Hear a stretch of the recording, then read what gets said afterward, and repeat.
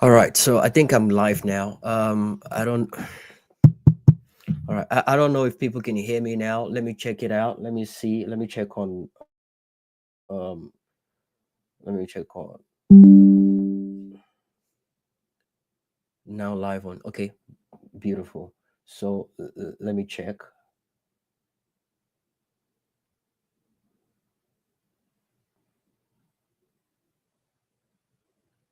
now live on. Okay, beautiful. I think I'm good to go. All right. So now let me send the new link to people. Um, yes, let me send the new link to people.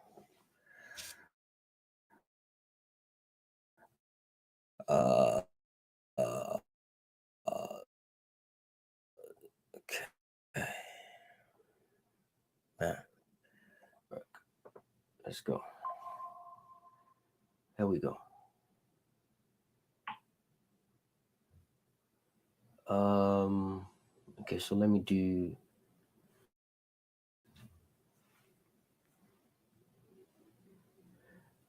this one. At the end of the day, I think I'm just gonna stick to um I think I'm just gonna stick to StreamYard the way it is right now. They seem to be like the most reliable um ones.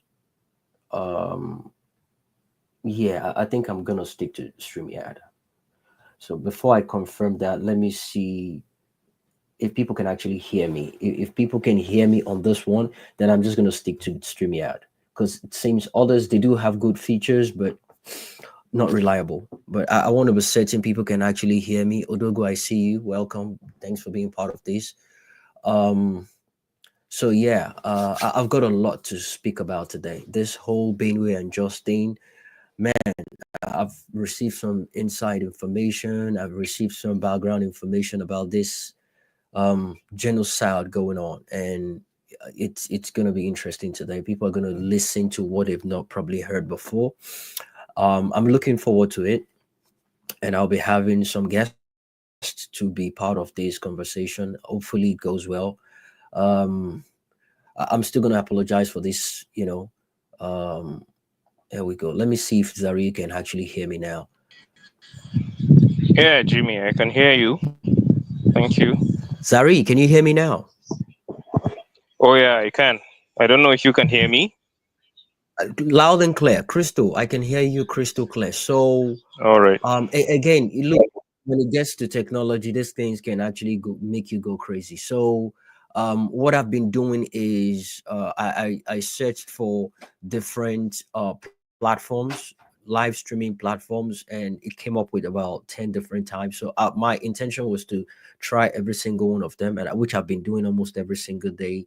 But they seem okay, not until you go live. Then you start seeing, a lot of mess up. Maybe people can hear you properly, or they cannot even hear you at all. So, um, but StreamYard seems to be like the best, right? Though it's expensive, but yeah, it seems to be doing the job. So I might end up sticking to this one, but I'm glad you can hear me. It was frustrating realizing no one could even hear what I was talking about the other time. So, but nice to have you here now. Thank you so much. And the part was I was hoping to have you talk more today because I really want to hear um, loads of informations from you, and want to use this opportunity for you to speak to the international community about the actual um,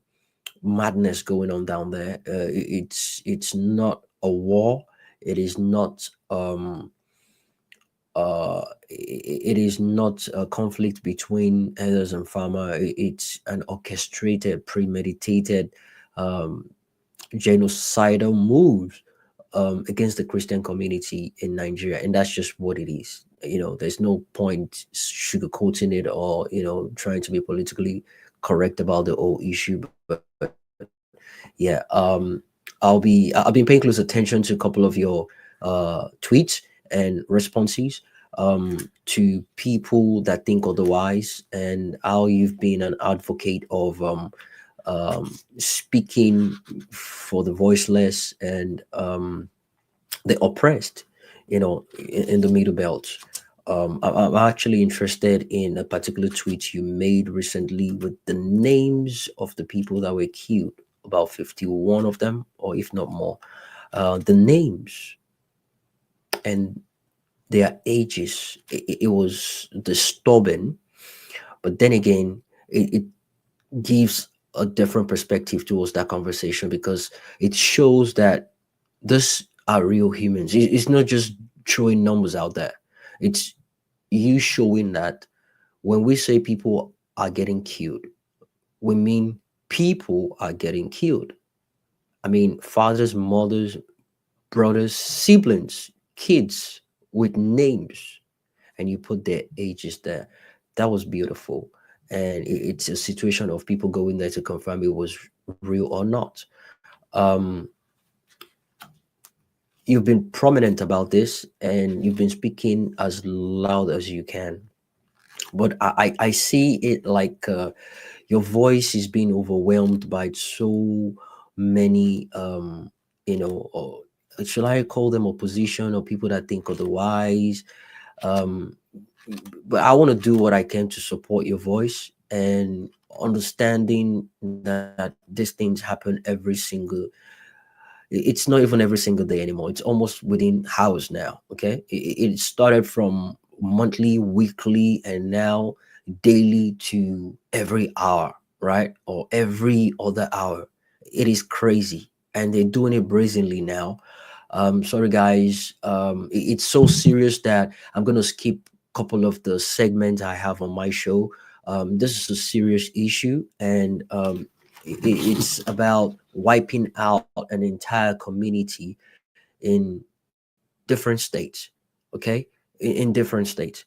I slept late yesterday doing some homework regarding when the killing started and how it has grown into what it is right now. It is mind-boggling. It is shocking. The level at which we've allowed this to manifest. It was a situation of well, it's not in my region. They're not my people, so I don't care. And it's been gaining grounds, right?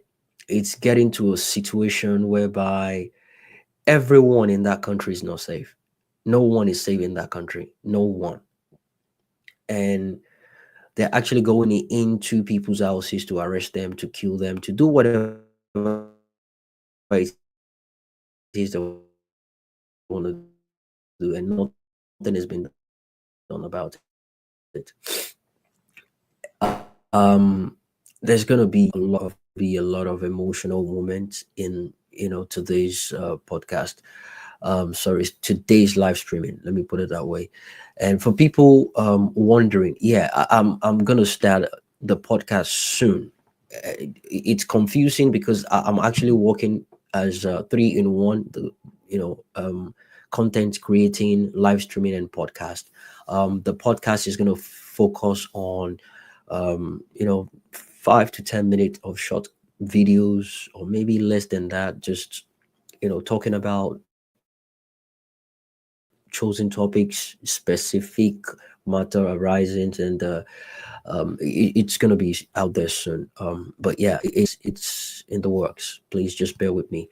um but yeah, welcome guys, off the cuff with Jimmy. I did the intro earlier on where I never knew I was talking to myself, but we've spent so much time for me to go back and start all over again. But thanks, Zari, for being part of this. You're probably going to take almost um, half of the space I have today to talk about this. I really want people to hear this.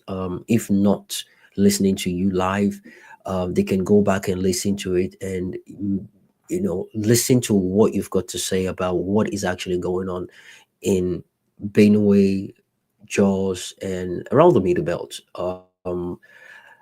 I've seen you on a couple of TV stations and interviewed to um, what's it called? I think Arise thereabouts. But the point is, you're out there speaking about these things, and the fact that you're actually still um, within the country. It's shocking, it's mind blowing, and it's the most patriotic thing I've actually um, come through uh, in a very long time.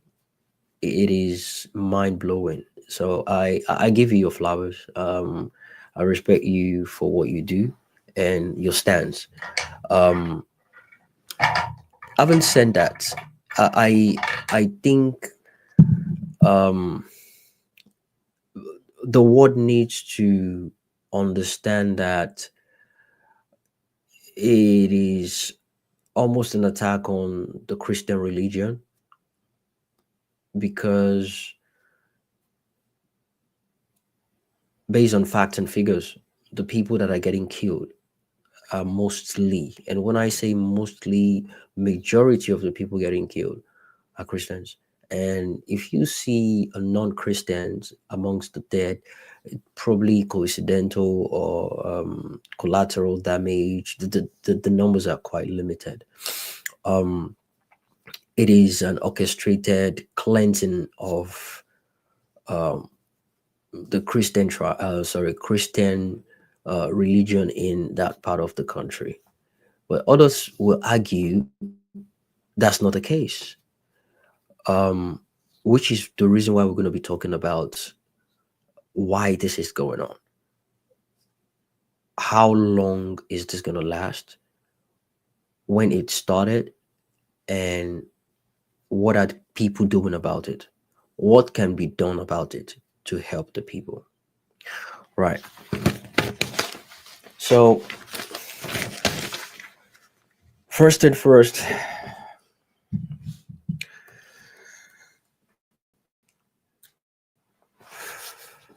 um, in the middle of the night, the sound of machetes and gunfiring scattered the peace of the Kimakpa village. By dawn, dozens were gone: men, women, kids, children.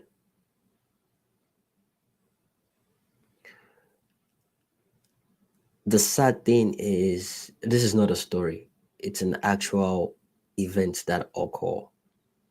Sounded like a movie scene from Hotel Rwanda. Nah, this happened in a couple of places across Jos and Benue. And there are two things known about these two states that I mentioned: is their capacity to produce food for the nation. When I moved from the UK back to Nigeria,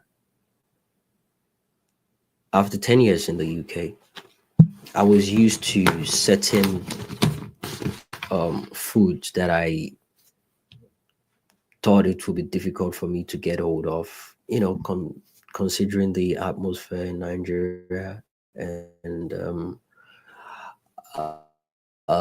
things I wasn't used to before I even left Nigeria in the first place.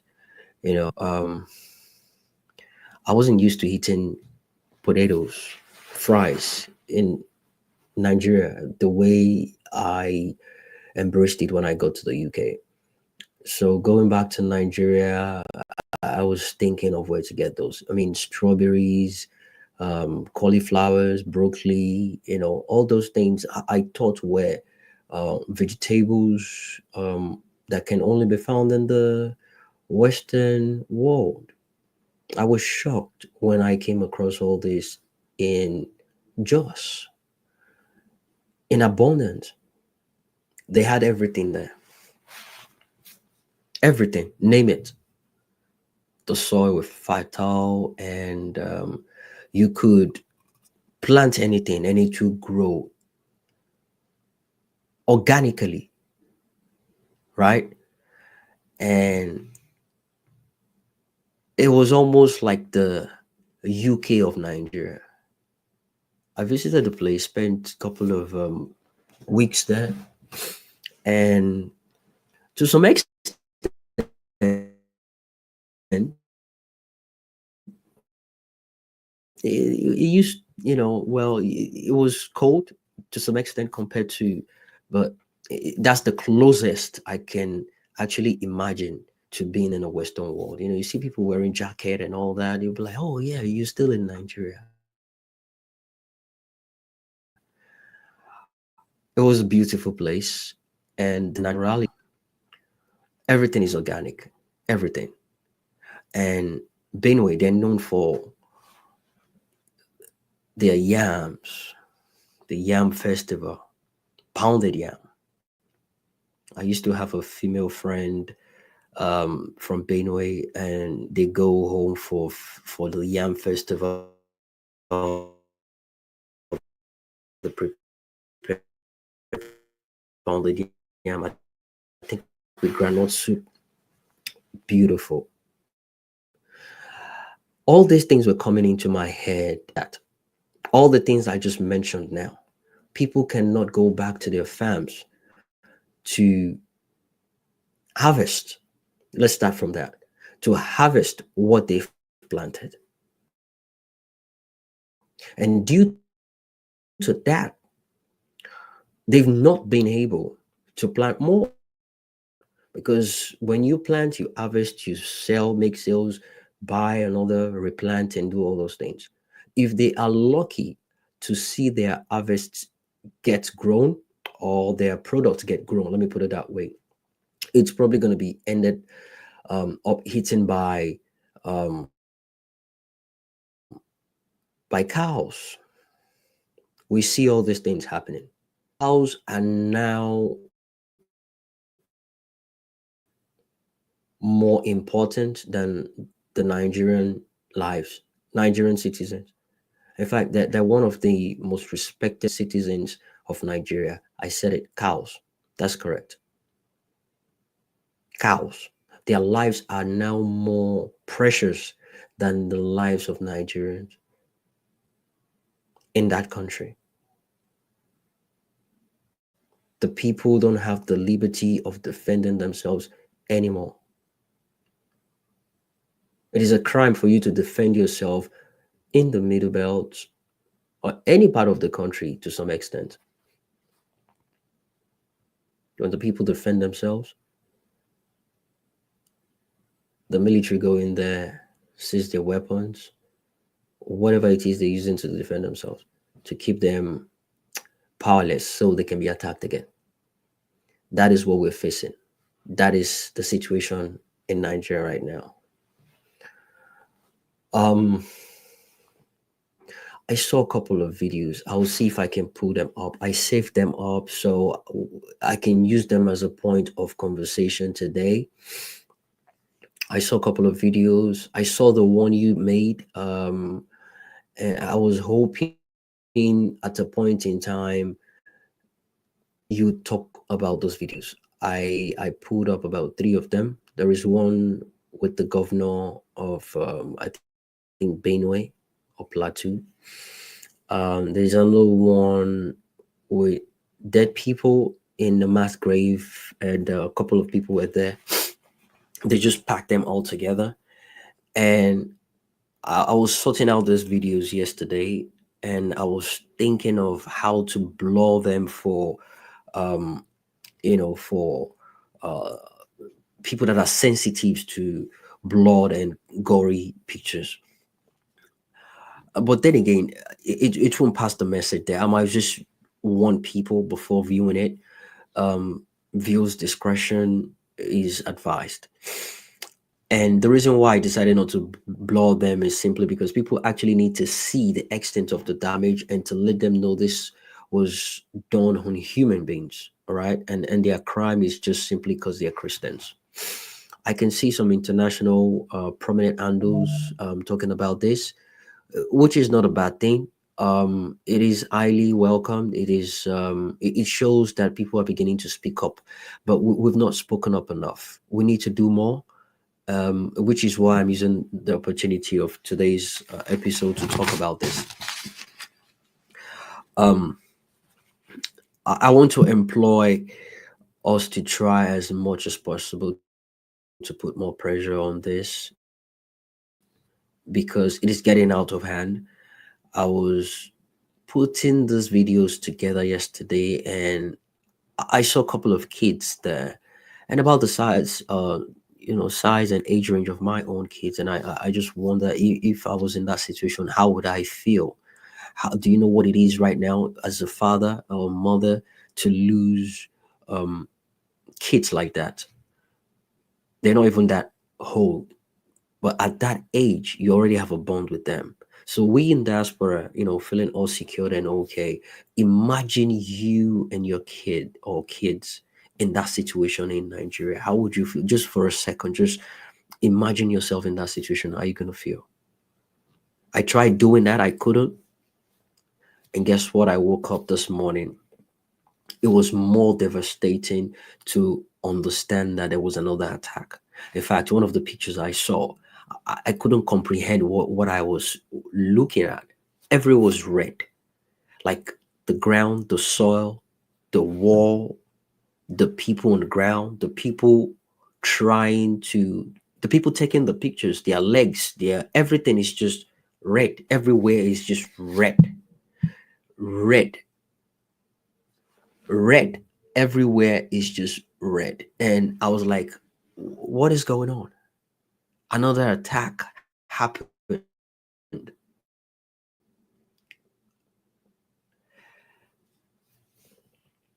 Yesterday evening on my way from work, I checked the Twitter, my Twitter handle, and I saw some posts about breaking news. Um, the herdsmen, they're even sending notice, they're sending letters, they're sending um, messages to people to let them know they're going to attack them and when they're going to attack them. And they're doing just that. And the people are just there, like sitting ducks, waiting for them to be attacked.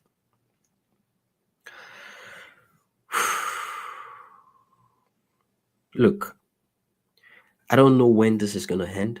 I don't know how it's gonna end, but there are a lot we need to unpack today for people to understand the extent at which we are with this madness going on in Nigeria. And I titled it Nigeria's Silent Massacre. Jaws and Benue face unrelenting killings, like non-stop, and they're not looking at stopping in any way. I mean, we've seen a couple of videos, pictures and audios of, jihadis promising they'll take over and all that. You remember those things, or you when we listen to those things, we didn't pay close attention to those things. We weren't taking those things seriously. But looking back now, it seems like it's playing out. And I can remember there's a particular one that kept saying, we are across the whole nation already. They're just waiting for the other to go ahead.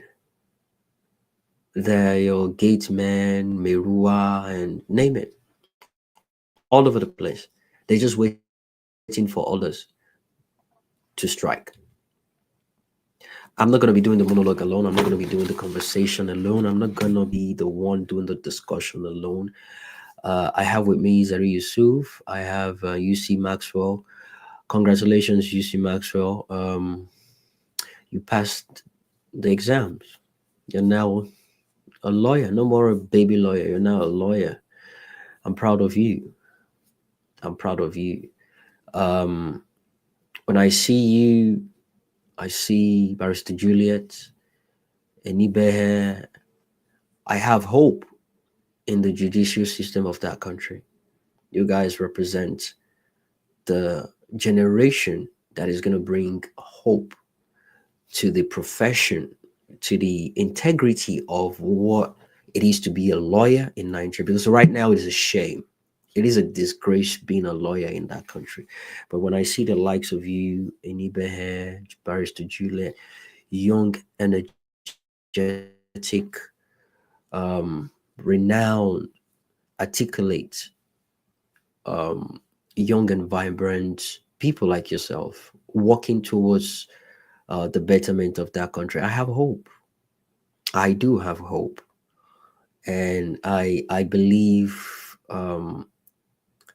you passing your exam is just a stepping stone. You go places. I have no single doubt in that. You go places.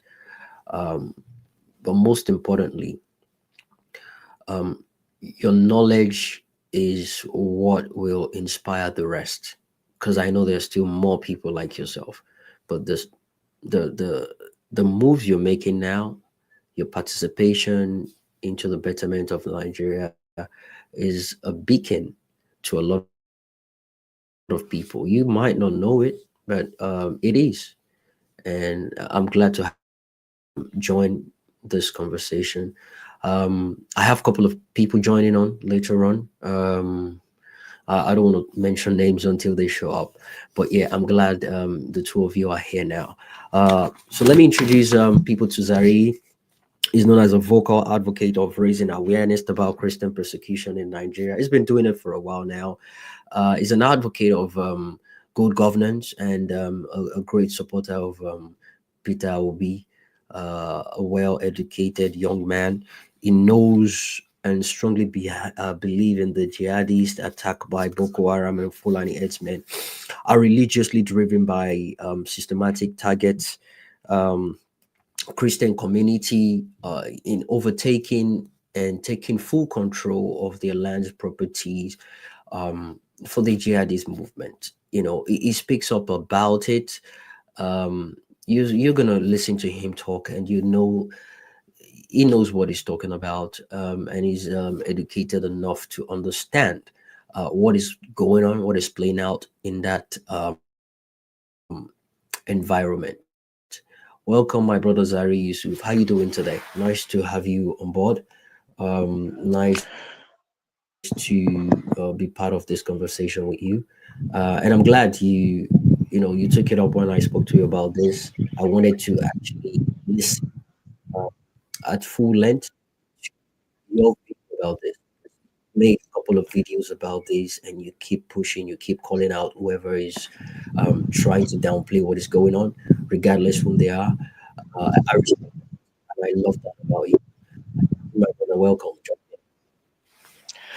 Yeah, thank you so much, Jimmy. Um, it's good to be here, and well, Zari, are you of there? course, yes, I'm here. I don't know, am I audible? Can you hear me? All right, there you go. Yeah, can you hear me? Yes, you are. All right, Yeah, all crystal clear. right. Yeah. So it's I don't want to say it's looking as if it's almost too late to fix things via what we would say um, government intervention, because bad as the situation is, when you look at the body language of the government, you realize the the whole idea is to not let the true narrative of what's happening to go out. So it always leaves us asking the questions. I mean, it's common sense that you begin to deal with an issue when it is properly defined. And if when that is not the case, it's obvious that the plan is not to solve the problem. Because actually, there are ways you deal with things.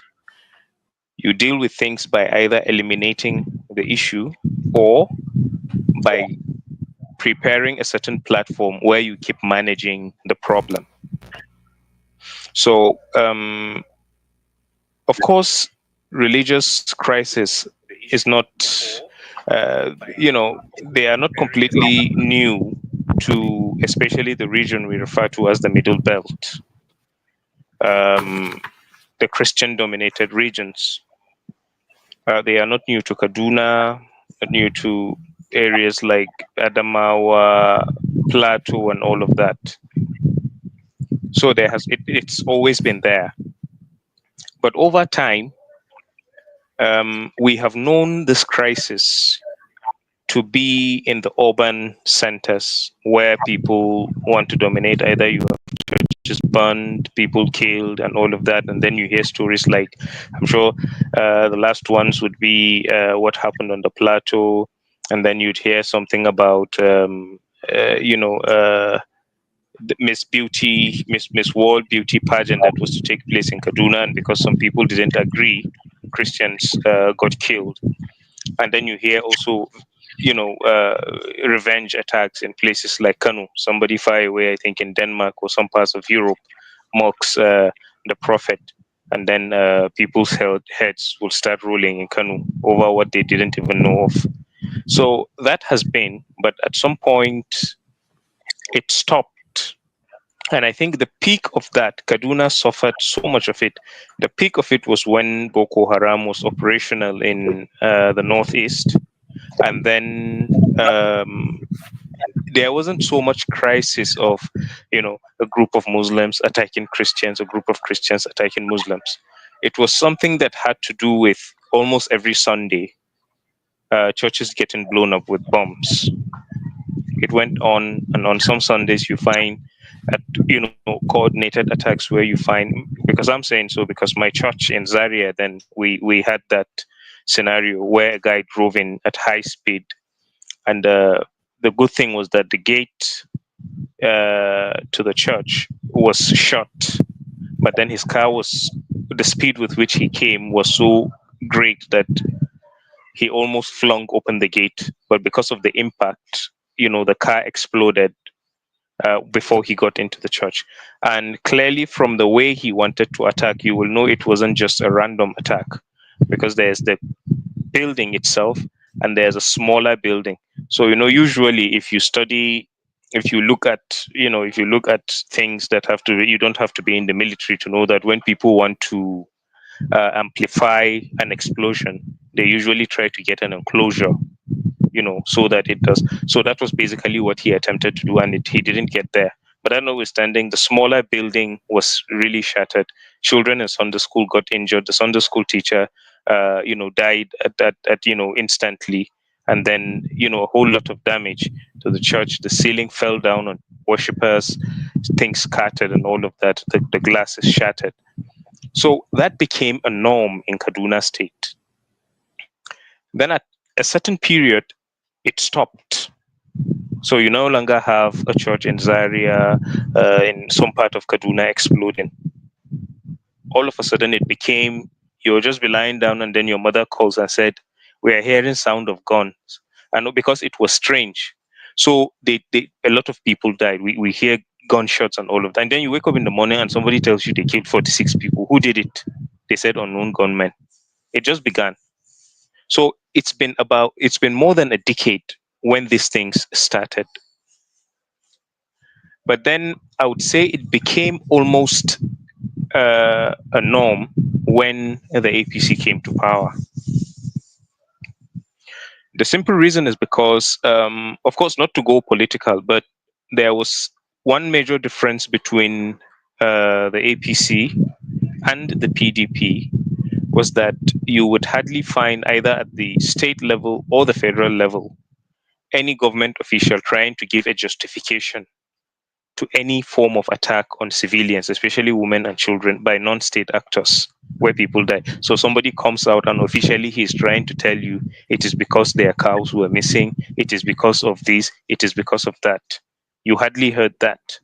But when the APC came to power, I would pick Benue, for instance. It got to a point where the then governor, Samuel Autumn, had to outrightly tell people the federal government, the Buhari-led government, was behind the attacks going on. And these attackers, these attacks are not the farmer-header clash. It is a jihadist movement to sack people and occupy their land. And if you will check, you would have had comments such as, "Give them land. They are looking for land. Give them land so that there would be peace." So it was obvious we knew who we were dealing with. But the question is, what basically makes anybody feels so entitled to overrunning communities, such that even at a governmental level, the massacres they perpetrate on innocent people could be dismissed by telling the victims, well, if you don't want to get killed more, allow them to have lands. You know, so these things have been on for years. In places like Kaduna, where I come from, we were quite unfortunate to have a governor who came in with a determination to take vengeance. You would remember during the 2011 election where Goodluck Jonathan beat Buhari. Once they lost the election, they went on a killing spree, killed people in Zaria, killed people in different places, and then even in places where there were massive support for the ruling government, the PDP, then they wanted to take it out on people. So, of course, with attacks, there are times you succeed in, inflicting the damage you want to. There are times you fail.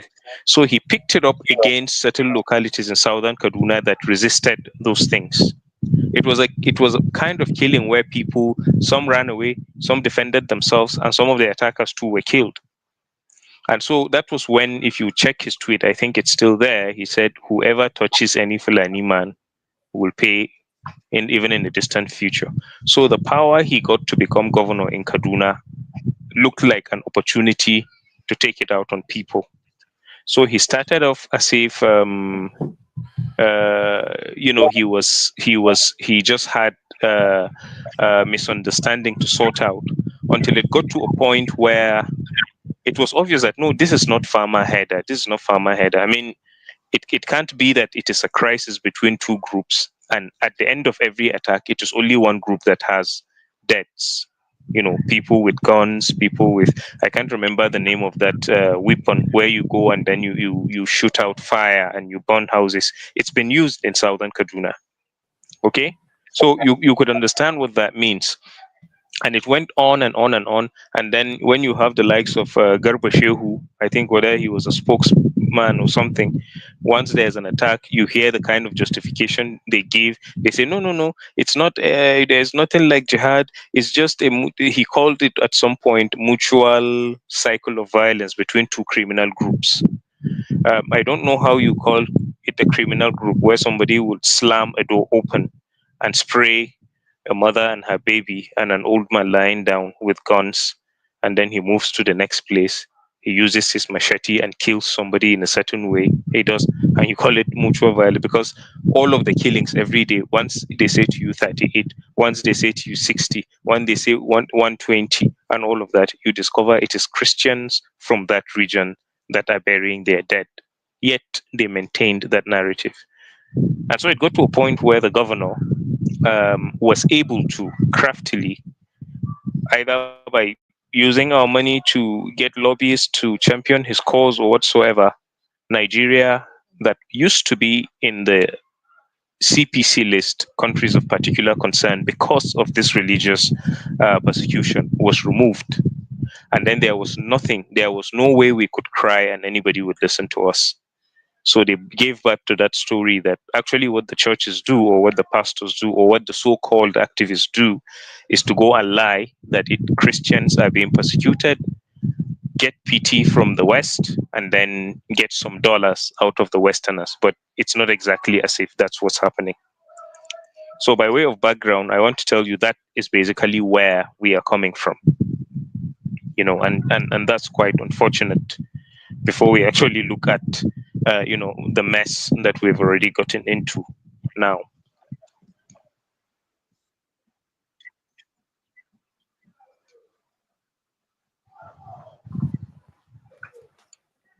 Yeah, are you there? Yeah, I can hear you. Can you hear me? Yeah, I can hear you. Yeah, I can hear you. Yeah, the network was going in and out for a second, but I think we're good now. Okay, Um okay.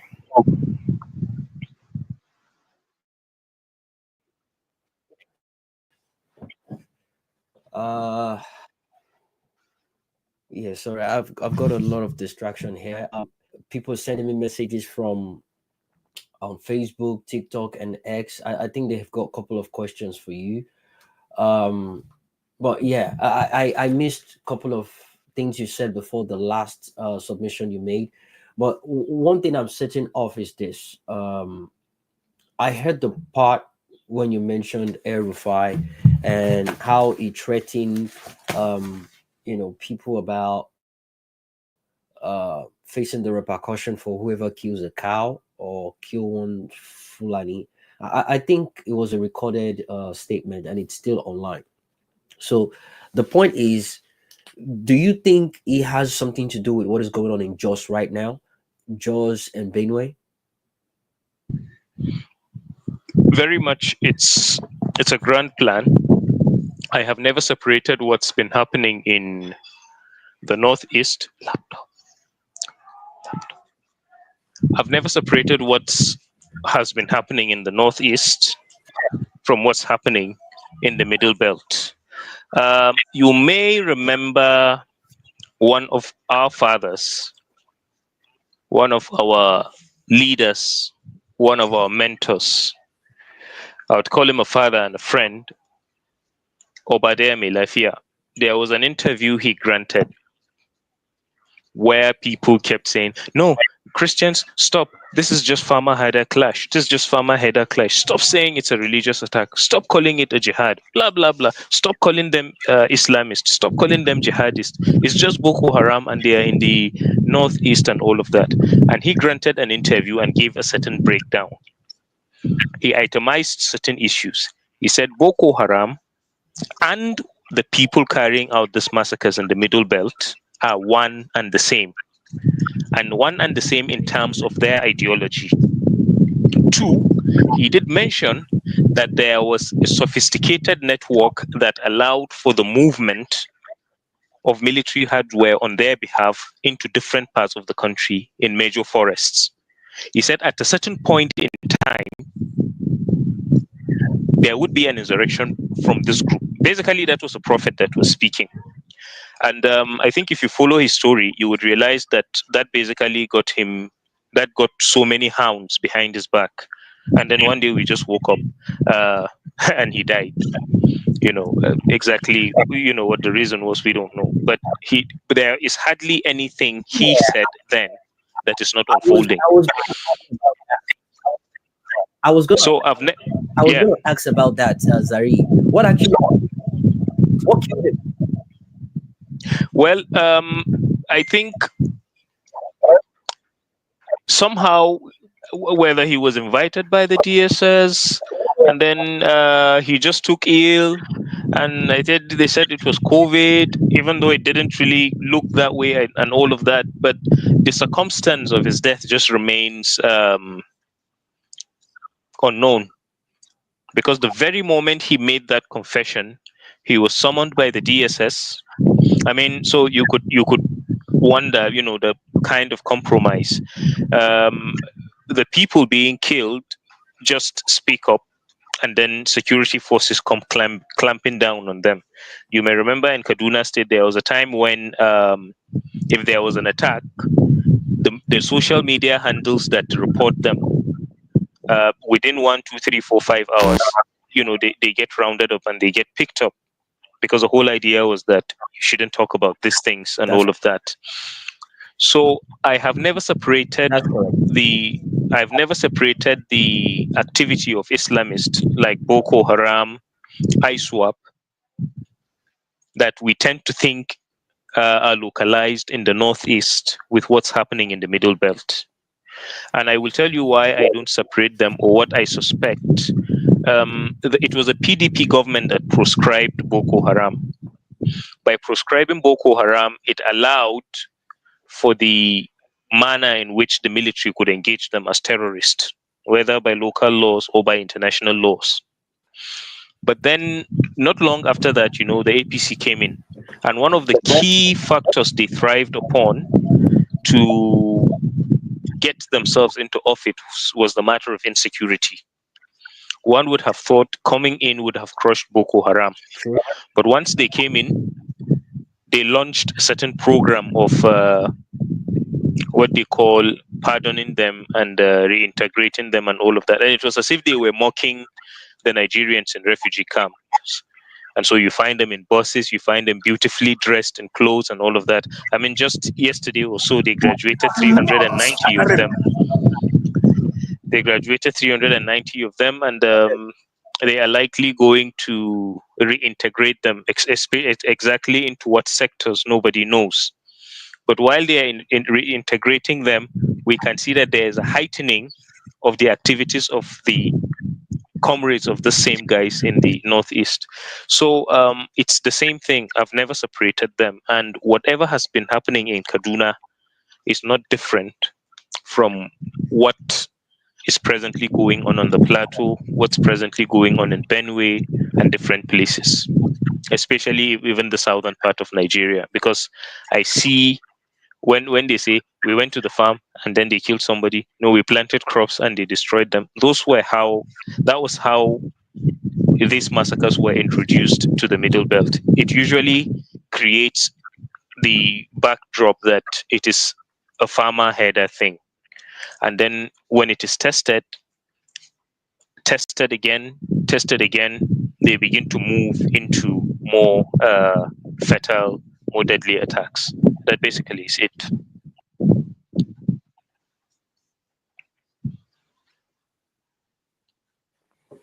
Wow. So let me play one audio. I'm pretty sure you will remember it. By the same general before he died. Let's listen to We it. cannot, and I repeat, we cannot negotiate with these guys. We've got what it takes to crush them off. You only begin to negotiate when you've not done your homework, when you've not put in all what you should put in place, in place. So when they have taken over your kids or your citizens and hold them ransom, there is nothing you can do. Any attempt at rescue operation, there will be high collateral damage. You will lose nearly half or over three-quarters of them. And what you are compelled to start negotiating. As a country with a strong defense force, haven't actually equipped your inventory, my God, you go out there and crush the enemy. That is what I expect from Nigeria. We did this in Liberia, we did this in Sierra Leone, we did it in the... What is happening with us? Is this Nigeria? Our sovereignty is threatened. Bandits have taken over this country. And we are watching. We are watching. For Christ's sake, we must save this country. This is the only land we have. Can someone tell the president that Nigeria is sinking? We are sinking. Every day we are sinking. Well, Colonel Hassan Labo, I stand Labo. Right. So, did you hear that, Zari?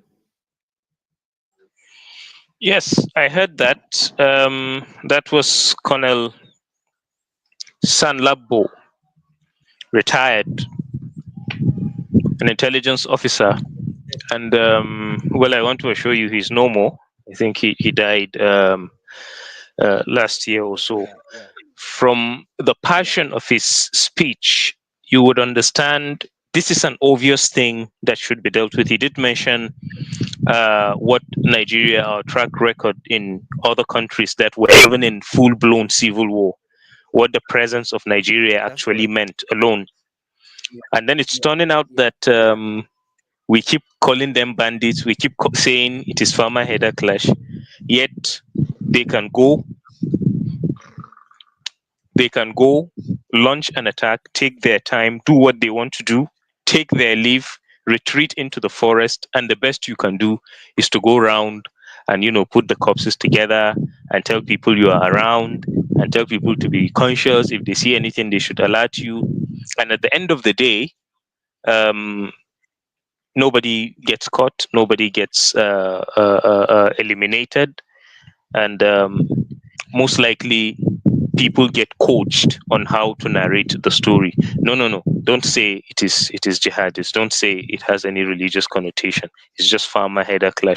And the people are saying no, no, no. For instance, in a dry season, what could possibly bring a clash between a farmer and a herder? The farmer that may possibly be away from his farm for at least 6 months before the rains begin. It doesn't add up. So there have been strong voices from the middle belt that have spoken, but then they haven't lasted long, and unfortunately, this is where we are. Virtually everything they said is somewhat turning out true. That indeed we are not being uh, plagued with a clash between farmers and herders, but it's a vast region that, in some definition, some people would refer to as the Christian fortress, basically where, long even before the coming of the colonial masters, the jihadists could not penetrate, either by converting them to their version of Islam or by crossing over with their version of Islam to the other side of the river Niger. And that has remained so. And this day, obviously, it's a, would I call it, a hidden kind of fight, because they tend to remain unseen. For instance, the last attack in Bokos, there was an attack in Bokos, and then there was another one in Basa local government. So in between the attack in Bokos and Basa local government, while we are being told they are unknown, while we are being told don't say Fulani militia, while we are told don't say it's a jihad, while we are told the criminals have not been found, stop blackmailing anybody. A Fulani coalition group, which I strongly believe would be, the Miete Allah would be a part of, issued a statement barely 24 hours after the massacre of about 100 people in Bokos, and they rolled out a list of demands. I think by doing that immediately after a successful operation that left almost 100 people dead, they have taken responsibility for it, and they rolled out demands for the government if they wanted peace. Say maybe at least 7, 8, 10 days after that, possibly they waited for the government, and the government did not behave the way they wanted. They went ahead and attacked Basa local government, Irgwe land, and that was where they took out 51. As a matter of fact, after the burial, we got reports that they discovered 3 more bodies. So we'll be talking about 54 people, even though we didn't get the names of the rest that came in. But the group made that demand on TVC. Nobody has gone to arrest anybody. Nobody is asking questions. The mainstream media is not asking, wait, this was an attack that was carried out by supposedly unknown people. Why are you issuing a statement in that regard? So there is something that doesn't just feel right. And then whatever it may be, it just does not fit into the so-called communal clash that the government and the mainstream media is working hard to tell the world is happening. It is entirely something else. And as far as the victims are concerned, it is deliberately targeted at them in the line of ethnic and religious, inclination. So it's a genocide that is basically happening. And right in front of our eyes. That's right. Right in front of our eyes, and nothing we can do. Is that correct? There is nothing absolutely we can do about it. And Well, it the didn't truth just of start the today. Yeah, it didn't start today. And like I said, we are up against something that has been well calculated. Now, let me shift you away from Nigeria to a part of sub-Saharan Africa where something like this happened. You may remember there's this war criminal that I think might possibly be in Guantanamo Bay, the former president of Sudan, Omar al-Bashir. And this group they refer to as the Janjaweed. Prior to the secession of South Sudan, something of this nature was going on in the country, and people didn't really know because they just looked like a disgruntled set of black Sudanese Christians who possibly didn't make it in, the political juicy positions. They are just disgruntled. So anytime Janjaweed attacks, because the pattern of the attack of the Janjaweed is the same with the Fulani jihadists. It always looks as if they touched our cows. They don't want us to graze. They don't want this. They don't want that. So we just attacked to defend our own selves and all of that. But at some point, it came to the notice that actually it was a genocide and it was motivated in the line of religion. So you take out those people because they happen to be where the wealth and oil and all of those things are. And until it got to that point, Yeah. the international community was always on the side of Umar el-Bashir because of lack of understanding. But I think the ones in Nigeria adopted that. I'm talking about the patrons of this jihad. They adopted that playbook and became a bit more sophisticated than the Sudanese, because when you step out of Nigeria and you try to take advantage of platforms to say this is what we are suffering as Christians from this region of the country, you will likely discover that the people perpetrating the evil against you, carrying out this genocide, are actually the victims in the understanding of those people. An example is Maete Allah just made a statement requesting the president of Nigeria to order security agencies to ensure that all of their pastoralists are under protection by federal forces across the country. And now you would ask yourself, who should actually be calling on the federal government to protect their people? Is it the people burying their dead women and children? No. Is it those village men that can't look into the eyes of their wives because in the night somebody came with gun and 7 of them raped them? No. Is it that little child that just went to bed lying down on his mother's body and woke up and somebody macheted her and he's being carried around in the house of relatives because all of his siblings are also gone? No. Is it those communities, agrarian communities, that just went to farm and discovered that hectares of lands have been destroyed? Not that they even drove cattle into it to eat them, that somebody just took his time with hoes, with machetes, and destroyed everything, banana plantations and all of that. How do you meet that evil against people and call on the federal government to provide cover for you? Something is not right at some point. So it became sophisticated, not just in the field where they carry out this genocide, but equally in that place where you are supposed to go and cry out. You discover that there's always somebody to tell you, no, I think you guys are painting this thing wrong. You see, these people are just trying to feed their cattle because the climate is becoming this way, and you possibly we are hostile people against them, and they just feel the need to protect themselves. So basically, this is the Nigerian scenario, that the group carrying out the genocide is so heavily connected locally and through international organizations and possibly through lobbyists in different parliaments of governments, and have presented themselves as the victims.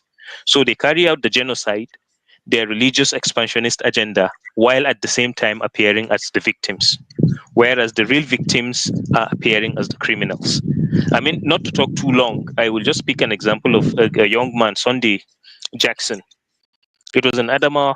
He's been in jail for a long time. And what was his crime?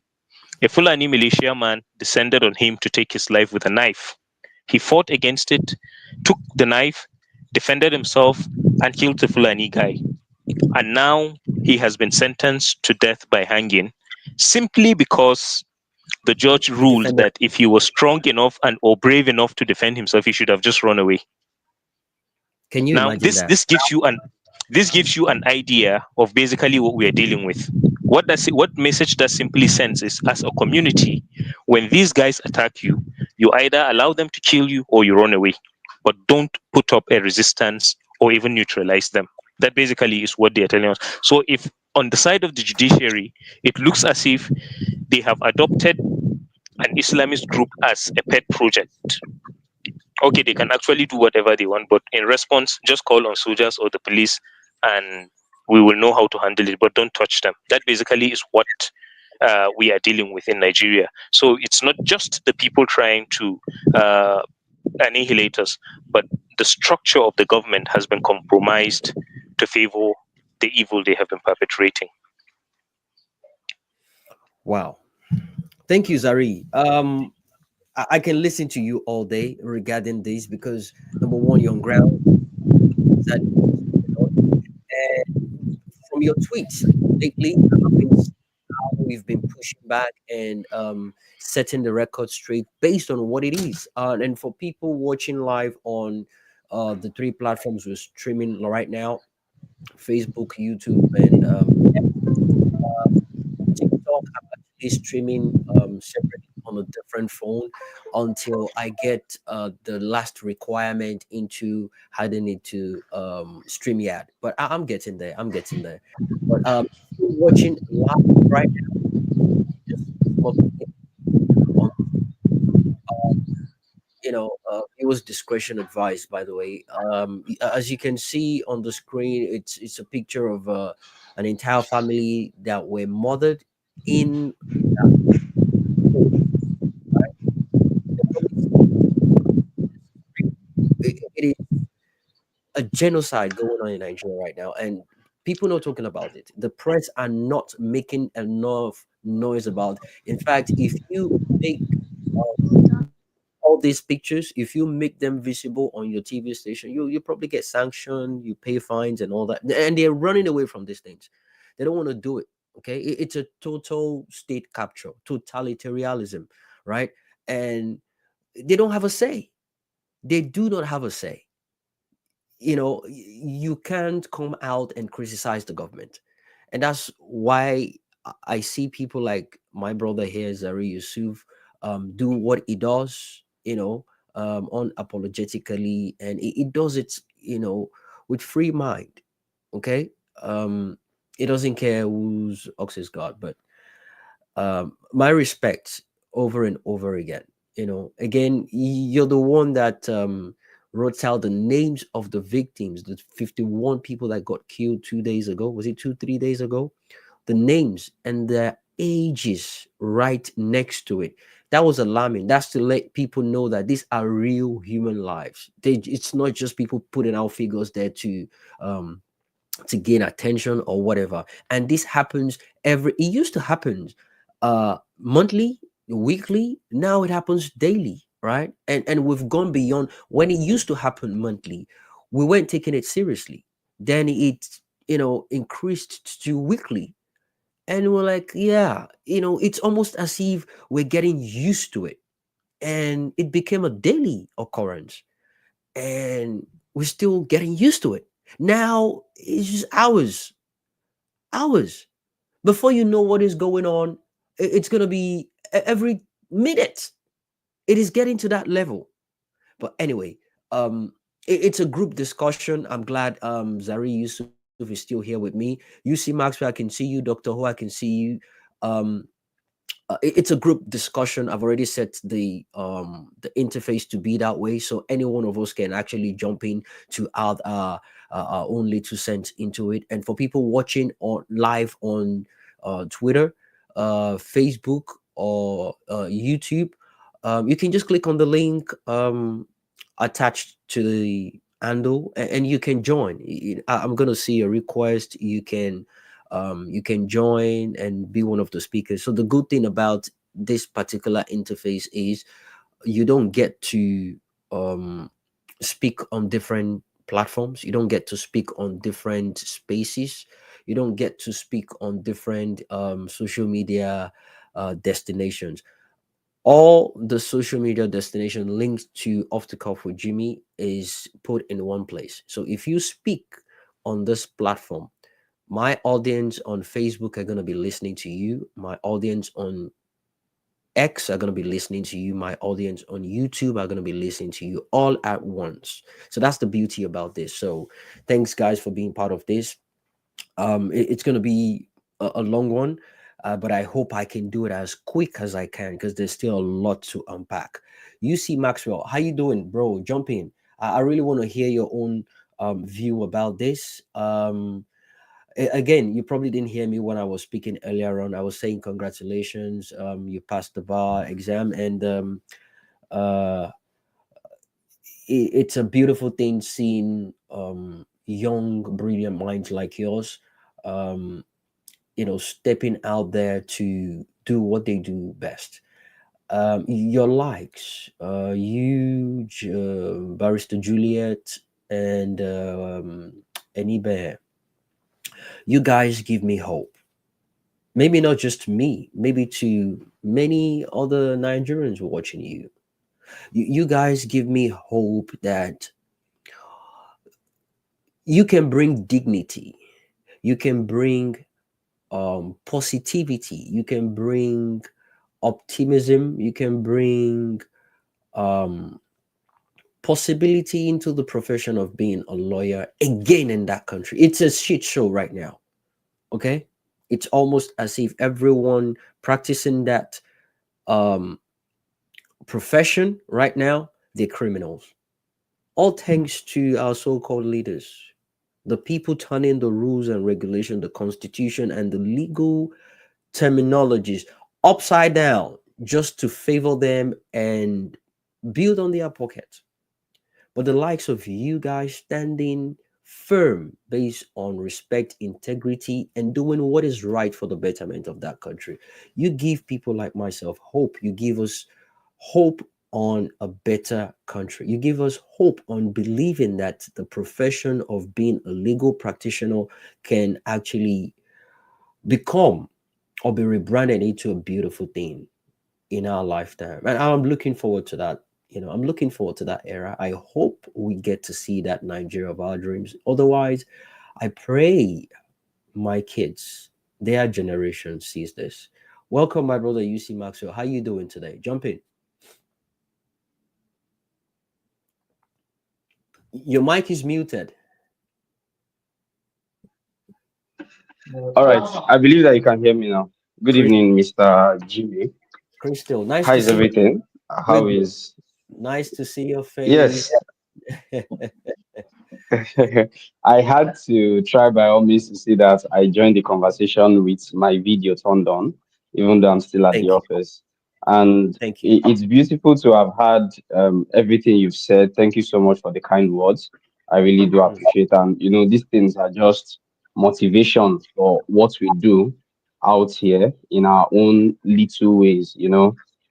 They say that even if it is the least you can do, if it affects any category of people, as long as you are touching lives, that's all that matters. And it that's was correct. great to hear all that Zari Yusuf said about the topic. And before I go into the topic, of course, my results from the Nigerian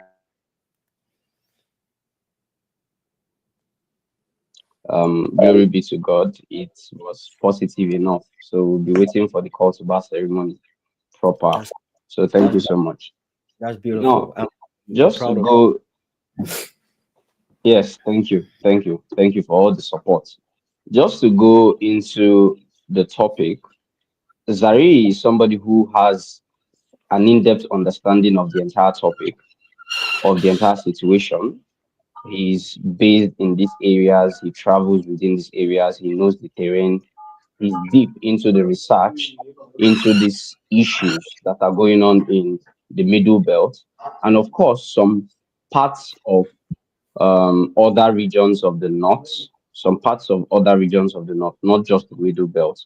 And what we see here is actually a targeted killing against people of particular race or people of particular religion in Nigeria. Whatever coloration that people may want to paint it, it has undertones in every angle, because when these killings happen, you see that the people at the receiving end largely fall within a particular social-cultural group Okay, all or right. a particular ethnic group or a particular region. Can you still hear me? Yeah, we Or can a hear. particular religion. So when these things are recurrent and there is no solution, you begin to ask questions. I think the numbers are over 50 recently that have been killed. And these are just within the last, I think, 1 week or 2 weeks, thereabout, that we Mm, have these numbers. There are many of these killings that go unreported or that are underreported. Now, several times I've been opportune to talk about things like this. During my time in Maiduguri, Borno State, I had the privilege of seeing that there are a lot of things that happen in Nigeria that are largely underreported. During my time in the university, I realized that several times that we were attacked, these things never made it to the media. And for the ones that find their way to the media, they are underreported. The number of the killings are not properly recorded. The true details of the attack are not properly recorded also. And this is what we are seeing in the middle belt currently. So we begin to ask, what is really the problem? And what are the steps to see that we get solutions to these problems? Are there really steps for solutions? Have people who are actually concerned about solutions to the killings in Benue, in Nasarawa, in Plateau State, in Gombe State, in some parts of Taraba State, some parts of Kaduna State? These killings exist. Are there actually roadmap to solutions? But if you ask me, I would say that they don't exist. The federal government is not concerned about solutions to these killings, and that is where it bothers me. The primary responsibility of the government is to secure or the protection of lives and property. Now, there is a reason why lives come first. Maybe the drafters of these laws did not think about it, but I think that there is a reason why lives come first.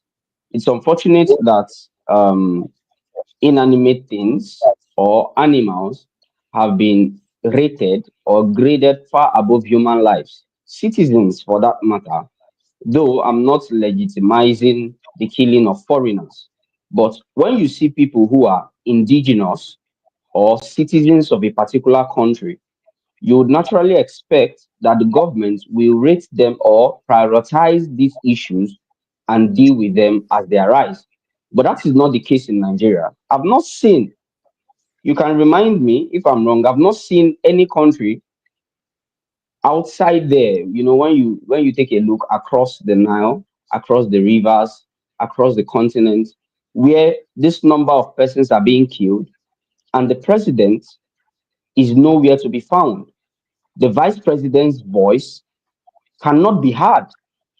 Nobody has heard anything from the vice president, Kashim Shettima, from The same Tinubu. one, And the same you one see, that said is going to be handling security. that is the irony. That is actually the irony. While he was governor of a state that had several security problems, that received security warnings and paid no ears to it. So these are the irony of the situation. And it now shows you that a particular set of people are being favored over the others. About the I other. was dismayed and disappointed that I could turn on my TV and people who I will categorize as terrorists have been given the front seat in the media to actually lay demands. Of course, this is so brazen because, yes, we've seen terrorist group, the Boko Haram, we've seen bandits several times that have leveraged social media to, publicize their dastard acts. But where you have proper media houses that give these people platform, you begin to ask what the problem actually is, making demands and telling you that for peace to return. So, who determines peace in Nigeria and not the armed forces? Recall that the president, as long as he was sworn in as president of the Federal Republic of Nigeria, is the commander in chief of every armed forces. Every armed forces, they take direct control or direct orders from him, whatever the bureaucracies that may be involved. So, what we see here is that these these people that have, I don't know the words that they or the appellations that they've given their groups, whether it is Mieti Allah, Fulani, cattle headers, whatever the case may be, now Terrorists, determine how peace killers. terrorists how peace should be defined in Nigeria. They give us demands before we can have peace. They tell us what we should do before we can have peace and go ahead to demand for protection from the armed forces that are supposed to be protecting Nigerians. This is a dismay. This is an abuse. This is an affront on we Nigerians because I now begin to ask, why do we have Department of State Security or um, we don't even know the appellation these days, whether it is SSS or DSS, because these people are threatening the very fabrics of the security of Nigeria. The internal security of Nigeria is threatened, external security of Nigeria is threatened. Remember, Jimmy, that Nigeria had to partner with Niger Republic and some other countries to fight these terrorist groups. I don't know if this partnership still exists. So we have these issues externally and internally, and they are now making these demands on the media, and nothing is being done. We see people who are killed for being Muslims. I don't know if you came across a certain video.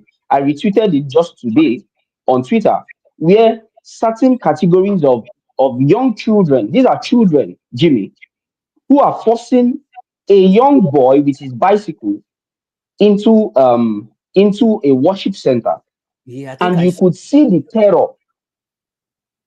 You could see the terror in their eyes. You could see the terror in their voices. These are kids of not more than 10 years.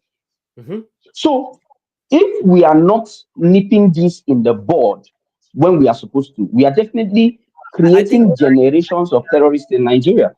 I think Zari made a retweet on that video as well. I would love him to speak on that as well because he made a retweet about it and he quoted it. It says something about these are pending terrorists, waiting to happen. And one of them had a toy gun on him. But anyway, go ahead. You could Zari. see that video is so graphical, Jimmy. That video is so graphical. You could see how he was handling that gun. Somebody may say that I am blowing this out of proportion, but when you put this as a symbiosis with what is currently happening, Jimmy, are you aware that underage children were used to detonate bombs in Maiduguri? Are you aware? Yeah, I I'm heard that. I heard that. Yeah. Even in Adamawa, they use about them in 2019, and they mobile. still operate in Maiduguri currently.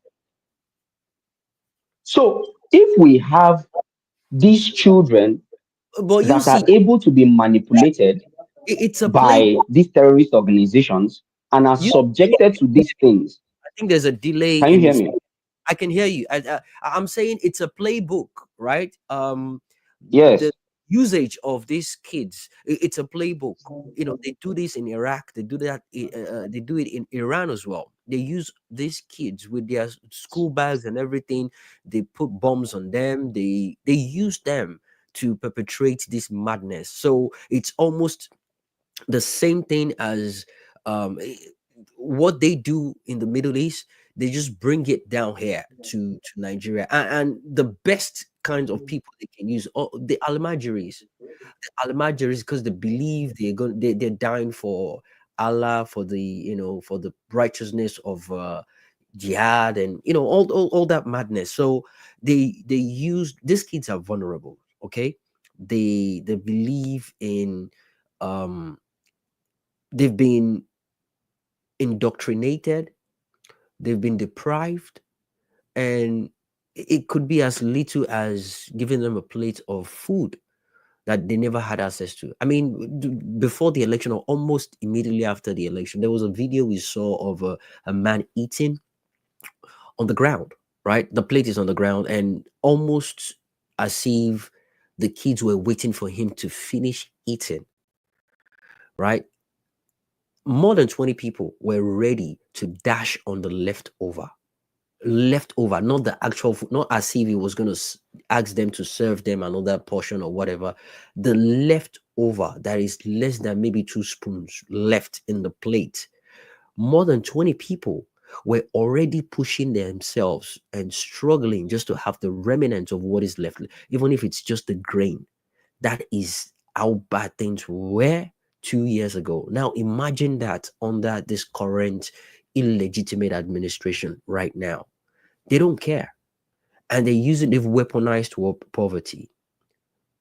The kids right now, they will go and detonate themselves with a bag of rice, even if they have access to that, to a Congo of Gary or whatever, as long as their family can have access to that. But they don't know, with the promise of, yeah, they'll die and have maybe virgins, afterlife, whatever. But the point is, they're using kids, and the psychological effect of this is for people that don't know how this thing operates or how they do these things. They use kids because you don't suspect them. They look innocent. They might just approach you for help, and they have access to enter places adults would not probably enter because the chances of, you overlook them as a child, like he's probably lost, he's looking for a way out somewhere or trying to get into something. The moment they give them that chance, they get in there and they detonate and they cause havoc. They cause havoc. You see, it is mind boggling. And that is what is going on in Nigeria right now.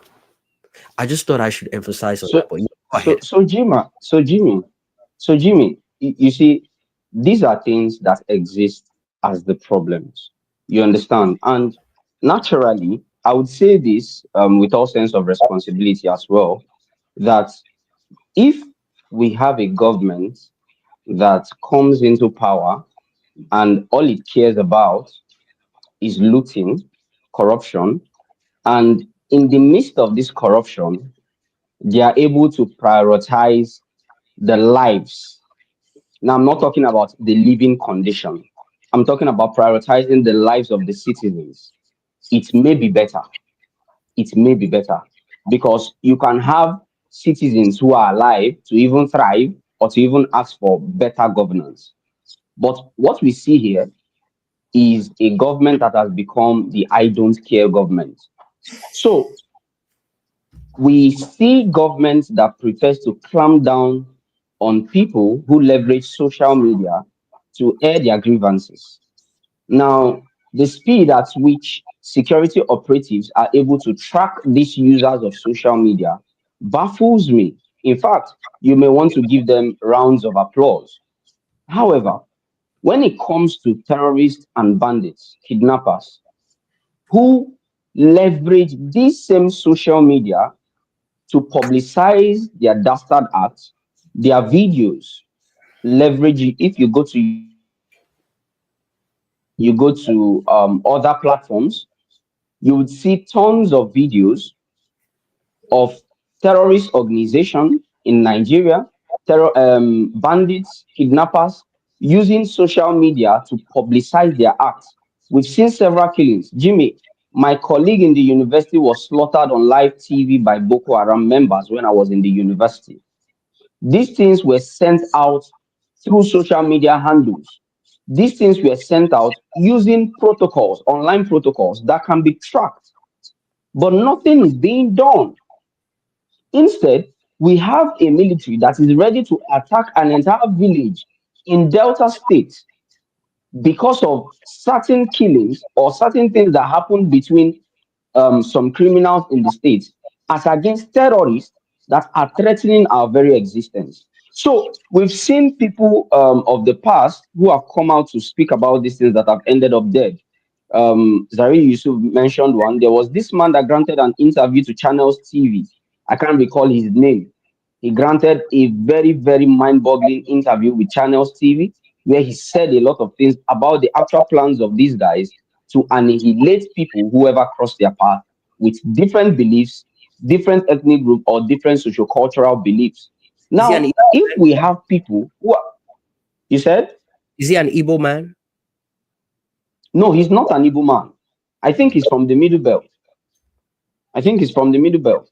Probably I'll look for that video and draw your attention to it. Now, if we have people who have held key military positions in Nigeria coming out to the public to say these things and ending up dead, it only tells you that there is more than we are actually seeing. And it is my hope because a lot of people ask that, what can we really do? Because as an individual, as I stand here, Jimmy, I can't make policy. I can't give the military instructions. What I can do is to fight for my civil rights, to exercise my civil rights. But at the end of the day, whoever holds this political office must be true enough to do what is necessary to secure the lives and properties of Nigerian citizens in Nigeria. This is not what we are seeing. Catholic bishops are being attacked, they are being killed, pastors are being attacked and killed, certain religious groups, certain people who belong to certain sociocultural groups are being attacked and killed. It must be stopped. These are just my 2 cents to the conversation for now. Thank you very much for the opportunity, Jimmy. Thank you, UC Maxwell. That was beautiful. I just wanted to have an opinion of a legal mind towards this issue, And I love the angle at which you came through. That was beautiful. The people need to know the legal side of this, issue going on in Nigeria right now, and it is not constitutional. Okay, it is not, and it almost as if Nigeria has been captured, and these people are the ones making demands, and the Nigerian people are at the edge of actually losing their lives. And the soldiers that are meant to protect the Nigerian people are now being used as a tool to protect the oppressors, the killers, the terrorist organizations.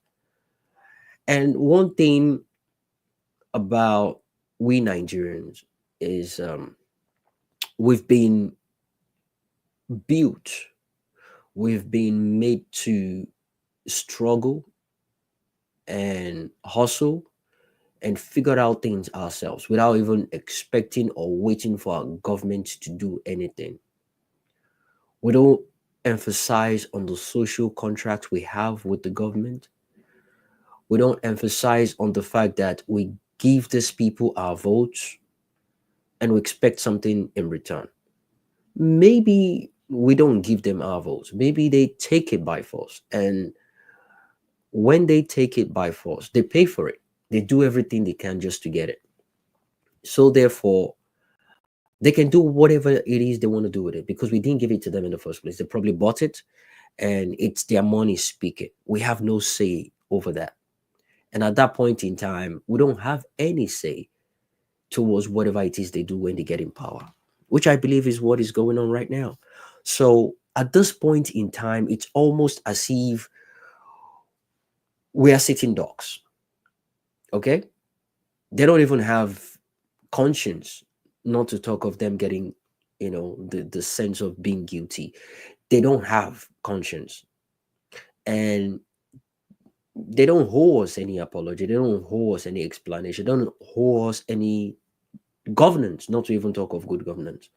So they believe it's a business. They pay for it. They empower, and they will use that power to recover their money and gather more money to buy another time to stay in power again. That's just what it is. It's going to keep going. It's a loop process.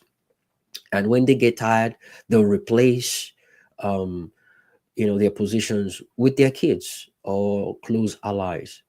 And that's just how the system is built. Okay.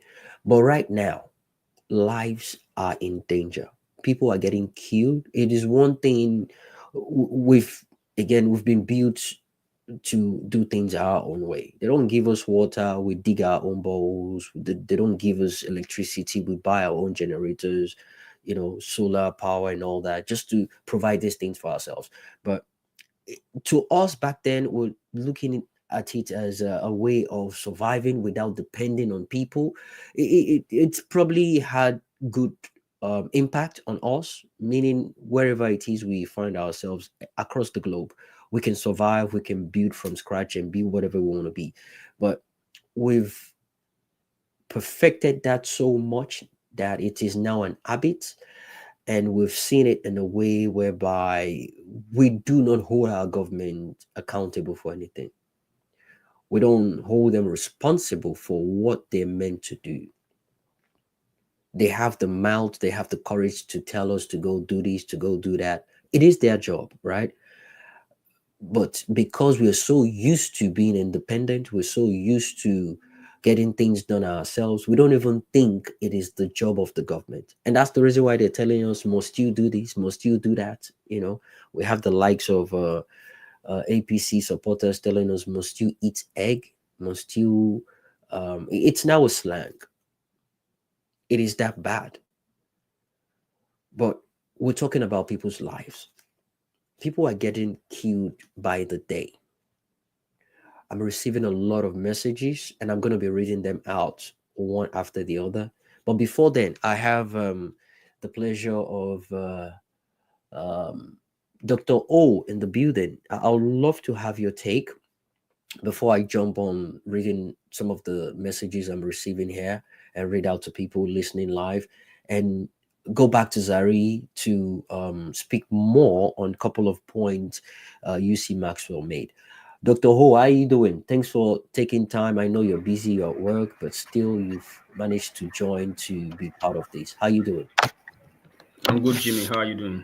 Not bad. Breathing, doing great. Nice to have you Yeah, here. thank you very much for the platform. Jimmy, today is Friday. It's Easter Friday for the Christians, and I am at home. So I'm not working today. Oh, that's beautiful. That's beautiful. Yeah. So, Jimmy, thanks for the conversation. Thanks for lending your voice to this discussion today. It's first of all, before I go further, UC Maxwell, congratulations on passing your bar exam. Now you are baby lawyer 2.0. I'm happy that very soon I'll have to sue you to the Supreme Court and I'll watch you defend yourself. And for Zariye, you Wherever came. you got this baby lawyer 2.0 from, and wherever you got this tag from, you better send it back there, please. I am a Hey, full-fledged lawyer. Let's not have the argument on this platform. And Zari, I just want to say thank you for being a soldier on the ground, for standing for your people.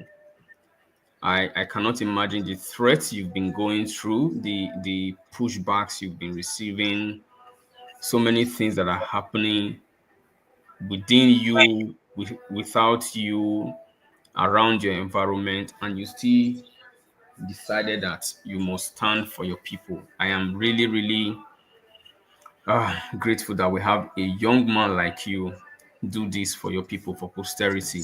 Thank you very much, and I hope you continue to find that courage. And to everybody in Benue, in Just, in Zamfara, in Plateau, in Nasarawa, in Enugu, and across Nigeria who's facing this terrorism, I hope we can find ourselves and pull through and fight very soon.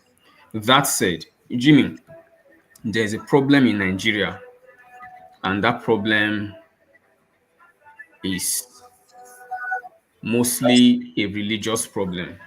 A religious problem that Nigerians have refused to get out of, to move out of, and to say this is not working for us. Those who are marauding and terrorizing Nigerians and killing Nigerians, we argue that their God told them what they are doing is the right thing. So you have Islamic terrorists on the one hand who have been instructed by their God to go kill Nigerians. And who are they killing? Christians, on the other hand, whom their God, despite promising all the protection. If you read the Bible, there is a lot of verses that promises Christians protection. A lot of verses that tells Christians that God is watching them every step of the way. Their God is with them. Their God is omnipresent and omniscient and whatever. So you have the Muslim God, and Jimmy, the saddest part of this whole discussion is that both the Bible and the Quran belong to the family of religion known as the Abrahamic religion. Because if you read the Old Testament, Abraham is the father of Isaac, and Abraham is the father of Ishmael. Isaac followed that lineage, ended up in Jesus Christ. Ishmael followed that lineage, ended up in sending Muhammad to become a prophet. So both of them originated from the same man. And you have these two religions causing havoc in Nigeria. One part as terrorists and the other part as docile people who would rather fast and pray and wait for that God to come fight for them, even when they are being slaughtered. Then you have the other set who have been brainwashed to believe that God sent them to do this conquest. Remove these religions from Nigeria today, we will not have this problem. educate Nigerians to decongest and deconstruct from these religions, we have lesser problem. The insecurity, trace it from the Boko Haram, the bandits, the killer Fulani herdsmen. It all have religious connotation that Nigerians don't want to see. Nigerians will fight for their God instead of allowing their God to fight for them. Dear Nigerians, Israel was mentioned in the Bible. Israel is a country in 2025. Israel has the best ballistic missile detection and protection system in the whole world. Israel is fighting war against Palestine today. Israel is not waiting for God to come fight for them. Israel is not praying to God to come fight for them. Go to YouTube and go and look at videos about Israel. You have girls carrying guns because they must protect their country. Nobody is waiting for God to fight for them. Why am I So bringing this? regarding that, I love the angle you're coming from, and I'm totally going to engage you on this. I love the fact that you see came with the legal aspect, you came with the religion aspect, and Zari is talking about what he can see firsthand on ground. And regarding this religion aspect, you've come, you've come from that particular angle. So here's the thing: some people will argue that they tried defending themselves at the point in time, but um, the security men came over to collect their guns and weapon, which honestly speaking, I don't think it's an excuse, because we have this defense mechanism when we want to defend what is not actually meant to be defended, that whatever it is we hear, we're always ready to counter it with an excuse, right? The people will tell you, when you tell them to equip and protect themselves, they'll tell you anytime they buy a gun to protect themselves, the security come over and take the gun from them. Are you telling me, do you announce to people you buy gun when you do that? And how exactly do they know you buy gun? And when you buy it, they seize it. So when you know they seize it and you know the gun is going to do the job for you, why don't you get something else or get another one, protect yourself and keep it where you know they cannot find it, because you know definitely going to come back, right? So the whole idea is do whatever you can't say because they will come and seize the gun, you should die.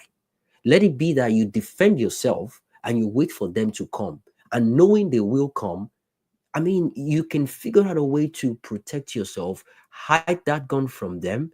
And that's the reason why I kept advocating for, what? If you cannot trust people within the community, start from your own house, from your own home. Make it known that anytime they come to that neighborhood, your house is a no-go area, because they know anytime they go to that particular house, something happens. So one of them just get killed or something bad happens to people, then let the security come and search. When they search, they don't see any gun. Are you telling me we're not smart enough to evade or hide all the? It's almost as if they want to let you know that there is nothing they can do about it except to just pray to God. And which is the reason why I'm entertaining this point you're coming from.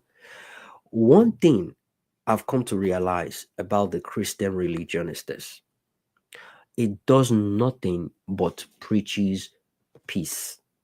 And you see that peace right there?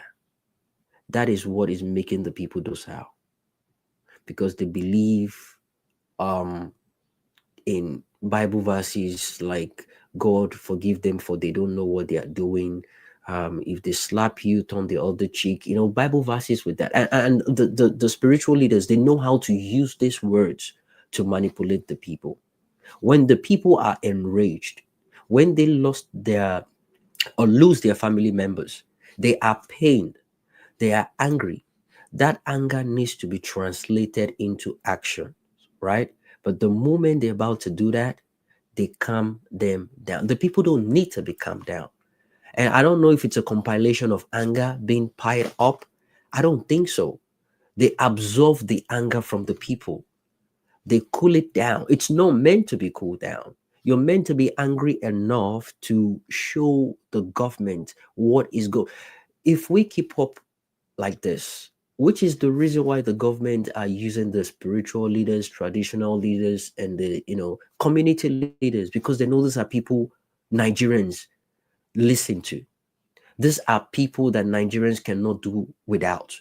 These are people that when they speak to Nigerians, Nigerians listen to them. We've been bamboozled to take any single thing these people say, hook, line, and sinker.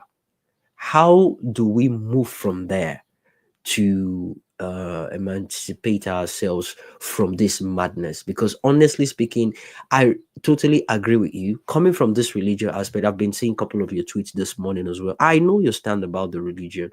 I might not agree with everything you say, but you do have compelling point when it gets to people fighting back. There is this mindset of um don't an eye for an eye will keep everybody blind mindset. The people are docile, they don't want to do anything. In fact, they will rather die than fighting back. They will rather die than fighting back. None of the spiritual leaders are speaking right now. None whatsoever. We knew the role they played back in Jonathan's era, and I spoke about this the last podcast I had, the last live stream I had. They will not speak. They know what to do, they know what to say, but they dare not speak. They are in bed with the politicians. You cannot tell me you're not seeing the amount of killing going on. And it's the insensitivity for me. We have a lot of problem going on in that country, besides poverty, besides unemployment on a massive scale. We have people dying by the hours in that country. And you have one of the most respected men of God in that country coming boldly to tell the people that God told him that he's going to be having a meeting on the moon. That is the height of disregardment for the people that are dying, the people that are hungry. Now, it is one thing for God to want him to go to the moon, to pray to him. We consider maybe the moon is closer to heaven, sort of. It's not for prayers. It's just for him and his community, his committees, the senior members of Redeem, to go have a meeting. Not in Jerusalem, not in Israel, not in any, anywhere on earth. You live in. Do you? I spoke about it the last time. Do you know the logistical impact of that? Do you know what it's going to cost for them to put all these things? I mean, Jeff Bezos is launching people to the moon just to. They're not even staying there. No, sorry, not the moon. The space. They're just going and coming back. Do you know the logistical impact of that in dollars? Now, imagine. Let's say they have access to that money. You would rather use that money to go and have a meeting on the moon than address the unemployment, the hunger, or the killing going on in Nigeria right now. I just laid out all this point to back up what you're saying, but I love the religious angle you're coming through, and it's an international platform for people to know that not all Nigerians believe in this madness of if they slap you on the cheek, you turn the next cheek. There's a genocide going on in Nigeria, a silent genocide going on in Nigeria. The people are not speaking. The people are getting killed by the day, and whosoever comes out to speak about it, somehow it's either their voices are not loud enough, or they deliberately just crush them. I'm bringing this up to an international notification so people can pay close attention to this, and it's a chance for you to elaborate on the fact that, look, it's not just it's not just about poverty, it's not just about unemployment in Nigeria. The people have been indoctrinated religiously, and that is affecting them psychologically from even fighting back. They cannot push back, and they need to break out from there. One thing I noticed from the last election is this, Dr. O, and people listening to me. We're desperate to see Nigeria work. We're desperate to fixing Nigeria. We're desperate for the betterment of Nigeria. We're all focused, concentrating on fixing Nigeria, but we never worked on fixing ourselves. And we are the enemies of ourselves. We have not agreed, and we're not agreeing on so many things to actually face the government. We are divided in so many ways that we cannot even come together to agree, because it requires unity for us to actually fight the government. But we are so divided religiously, we are divided ethnically, by tribe, name it, and we can't even come together. Our ideologies are absolutely different. You have people on your team that actually believe you can go after bad politicians, and the moment you mention a man of God that is affiliated to that bad politician, they change it for you. They turn around. They turn around and they don't even care about the politician anymore. How dare you go against the man of God? This is my pastor. And there, regardless whatever it is you guys have been doing together for a better country, it changes. They draw the line. You're seen as the enemy. You're seen, in fact, they will say things to you, they will say nasty things to you than to the government, the corrupt government that you're planning or you're fighting against. It is that bad. So I came up with an idea. Why not create a movement? A movement that will be established on just doing the right thing. A movement that will require whoever wants to be part of it not to be a religious bigot, a tribal bigot, or ethnic bigot. It's just strictly for human beings, humanity, doing what is right without paying close attention to religion. You base your judgment on fact and figures. You're not a religious person. You're not a tribal person. I think we need to get to that stage that the people that think this way can actually come together and start something. Maybe whatever it is, whatever decision they're making, people will start noticing it's different from the people that calls themselves religious fanatics. We have a huge problem, Dr. Ho. Even the so-called obedient movement. We want better government. We want the betterment of that country.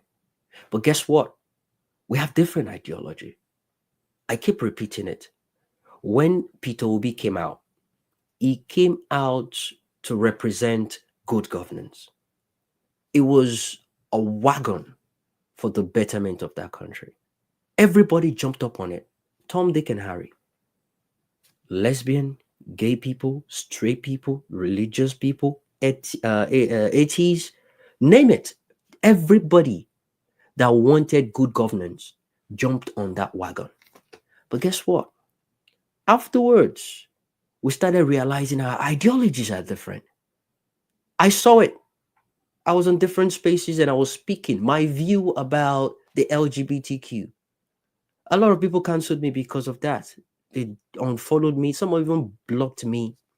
Are you telling me? I mean, we experienced it. People asking gay people to be fired, firing squad. These are human beings. So because of their sexual preference, you see them less human than you. We have huge problem. And as time goes on, you see people saying, we don't like what they're saying about the Yoruba people. You cannot be condemning my tribe or my culture and you expect me to support Peter Obi. You can imagine that. You can see the division. People are now separating themselves originally from what is right, good governance, because of tribe. And I say unto people that supported PO for good governance and now saying because of whatever bigotry Olympics going on, so because of that, they're no more supported. You never supported it in the first place. You never did. You were sentimental about the whole thing. it's just commonsensical. Whatever it is they're saying about your tribe would not change the fact that this man did what he did in Anambra, and he has the antecedents to do it again, replicate such a thing in Nigeria on a national scale. We have a big problem. We came together to fix Nigeria, but we're different in so many ways. How can we fix that? You're coming up with the religion point of view regarding what is going on in Jos and Benue. Let's talk about that. But at the back of your mind, have what I just listed out as a general problem we're facing in that country. I love this angle you're coming from, and I want you to elaborate more on that before we move on to Zari Yusuf. Sorry about the long monologue. It's okay, Jimmy. It's okay. So, to every Nigerian listening to me, we are living in a physical world where resources are finite, where Jimmy, you are sharpening your pen, so it's making noise. Sorry. Where resources are finite and where people we fight to the death to take over your lands while killing your people. And if you fold your hands and wait for this to happen, you will be overrun. And that is what we are seeing today. Jimmy, when the Crusaders went about in history doing what they did, they told you it is God's mission. Correct. God instructed them. Correct. When Hitler started his cleansing of Germany and was going to do it all across Europe, killing the Jews and all that, he told you it is God that wants pure blood, pure white blood. That's correct. Remember, in the eyes of a black man, for me, a Jew is a white man. But in the eyes of Hitler, that Jew is not even white enough. Yeah. Exactly. When the slave traders came to our shores in West Africa, go and read history. Even in the Bible, slavery was justified. It is the word of God. If Nigerians in general can dissociate themselves from this mindset, the problem we have is, Jimmy, we have a system of religion that catches you when you are young, indoctrinates you, bombards you every day of your life, knowingly or unknowingly. What do I mean? Today, if they want to swear in a president, they pray with the Christian God and they pray with the Muslim God. That's indirect indoctrination. Even when that president rigged an election and lied, and you and I know that he lied. But after all, the holy books say that there is nothing that happens without the permission of God. So that one already puts you in that corner that says to you, whatever you are going through right now, it is the will of God. That is exactly what I want Nigerians to dissociate their minds from. Everything that is happening in Nigeria is not the will of God. It is our own problem. There is no God orchestrating it. Once you get to that realization and say to yourself, this destiny, this life that I have, which I did not ask for, I will take charge of it and make sure I orchestrate it to live a better life for myself and for my generations. Then you will take your destiny in your hands and not wait for any God. Because despite all these killings, Nigerians will gather in church on Sunday to pray. Those that will go to mosque today will go to mosque to pray. And what will they pray for? They will pray for security. They will pray for peace. Forgetting that security and peace will not come via prayer. It has to come from hard work. And Jimmy, you made a statement that they say an eye for an eye will make everybody blind. Yes, everybody should go blind so that we can have peace. Everybody should go blind so that we can have peace. Because if I am blind and you are blind, maybe peace will come. Because as it stands today, it seems only one section of that country wants peace, while the other wants war and wants to kill and kill and kill. That is what is going on in Nigeria. The Fulanis, the Boko Haram, the Fulani, the killer Fulani herdsmen, the Boko Haram terrorists, the bandits, they don't want peace. They want war. They want to slaughter us in our lands. They want to kill our people. While we want peace and we fold our hands daily and pray to God. Enough of prayers, enough of fasting. They don't work. We have to fight. And Jimmy, to the point you made, where you said the excuse is that when we buy guns, they take them from us. I do not, like you said, I do not want to accept that excuse, because I will not be so stupid to know that somebody is coming for my life and a so-called army officer or police officer comes to me to collect what I'm supposed to fight with. I will not give them. Even if I have to give them, I will give them 1 out of 2, 1 out of 3, because I need that protection for myself and for my family. So to my Benue, to my Jos, to my Nasarawa, to every middle belt are going through this, please stop giving your arms to the army and the police people. Stop, because the government is complicit. The government is part of this nonsense happening in our country, because they go around to rehabilitate these terrorists. On the news today, they're already rehabilitating 306. Army is shaking these terrorists and calling them rehabilitated Boko Haram members. Whereas just yesterday, the same Boko Haram killed army officers and Nigerians in Borno.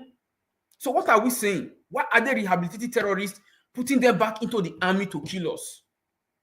To connive with the terrorists to fight us again? Why? So the government is complicit, and our religious leaders are part of the problem, because they every day come to us and tell us, pray and pray and pray. Even while we are dying, they keep telling us the pray statement every day. Rather than speak to the government, rather than tell the government to do what is right, they tell the people to pray. Pray to who actually? Pray for what actually? Because prayers and fastings do not work. They will not make anything better in that country. They will never. They will never. And to Nigerians, let me tell you one thing. You have to realize that the life your religious leaders are living, especially the pastors, is funded by you. Is funded from your misery. Is funded from your pains. Is funded from your poverty. What do I mean? Every Sunday, I am sure, Adeboye's ROCCG, Kumuyi's Deeper Life, Chrisoyakilomen's Christ Embassy, Suleiman's Omega Fire, MFM, and all of them, these churches, they rack in almost billions every Sunday. Where do those money come from? From your 1 naira, 2 naira, 3 naira, 10 naira, 100 naira tithes and offerings.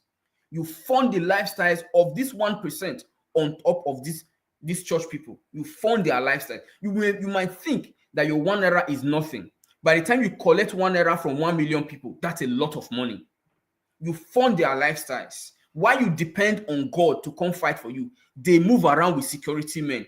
They move around with armed personnel. They move around with bodyguards that carry AK-47s. They drive around in bulletproof cars. Why you at the bottom, instead of putting your resources together in your street to pay vigilantes to guide you, you give the money to these pastors through their churches. You are funding their lifestyles. You are becoming poorer. Nigerians, if prayer and fasting actually worked, if there was a God in heaven listening to you, to all your prayers, Nigeria will not have the poor people we have in that country today. Nigeria will not be bleeding every day. Nigerians will not be slaughtered every day, because your Bible, your Quran says God or Allah knows it all. He's everywhere. He's like the air you breathe. So why should the air you breathe wait for you to die to save you? Why? Why? So, my dear Nigerians, we have to realize that God is not coming to help us. There is no God coming to save Nigerians. Nigerians have to save Nigeria. Since we don't have government, we've never had government since 2015. At least in pre-2015, Jonathan showed some remorse. He showed some empathy. He sent the military against the Boko Haram. There is a newspaper report in 2011 by BBC where the Sultan of Sokoto was angry that the government was cracking down on Boko Haram. Today, the same Sultan despite all the terrorism in the country, is telling us that social media is the problem of the country, that social media is a terrorist. Why? Because they know that with social media, you can report what they are doing. You can bring what they are doing to the whole world. I would not have the chance to go on Channels TV to speak like this, but social media is giving us the opportunity to speak from wherever we are. So we must dissociate ourselves from those religious sentiments that have kept us down. We must find a way to organize ourselves in our streets, in our villages, and fight these terrorists. That should be the next thing to do. I'm really happy that the governor of Plateau released a statement, but I want that statement to go one step further. If you are in Benue, if you are in Plateau, if you are in Nasarawa, if you are in the Middle Belt in general, from Gombe to Taraba, please and please start organizing to buy arms to fight for your land. Start organizing. Reach out to diasporans to buy arms to fight for your lives and for your land, because that is the only way out of this mess that we have found ourselves. We cannot keep quiet. And to those Nigerians in the south, from Edo to the southeast to the southwest, do not think you are exempt from this madness. It's coming home. We do not have to wait for it to come home before we join forces and fight for our country. It is our lives, our lands, our families, our futures should not be taken from us because we folded our hands and believe that one God is coming to save us. We should stop it and find a way to fight. So please, Nigerians, this is our destiny. This is our future we're talking about. People are being slaughtered. If you can sleep at night seeing those images that Zarihi has shared and many people have shared, I cannot sleep at night, and it is not normal. It is not normal. I am so looking for the day I will wake up and I will look at my news feed about Nigeria. I will not see any death announced. I will not see any Nigerian killed. I am so looking for that day. But for the past 15 years of my life, that is more than half of my life, this has been my reality. And it is tormenting and traumatizing. It is. We cannot desensitize ourselves. We cannot stop being human because we are Nigerians. No. We have to find our humanity. And the only way to find our humanity is to fight for a better country. Fight these marauders that are terrorizing us. Fight them and bring peace to our land. Nigeria used to be a very peaceful place. People used to say, Jos used to be very peaceful. I dreamed of living in Kaduna, in Katsina, when I was younger, when I was in secondary school, until this crisis started happening. And I said, I can't go there. Please, and please, Nigerians, this is a passionate plea. If you're in the diaspora, add your voice. If it is just that one tweet, tweet it on Facebook, on Instagram, on YouTube, wherever you can add your voice, please add it. Add it, because you might have moved all your families out of that country. I'm sure you have friends who still live there, who deserve better. It is not normal. What we are going through in Nigeria is not normal. Never ever allow anybody to make you say it is normal. Never accept it. It is an abnormal situation, and we must continue to speak against it and to find ways to fight. And to the army officers and the police who are from these places where these killings are happening, how do you sleep at night? How do you sleep at night? How do you keep quiet and your people are being slaughtered? How? You are supposed to defend them. Keep that madness and become a human being and fight for your people. Enough is enough. Enough is enough already. Thank you, Jimmy, for this platform. I hope we continue to speak up and ask for a better country. We deserve better. We have everything to make Nigeria the best country in the world. And we can achieve it if we actually want it. Thank you, Jimmy. Thank you, Dr. Ho. I love that. Thanks for being part of this. Thanks for joining me. I appreciate yourself and Zari Yusuf. You guys are still here with me. Thank you so much. I have other people joining me later on, but they've already sent me a message to let me know that they might be running late. And as you can see, I've been trying to put up a couple of pictures on the screen for people watching to see what people are actually going through in Nigeria. I'm going to be putting up a couple of videos as well, so you can have an idea of what is actually happening in Nigeria. Let's take a look at this video.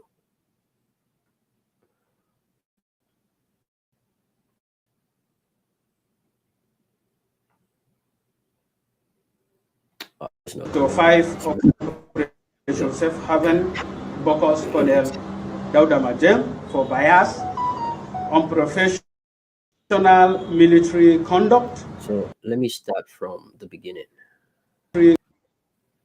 Fulani organization in Plateau State in the aftermath of the community invasion in Bokos that left many people dead, women and children, issued a condition if peace is to reign in Plateau State as yearned. We demand the immediate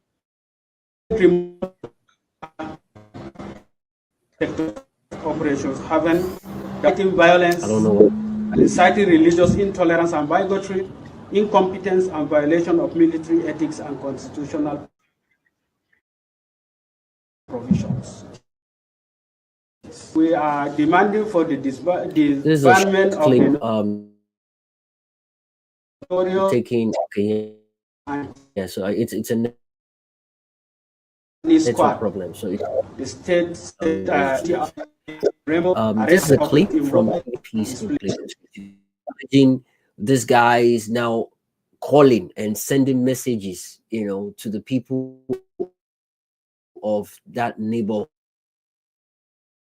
that if they really want peace, these are the steps, setting conditions on what can be done for peace to reign in that community. It's as bad as that. But let me quickly take some of the questions.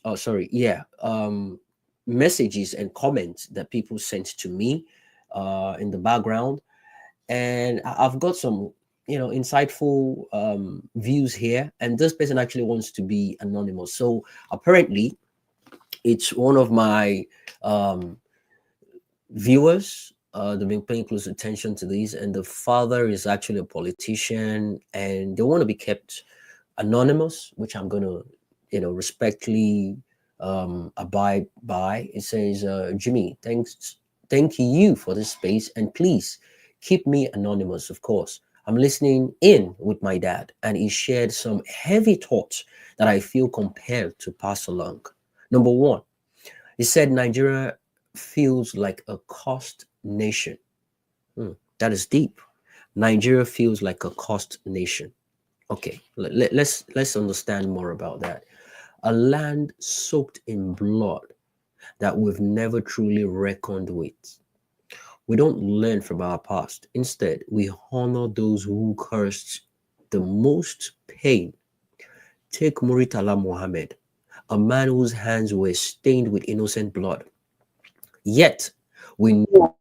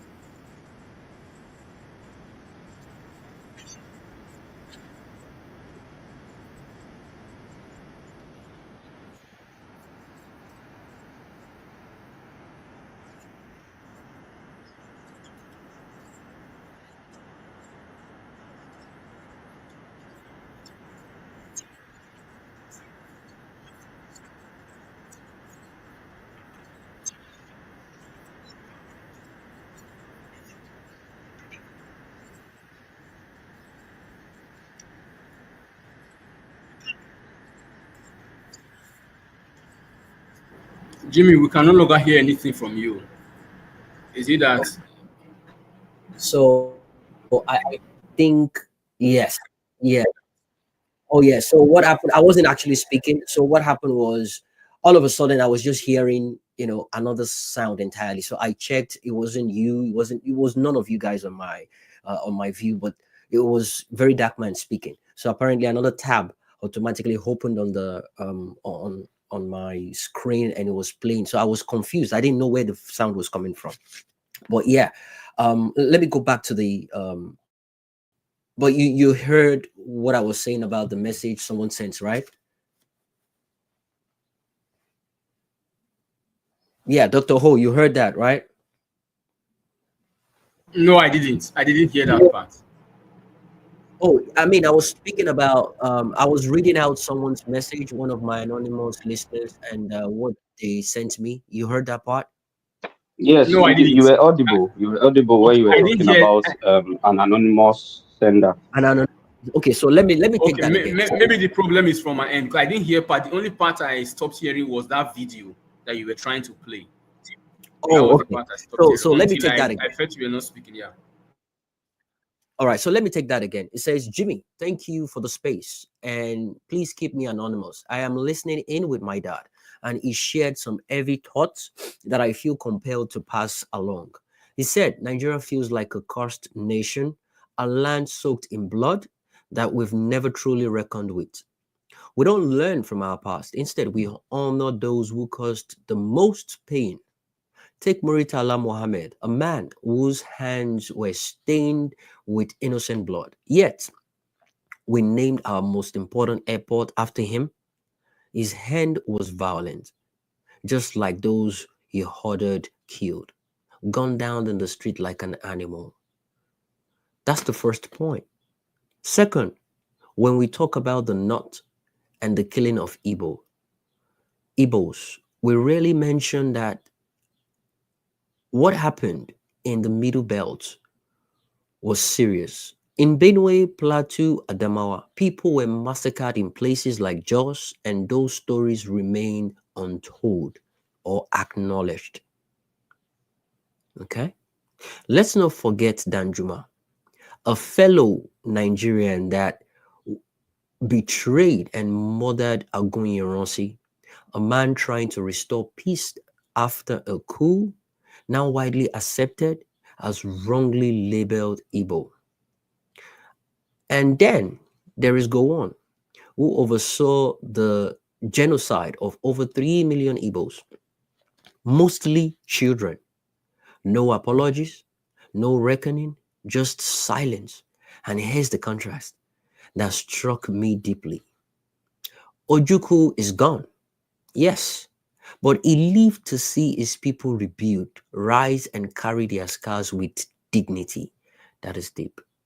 Meanwhile, Gowon and Danjuma live on, forced to watch their people suffer, haunted by the silence of the truths they never dared to face. There are even whispers that some governors have wanted have wanted to publicly acknowledge what was done to the Igbos, maybe even offer apologies, but each time they are shut down by those who prefer amnesia to accountability. Wow. Even the British have not escaped. Once the architect and benefactor of this division, they are now a shadow of their former glory. Their empire reduced, their influence fractured. Wow. The North has never known true peace or attained any real glory. The Southwest, though seemingly untouched, is now battling insecurity and a delusioned generation far removed from the vision of their past leaders. And the Igbos, though resilient, have not escaped either. They carry an unspoken tremor, a deep wound that continues to affect their cohesion, development, and collective confidence.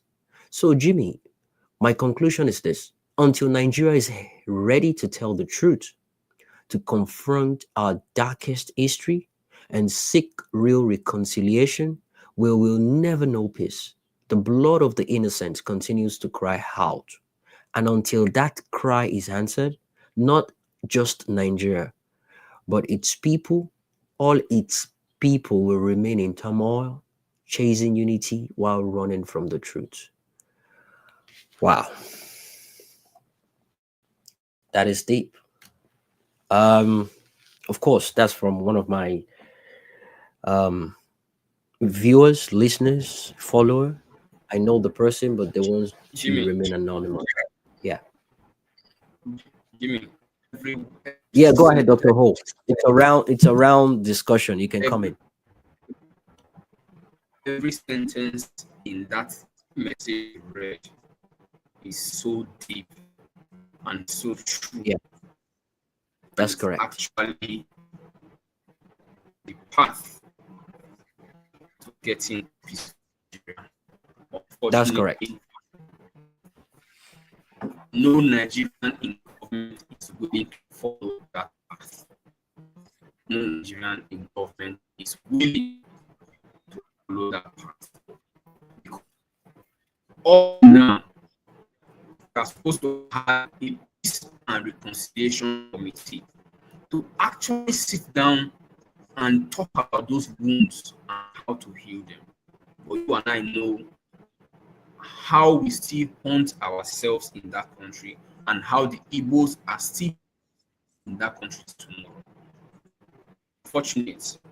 And we cannot move forward because every Never. country that I've read in history that went through civil war made deliberate attempts to talk about it. Rwanda Made did that. deliberate South attempts Africa, to South talk about Africa it. did that. Yes, exactly. Even Germany, through Hitler, Yes, they up to did. tomorrow, Yeah. they still teach. They teach the genocide. They teach everything that happened in Germany to their children in schools, and they tell them, "We are teaching you so that you can be ashamed of what forefathers did, and don't go back to that path." They take children on excursion to go to the Holocaust chamber That's correct. and make them feel the blood and the cries of people who Who died died? in those. I had chances to go visit them around Munich, around. I could not, because I was like, how can I go to a place where millions of people were killed? Germany takes deliberate measures. Rwanda did, South Africa did, but Nigeria, no, we don't want to take that path. Unfortunately, Jimmy, the saddest part of it is that generation that went to civil war, many of those leaders are still alive today. They are Yes. still alive. Many That's of correct. them are still alive. From Bali That's to correct. back to see what that you mentioned, what others are still alive. And these all people are bent on going to that place, forging the path to build a peaceful country. It is really sad. And the killings, unfortunately, won't stop. They won't stop. They won't stop. And one last point, Jimmy, to every Nigerian listening to me, the people killing us today, the terrorist Fulani herdsmen, are not indigenous to Nigeria. Go and read your history. From north to south, they were never indigenous to Nigeria until recent memories, until maybe when the British invaded. They were not indigenous of Nigeria. That's why they could attach themselves to Hausas. That's why you have Hausa Fulani existing in the Nigerian lingua franca today. The Fulanis were not indigenous to Nigeria, but today they are the ones killing us and they want to take over our lands. After we have accommodated them, Nigerians have to find the way to speak the truth and find peace and tell these people, you either stay with us in peace or you leave our lands for us. Enough of the killings and the bloodshed. And to that person who sent that message, your message is deep. Your message. One thing I want to say, Jimmy, one more thing I want to say is, Go ahead. I also feel that the silence of Igbos, when I mean Igbos now, I mean the elites, has also made this path to peace and truth difficult. Because there are many Igbo people who fought in that civil war who are still alive. I wish we could have them in groups come out and speak.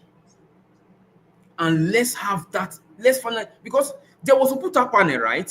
Oputapane came immediately after the military regimes. And Yeah. it felt like a time for people to come and vent and talk the truth and everything they experienced. Why can't we have people galvanize it? I know the Nigerian system is anti-Igbo. I know they hate the Igbos.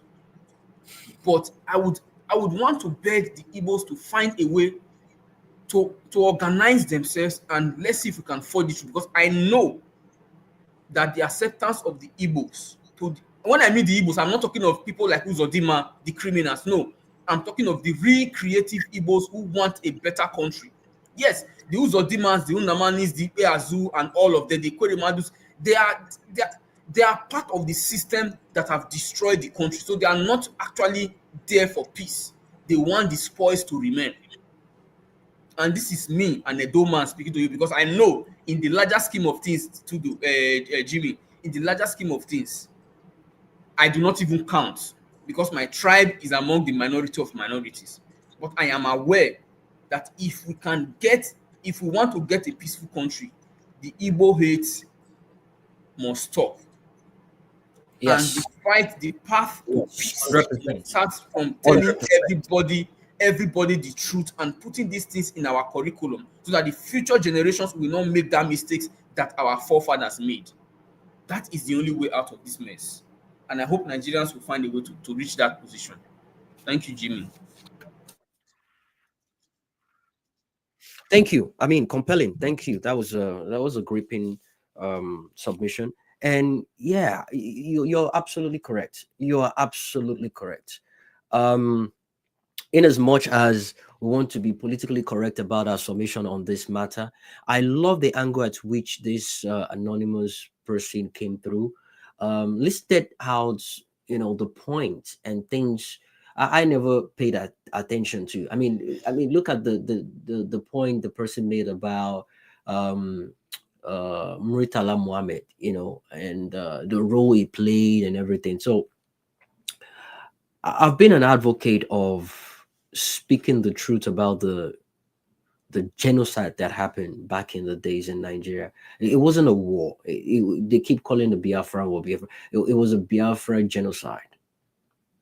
It was the killing of 3 million people of a certain tribe. It was a genocide. They wanted to make it sound like a war. It was certain set of people, set of tribes coming together to eradicate a fellow tribe in the same country. That's just what it is.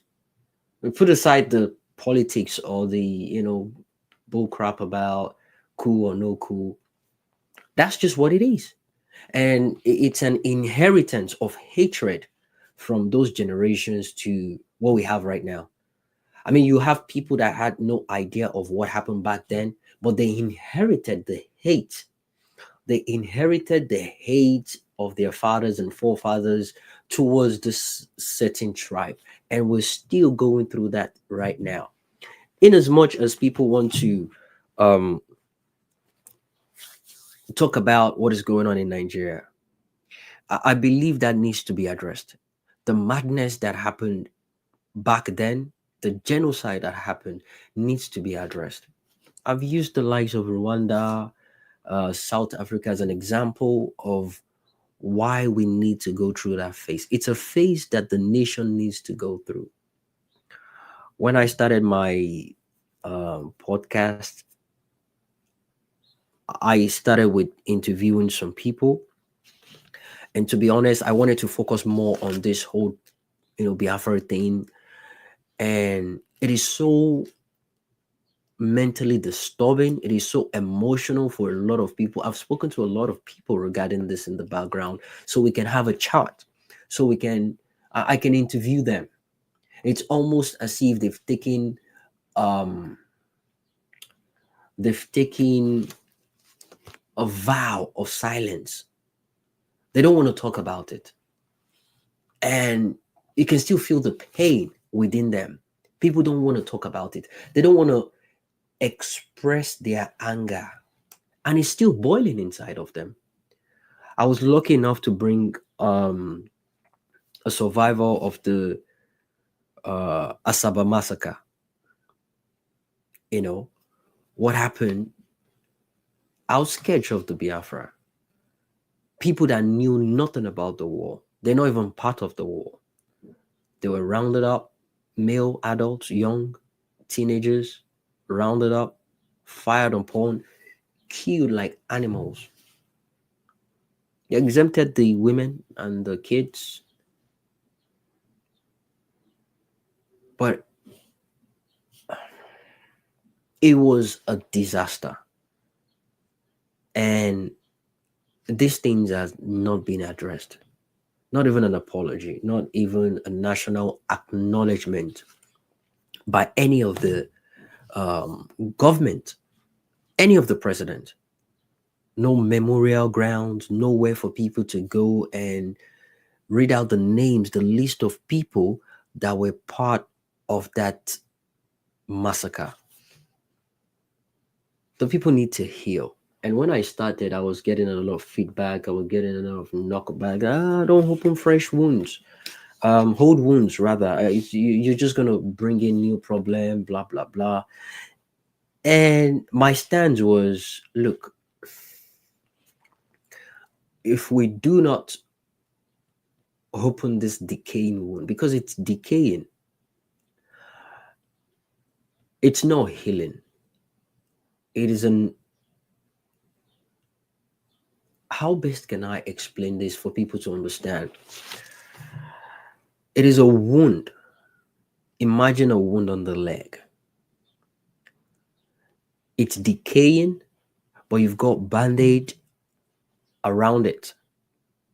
But it keeps decaying because you never treated it. All you did was to cover it up.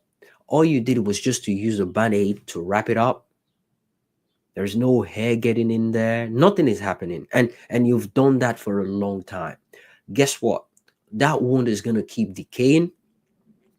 That wound is going to keep getting rotten, and nothing is going to happen. And at the end of the day, they might actually cut off that leg or the arm, whatever the wound might be.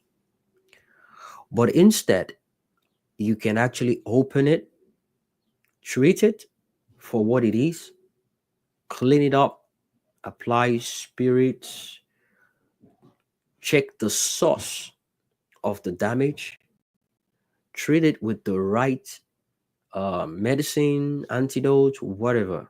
Treat it and cover it up. Let it heal. During the process of that, you might feel the pain, the pinch, it will be painful. Cry if you want to cry out loud. Scream if you want to scream out. But you're trying to prevent a bigger damage because you might end up cutting off that leg. You might end up cutting off that leg. And the way it is right now, I think Nigeria is headed that route. They would rather see the leg cut off, which is the separation of the destruction of the implosion of that country, than treating it, than looking into that problem, than solving the problem itself. They would rather watch that happen to it, which is a big problem, a huge problem we're facing. Tribe, ethnicity,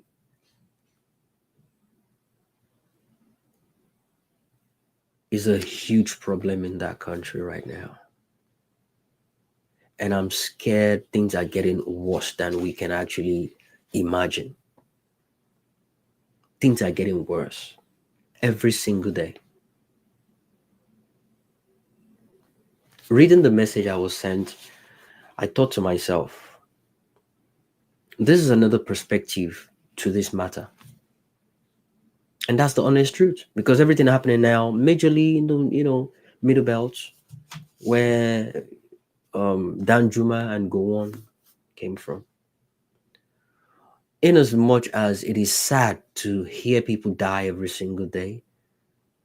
I mean, imagine there was social media during the Biafra War. How would things would have been? How bad? But right now, we have the privilege of actually seeing these things, pictures, seeing videos, and updates almost in real time. And there's a particular part of that message I read out, and the person said there was a saying that Ojukwu cursed Gowon, that he's going to live enough to see his people die, and he's not going to be able to do anything about it. Could this be karma? I don't know, but it looks like it. because clearly, I mean, Gowon is alive, Danjuma, they're all alive to see this thing. And one thing about the Igbo people that I've come to realize how resilient they are, and they have this spirituality thing with their is it their, I don't know how to put it. They'll rather die a man than live like a coward. And they believe in the essence of their spirit living on. An Igbo person's spirit can actually come hunting you. Like they will rather let you kill them and they will come for you. They have this, I don't know how to put it. They have this connection with spirituality, different from, it's not voodoo. It's more like naturality. Death is not a big deal to them. In fact, they will unalive themselves than be a slave to you. I mean, we know about the ones that rather drown themselves than being slaves.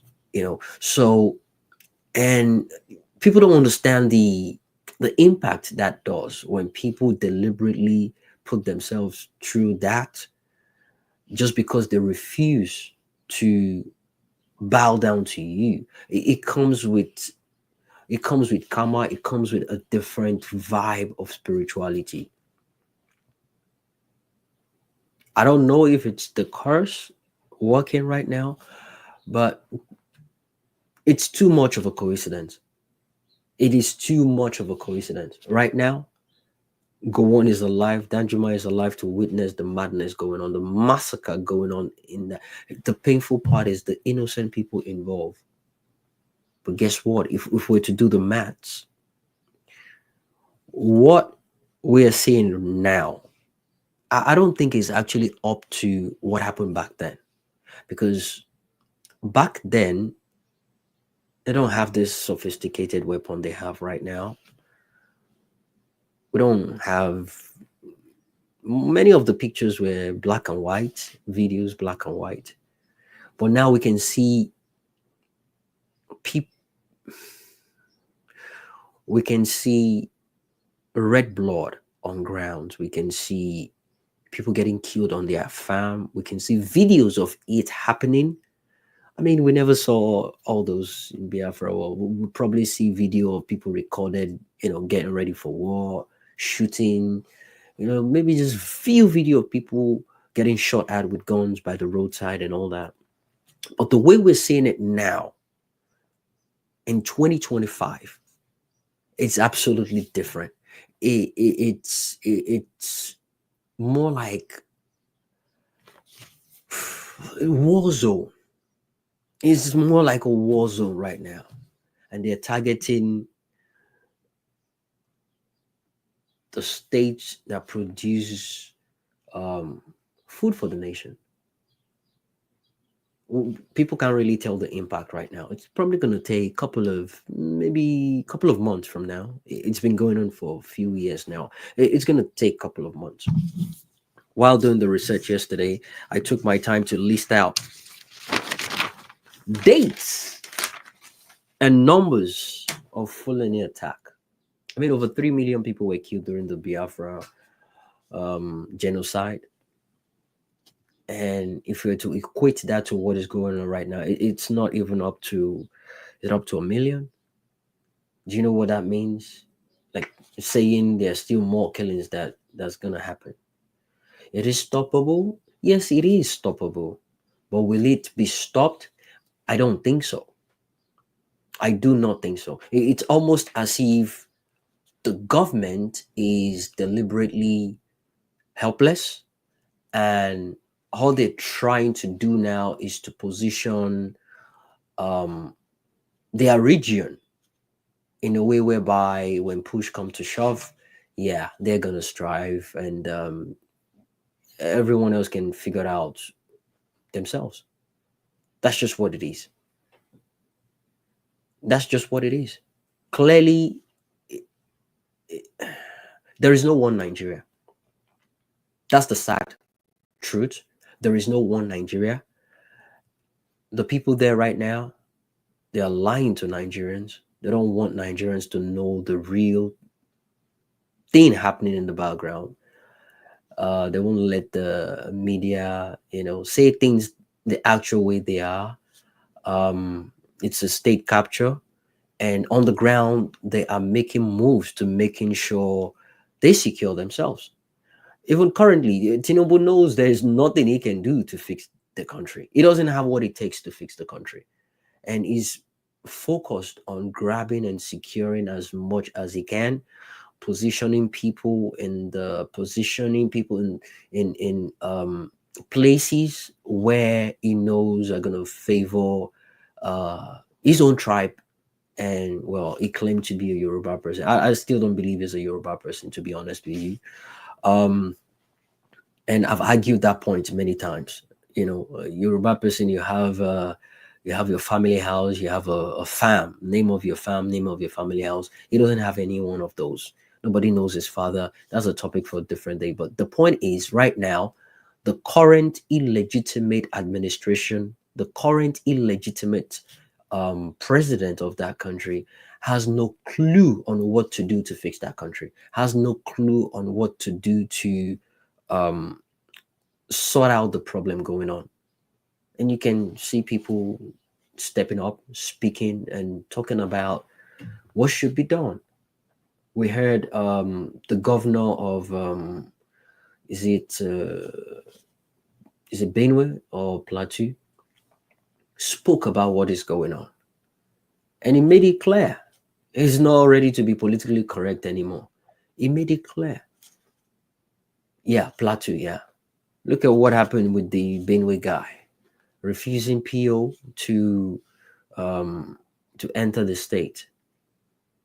He's not coming for campaign. He's not going there to harm anybody. So I see no reason why that statement was made.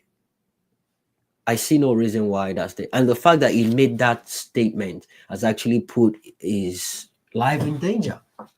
Even if nothing was going to happen, now you've put it out there. It's like an open invitation to people that, you know what, this guy might be here. Watch out for his convoy. Watch out anytime you see him moving around. You can do your thing. It was absolutely uncalled for. But they know what they're doing. They've made this thing into politics. To them, they believe he's probably coming to position himself politically. But this man is just doing what he does best. Isn't humanitarian. It goes around to just help people, sympathize with people, and just support them in his own way. Something a true leader is meant to do. Something the president of the country is actually meant to be doing. But guess what? He doesn't owe anyone that duty, because he wasn't voted there. He did not win that election. I'm saying it loud and clear. Tinubu did not win that election. He stole it, he grabbed it, and he ran away with it. He paid for the presidency. He paid to destroy the democracy of that country. There is no more democracy in Nigeria. Well, what is left of it is government of Tinubu, made by Tinubu and for Tinubu. That is the democracy they practice now in Nigeria. The judiciary is in his pocket, executive. Everyone kissed the ring. People are jumping onto the APC bandwagon. If you're not one of them, you're an enemy of state. Right now, they are fighting towards 2027, and the house is on fire. Nobody cares. Nobody cares. And if you check the pattern of what is going on in Nigeria right now, you'll notice something. Please close attention to the people that are speaking out, even from the senators and House of Rep. Please attention, place your attention on them and watch the people. If you can just write out their names, watch the people that are silent and watch the people that are speaking out. You'd realize that whoever it is speaking out right now, they're probably one of those people that have been there for years, 20 over 20 years. They've been there long enough to have accumulated enough money to run their government anyhow they want it. They've probably been governor before, they've probably been, senators for 20 years. So they've stolen as much as they could. And right now they're not bothered because there's nothing they want to give them right now that they don't already have. But you see the ones that just joined, the hungry ones, the ones that rode on the bandwagon of the innocent, well-meaning Nigerians. Those ones, they know they're not coming back. They know it is the end of the road for them, but they keep pushing.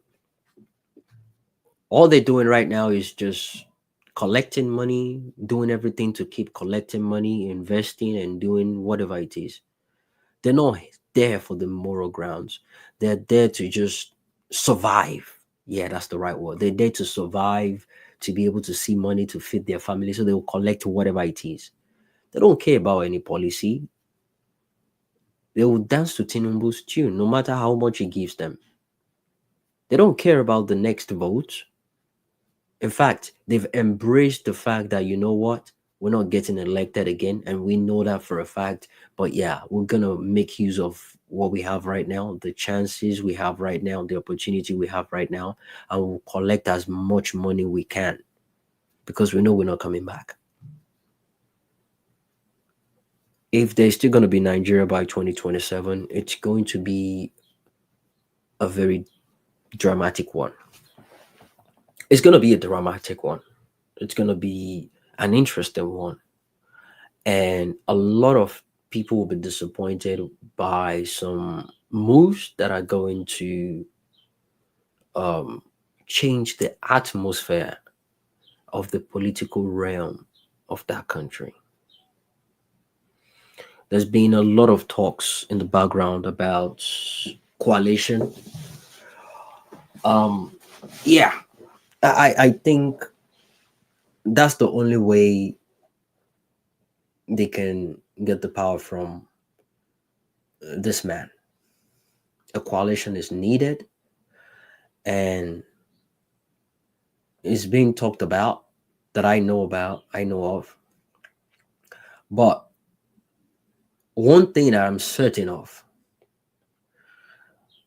whatever coalition is going on in the background, whoever is involved in those coalitions, one thing that always comes to the top of the discussion is the only person they can present out there to be on top of that, to be the representative of the next president that can go head to head against this madman, that can go head to head against the illegitimate drug baron president of Nigeria. The only person that has the support of the people, that has what it takes to turn around that country, and that is Peter Gregory Obi. Take that to the bank. Even the whole cargo, the criminals in politics in Nigeria right now, they know this for a fact. With my inside information, I know this for a fact.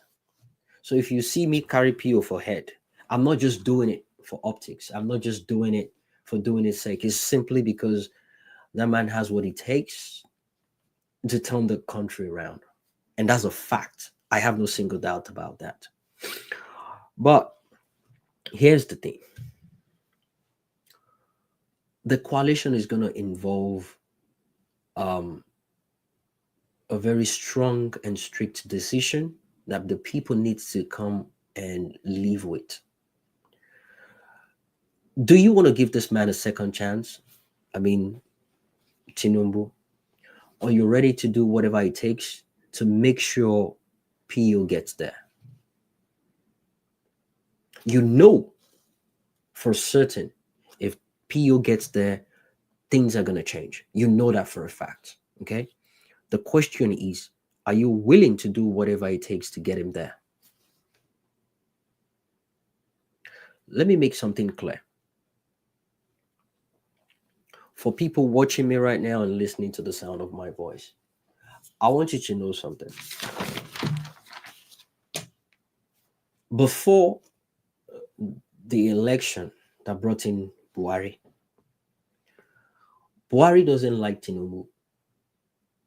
In fact, he hates his guts so much, he doesn't even want to see him. He doesn't. But he knew that was the only person, if he wanted to be the president, that was the only person he could reach out to that would actually secure that number for him. Radically, diplomatically, and every way, it did that. It did that.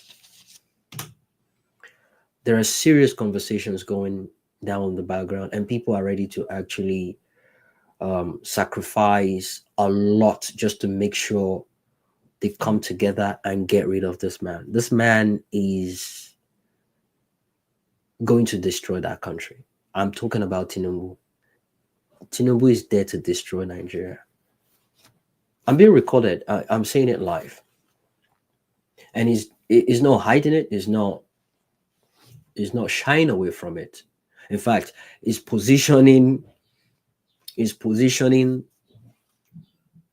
the Yoruba tribe in a way whereby if anything breaks out, if there's going to be a division, the Yoruba tribe are going to be favored.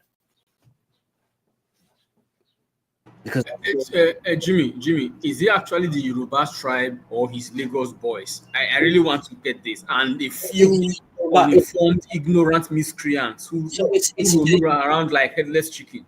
It's the Yoruba tribe, but the people helping him in getting that done are, probably his Lagos boys, and simply because he trusts them.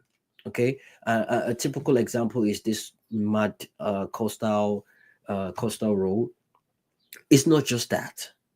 It's doing everything, trying to work on the investment that will bring the Yoruba, the Southwest, let me put it that way, the Southwest on the limelight. And as the section or the region, every other part of the country will come looking up to. Hey, Jimmy, can you give me a crystal clear example of that development that he's doing right now in the whole of Southwest? Because the poverty index is there, the killings in Ondo, for example, is going on. Just name it. I cannot see how Tinubu is benefiting the whole of the Southwest, not even Lagos. Yeah, so what he's doing right now is first repositioning and replacing people, and making it strictly Yoruba people, and he's focusing on key areas, instead of working for the benefit of the nation, in growing the nation, and making the positions more diverse. He doesn't care. And what they are online batidiots, online, Agbero guys will start pushing is they'll tell you Buhari did the same thing. That's the justification to all the replacements he's making right now. Buhari did the same thing. Buhari did the same thing. That's what they're pushing for. I believe the Northerners are beginning to see this. They're beginning to see the writing on the wall, and they know this is what this guy is going for. He clearly knows he has nothing. He doesn't have what it takes to fix that country. It doesn't. And he knows it, right? He knows he doesn't have what it takes to fix in Nigeria. And at the same time, He has a lot of heat on his head. A lot of heat on his head. Jimmy, please hold on. Jimmy, please hold on. You've still not answered my question, because you said Tinubu is trying to reposition the Yoruba tribe and Southwest, so that if there Yeah. is any division of the country, the Yoruba land will be better off than other parts of the country. And now you are saying what he's doing is putting people in places, in juicy positions in government. I am asking, how has that translated to making Southwest right now a place to be? Because there is actually nothing going on across the country. All he's Making what? doing is favoring making Southwest a place to be for Mm. the future. How is putting his cronies, his Yoruba boys in government going to make that happen? Mind you, No, so hold all on, right. Jimmy. Mind you, the argument that Buhari did the same thing is true. However, the North, despite the fact that they occupied most of the positions while Buhari was there, they still suffered most in terms of insecurity, in terms of hunger, and every indices HDI that you can think about in the country. So putting your people there does not really translate to getting a better society for your own section of the people, if you get my point. So I really want to see I I how. I I I totally understand your point. So let me put it this way. So the apparent position of knowing that Nigeria, we are closer to believing that um an uprising, the chances of an uprising going on in Nigeria anytime from now, an implosion, is higher than when Buhari was there. We can all agree on that, right? When Buhari was there, Buhari was, compared to Tinubu, Buhari is actually nice. Buhari, Buhari is an innocent man compared to what is going on right now. So it's one thing that he put majorly his people there to hold some positions. They did it for their own greedy, grubby hands to fill their pocket. A lot of the Yorubas are doing same thing as well, right? But it's probably going to be changing them, every now and then. But his own purpose, I'm speaking based on the information I have from the insider, it is focusing purposely on changing as much as possible. He's not interested in fixing the country. He wants to position the people in a way whereby, knowing that the chances of Nigeria breaking up under his own watch is very, very high. It's higher than it was under Buhari. So now his positioning is doing it that if anything happens, the Yoruba, the southwestern part of the country will be far better off than any other part. Will be far better off than any other part of Nigeria. And he's not even hiding it. He's not hiding it. The trillion of naira spent on the coastal road project, I don't think people understand the brain behind that. I don't think they understand deeply the mindset behind that. Look at the businesses they destroyed. The minor collateral damage, from the Yoruba people. So they compensated a lot of people, by the way. But the major investment that was, and it had nothing to even do. They could have done it without affecting the guy's business, but they did deliberately. They did that deliberately.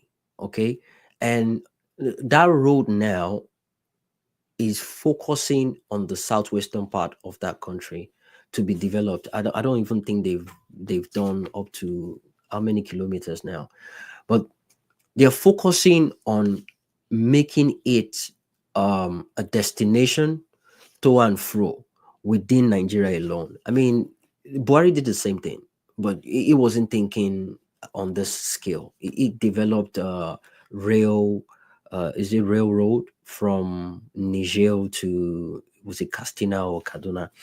They're all doing these things differently for different purposes. But you see, this particular guy, this one in power right now, is 20 times worse than Buhari, and he doesn't even care.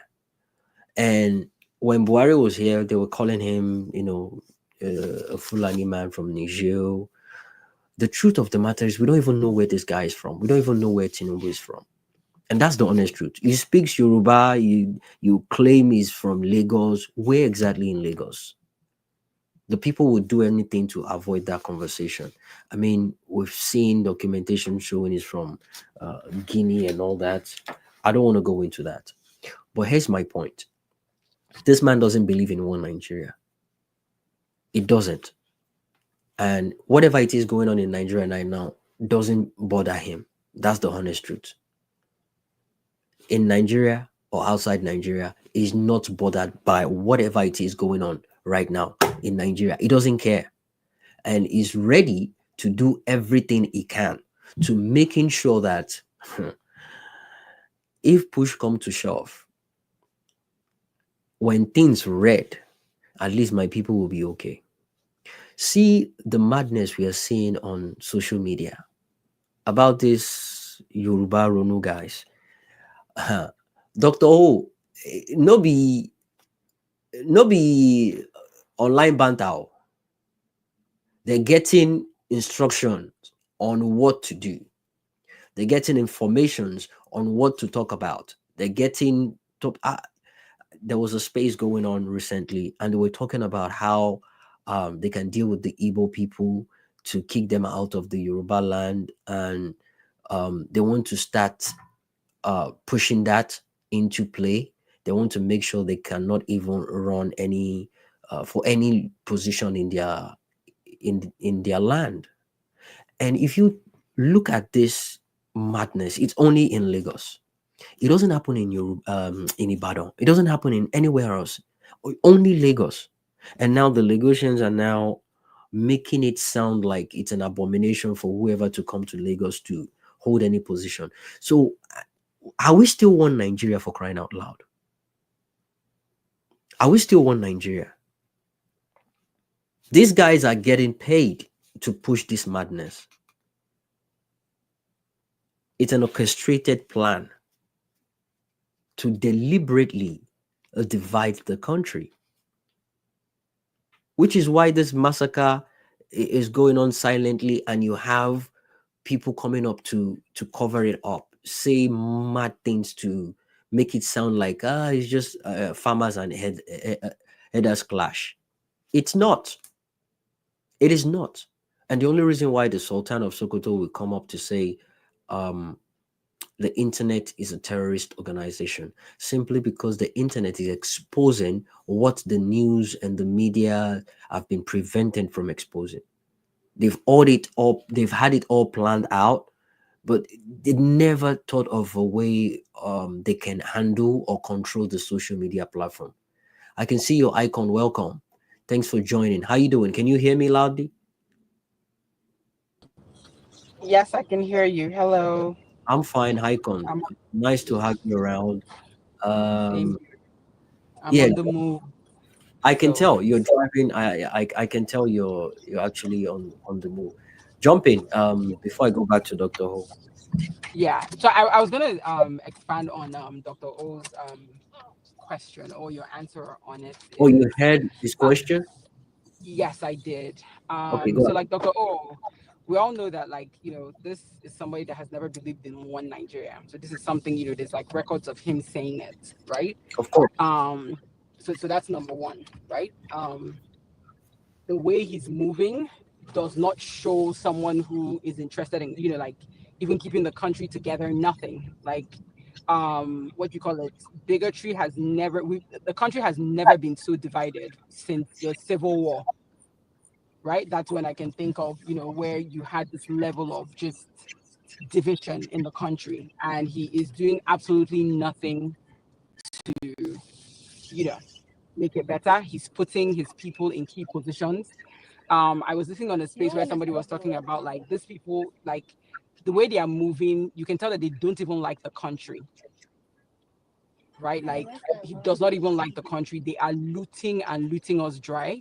They are putting their fingers into everything. Like it's like everything that they can take out of this country, they are trying to take it out, right? By positioning their people in key strategic areas.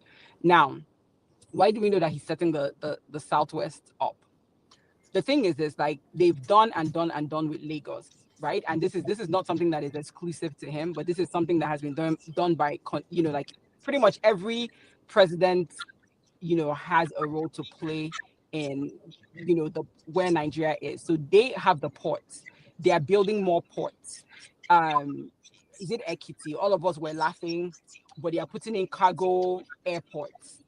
Does that make sense? So they are doing all these things to pretty much make sure it's a long-term play. That road that they are building? It does not benefit the rest of Nigeria, but it's going to run right across the Southwest, right? So it will be great. So it's almost like Nigeria is, what you call it? It's paying a bill that is going to only benefit a certain part of the country, right?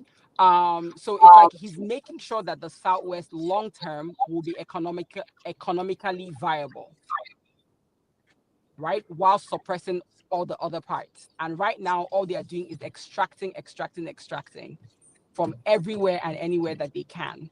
So I think, even with the heightened bigotry, I think this is not somebody that looks like, his body language is not like, let's try and keep us together. His body language is like, whatever happens, happens. Right? And so you can just see that if we somehow stay together, that's fine. The Southwest will continue to grow. And not because he cares about them, but there's one thing is that they're seeing that Lagos as is not viable anymore. In terms of like, poverty is pushing more and more and more people to Lagos. Right? So they need to spread it to be able to move people out. The real Lagos indigents are beginning to wake up, are beginning to protest. They also, like, Lagos is a mixed bag in terms of like you have multiple tribes, and no matter who are residents of Lagos, and they know that no matter, like they can only suppress for so long, right? This stunt that they pulled will be very hard for them to pull again. So they need to spread these things across so that other places have something. So if you look at how many free zones you have in the Southwest. Do you understand? The refinery is in the Southwest. So that's not him entirely, but we know that this is somebody that if he was a good person, if he had any level of decency in him, like just even one drop of decency in him, he could actually work for Nigeria. But this is somebody that we have to remember that worked hard to become president. Like, he did not just become president. It wasn't a random thing. He was very strategic about it. So this is somebody that works long term.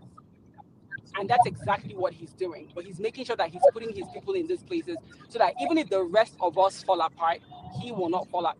The Southwest will not fall apart. Lagos, again, cannot carry all of the Southwest. And so they are beginning to like spread things to make sure that the rest of the other places can at least eat. So yeah, that's what I wanted to share. Right. Thank you, Icon. Beautiful. Dr. Ho, did you get that?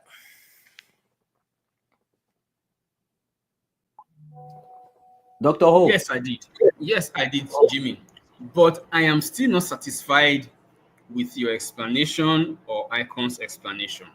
The reason being that if you tell me Tinubu is trying to consolidate on his hegemony, right, on his own class, I would agree with you. But as it stands today, he doesn't care about the poor. The poor Yorubas don't mean anything to him.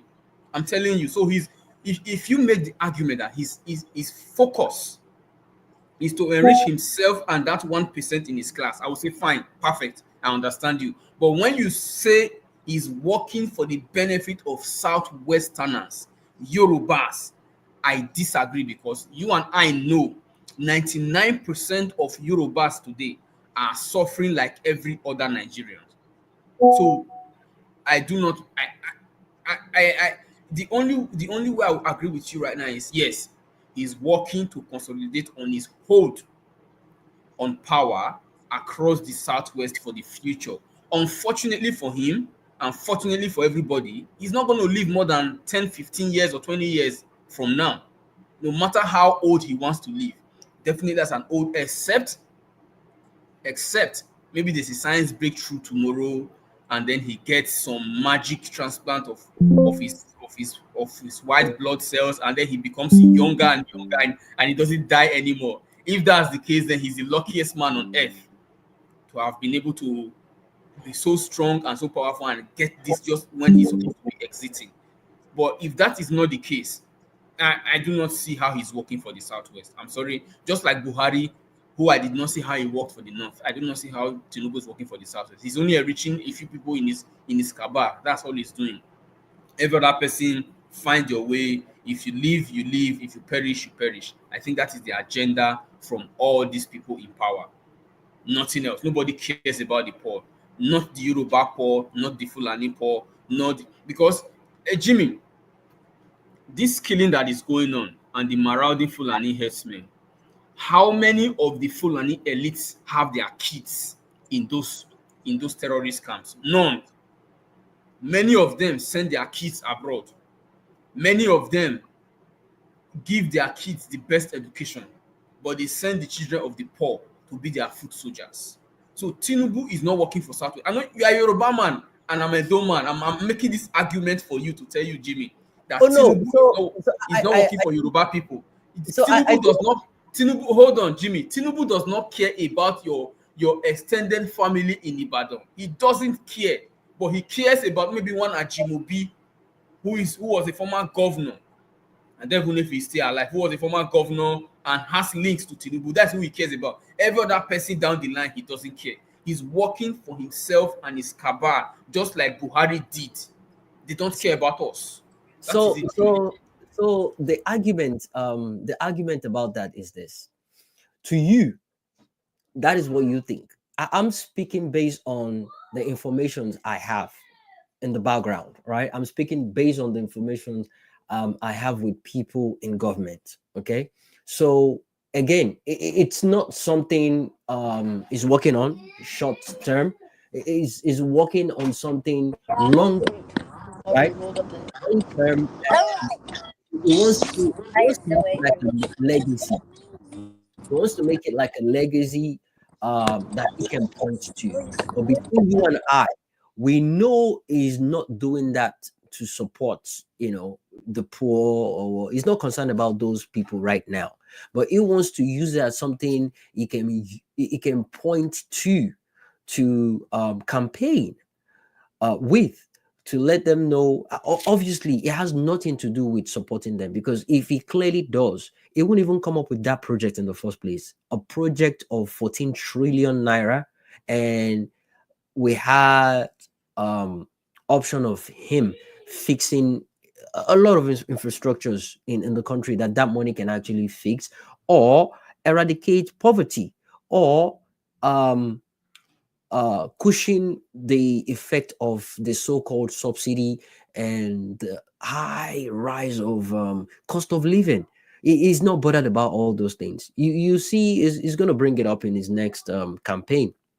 When he start campaigning for 2027, he will talk about the project, the coastal highway, and what the intention of it and the benefit is going to bring to the Yoruba people. And you'll be shocked at the gullible people that will buy into that.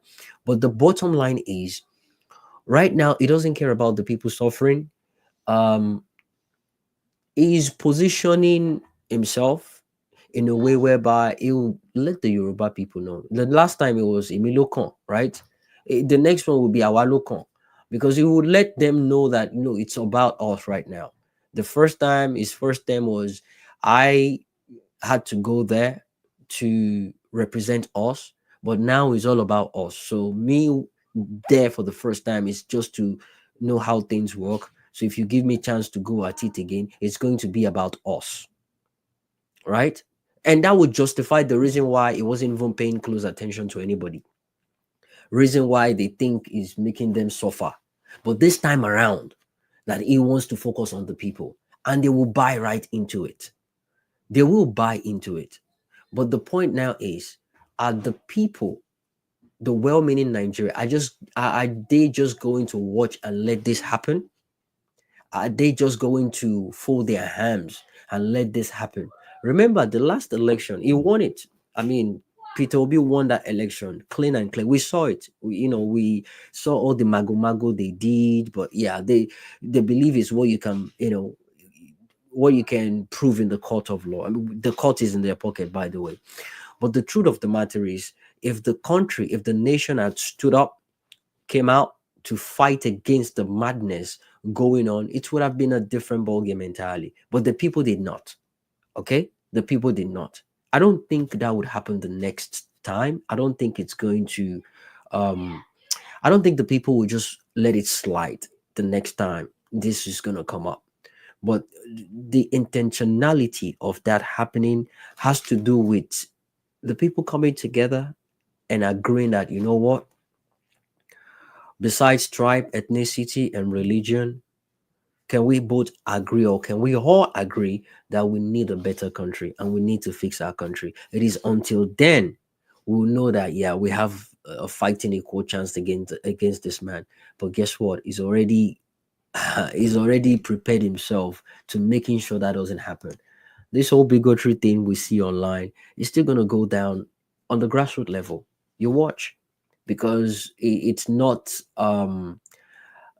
it's not just an online thing. It's orchestrated, and they're pushing it from the background, and they know it's a tool they're using just to make sure the people are just disunited. They don't want them to come together, because they know united we stand, divided we fall. But the moment they keep pushing this mindset of preservation of your culture, preservation of your land, it's just going to drive people crazy. It's just going to drive people, and you'll be hearing things like, you need to respect the host, you can't come to our land to, I mean, we're talking about a country.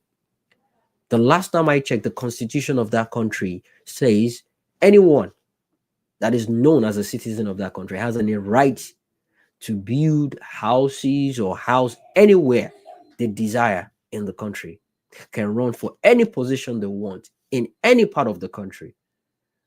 But simply because we want to feel entitled, I mean, we have a lot of people that were born in southwestern part of the country, and they're not even originally from southwest. They understand the language, they live there, they grew up there, they school there, they work there, they pay taxes there.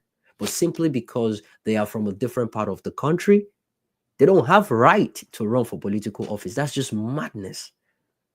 And we are so keen on this, which is why we've ended up with this whole madness going on, the silent massacre going on in that country.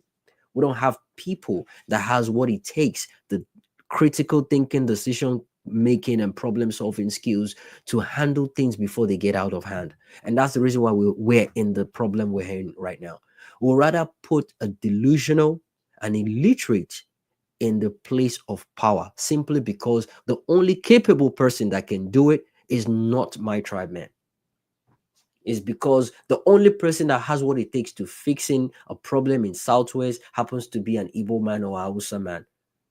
But I believe I stand on preserving my culture. I don't want an Igbo and a Hausa man to come and rule on my land. So therefore, I'd rather put a dumb person there that their decision making might even cost my own life. As long as they see the person as, yeah, this is a Yoruba person. That is what matters to them.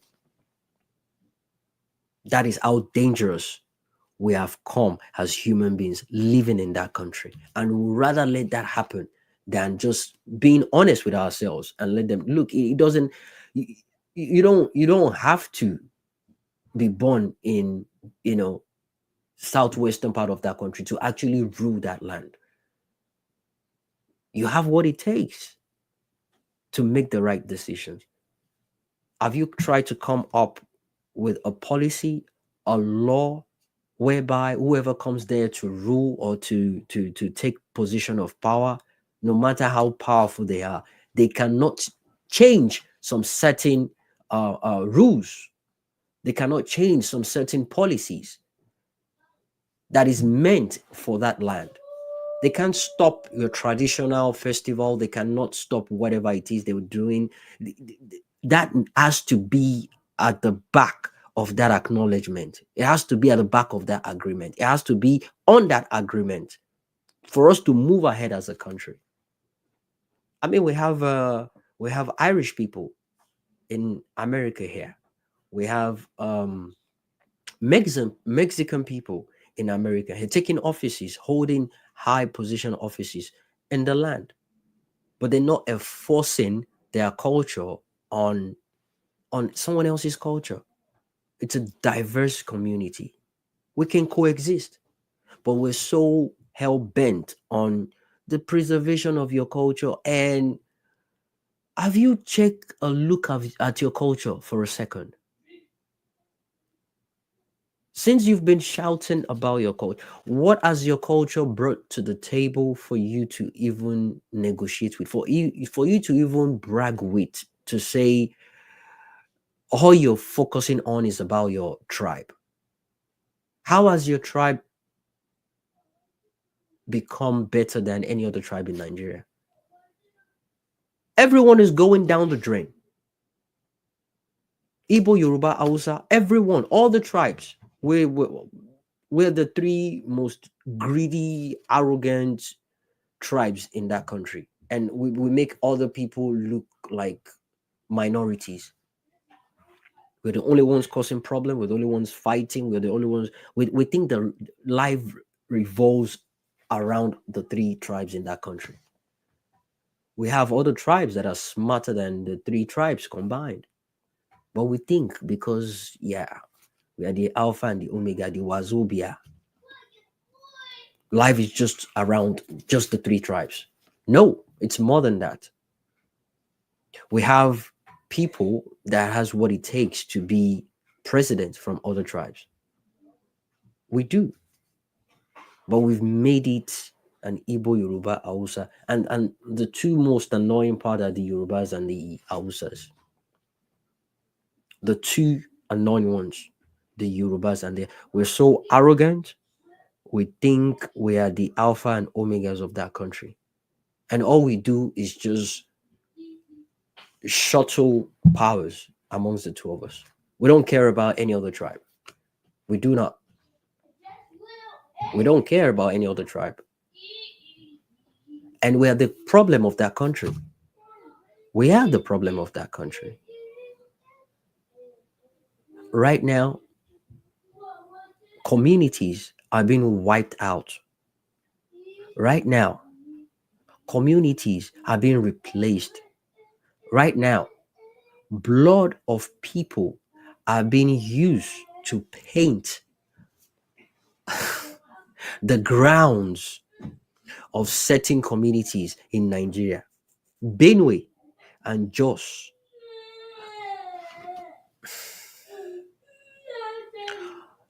I have a picture I'm going to put up now. It's an image of, I saw that image this morning when I woke up and I wasn't sure what was going on.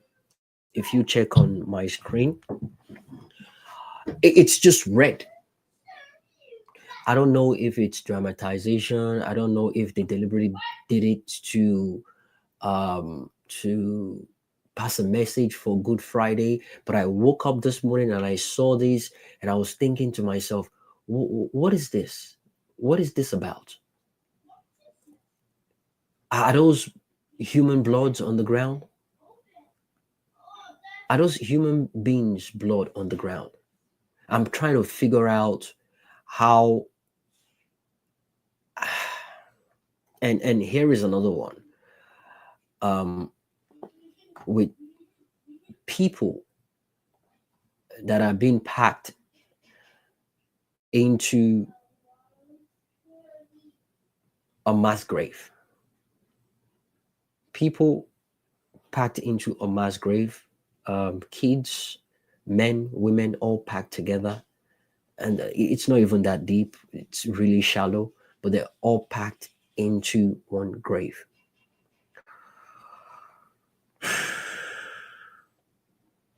I have another one I'm going to put up.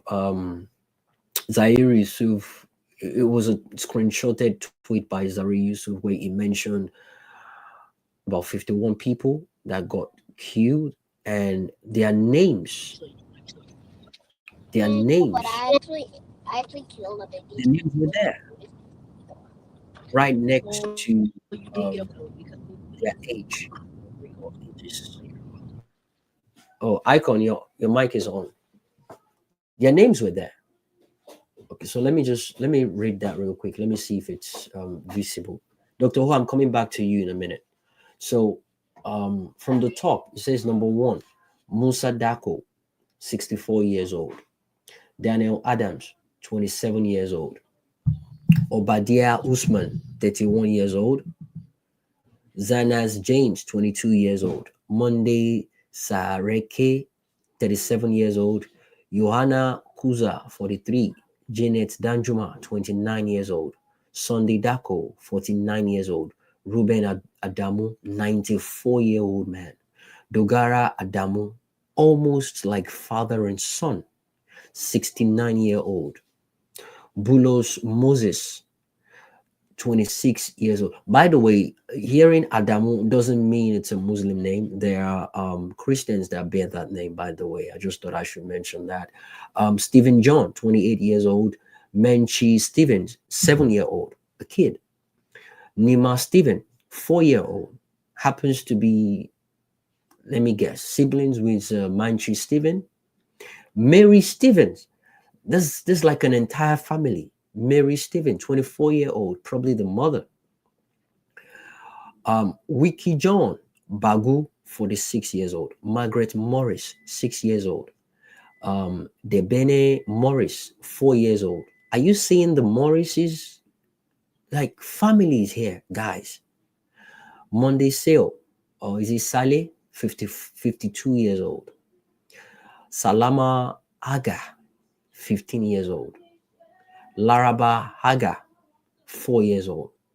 Jesus. Talatu Mangwa, 42 years old.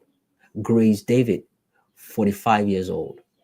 Lovina Monday, 19 years old.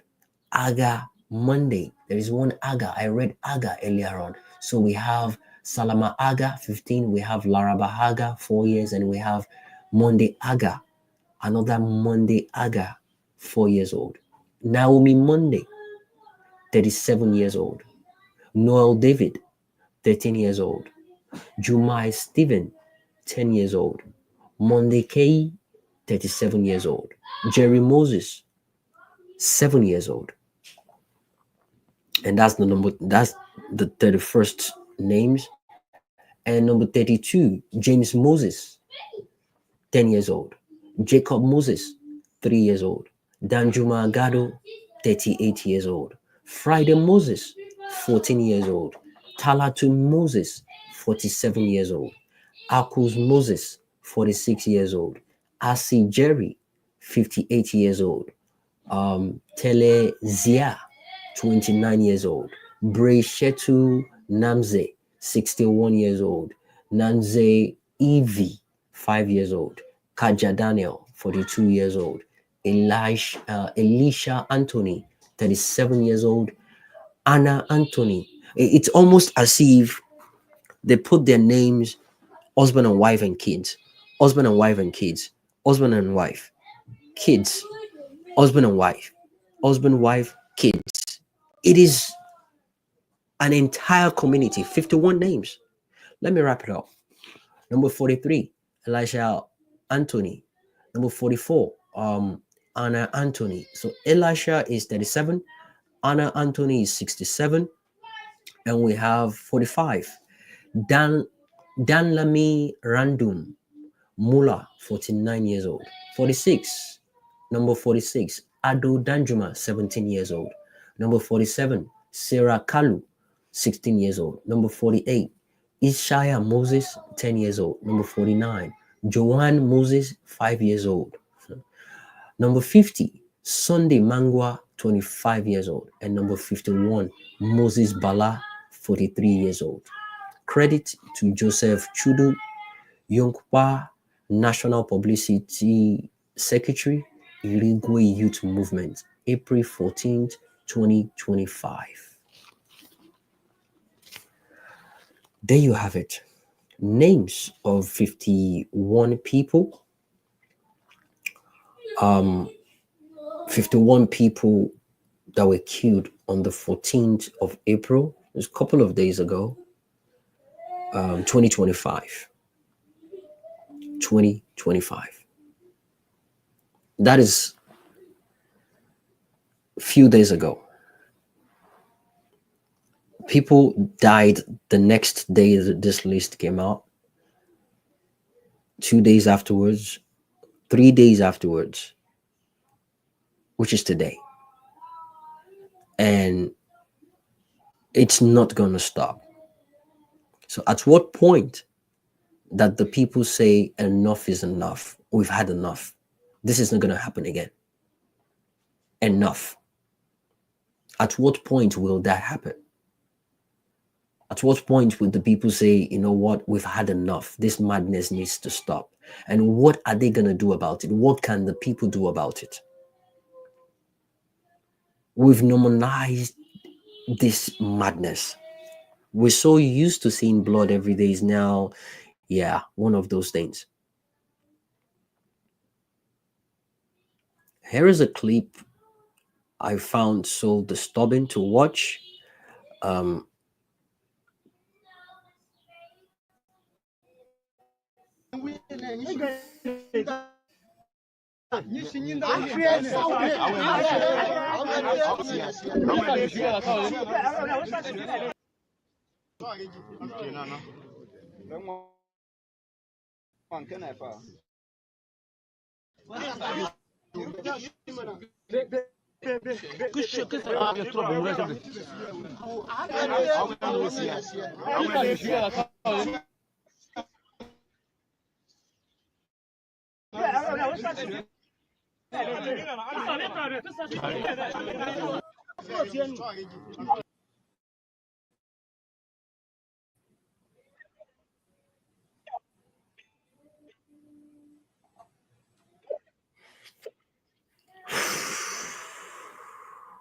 I can't even finish that.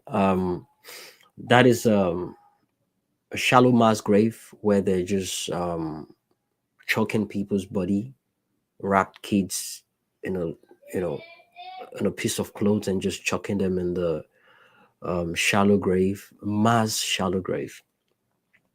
And I see the sizes of those kids. I see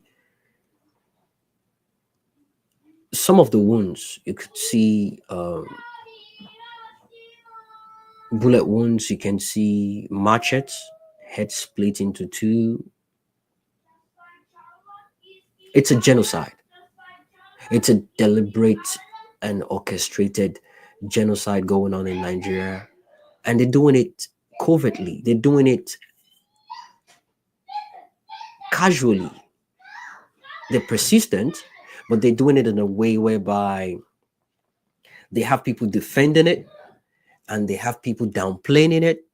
They have people making it sound like it's not a big deal. These things do happen everywhere, and there's nothing special about what is going on in Benue, Jos, and some other places, Nasarawa, Adamawa. But recently, in the recent days, weeks, months, years, the middle belt is being hit hard. The middle belt is being hit hard, and no one is talking about it. No one is talking about it. I mentioned earlier on that I listed out some of the attacks, which I'm going to read out pretty soon. Some of the attacks that's been going on since when? Been going on since 2019. I think the madness started around that area, 2019, and April 12 to April 26. 25 Christians were killed in Kaduna and Jos. 25 Christians between April 12 to 26, 2019. You can Google it, fact check me. February to March 2019. Between 1st of February to the last day of March 2019. You can go check it out. 280 people, mostly Christians, were killed in Kaduna, Benue, and Zamfara by ISWAP. February to March 2019. 280 people, mostly, and when I say mostly, 90% of them killed in Kaduna, Benue, and Zamfara state by ISWAP. December 24th, 2019, Borno and Middle Belt. 11 Christians were killed on December 24th, specifically 2019. Borno and Middle Belt. 11 Christians were killed. That's a day before Christmas. April 2020, between the 1st of April to the last day of April 2020, 25 Christians were killed in Kaduna and Jos, precisely. June 5th, 2022, precisely June 5th, 2022. Ondo and Middle Belt, 40 to 50 Christians were slaughtered. The same June 2022, the combination of Ondo and Middle Belt, they calculated 72 Christians killed. And these are Christians, to be precise, Christians, because they were killed around churches and worship areas. We remember the one that happened in Ondo, where people were shot in the church. They were killed in the church. March 2023, between the 1st to the last day of March 2023, in Kaduna, 77 Christians were killed. March 2023. Kaduna and Benue, precisely 77 Christians were killed. April, between April and June, the 1st of April to the last day of June 2023. They were actually listing the dates, but I was just abbreviating to save time. From the 1st of April till the last day of June in 2023, that's 2 years ago. In Jos, Benue, Kaduna, and Nasarawa, 628 Christians were killed. Again, between the 1st of April to the very last day of June 2023. In Jos, Benue, Kaduna, and Nasarawa, 628 Christians were killed. And here's the breakdown. In Jos, 300 Christians were killed in Jos. In Benue, 190 Christians were killed. In Kaduna, 100 Christians were killed. In Nasarawa, 38 Christians were killed.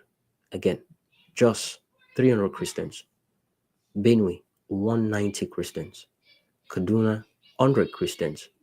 Nasarawa, 38 Christians. In August 2023, in fact, from the 1st of August till the last day of September 2023, in Jos and Kaduna, 27 Christians were killed.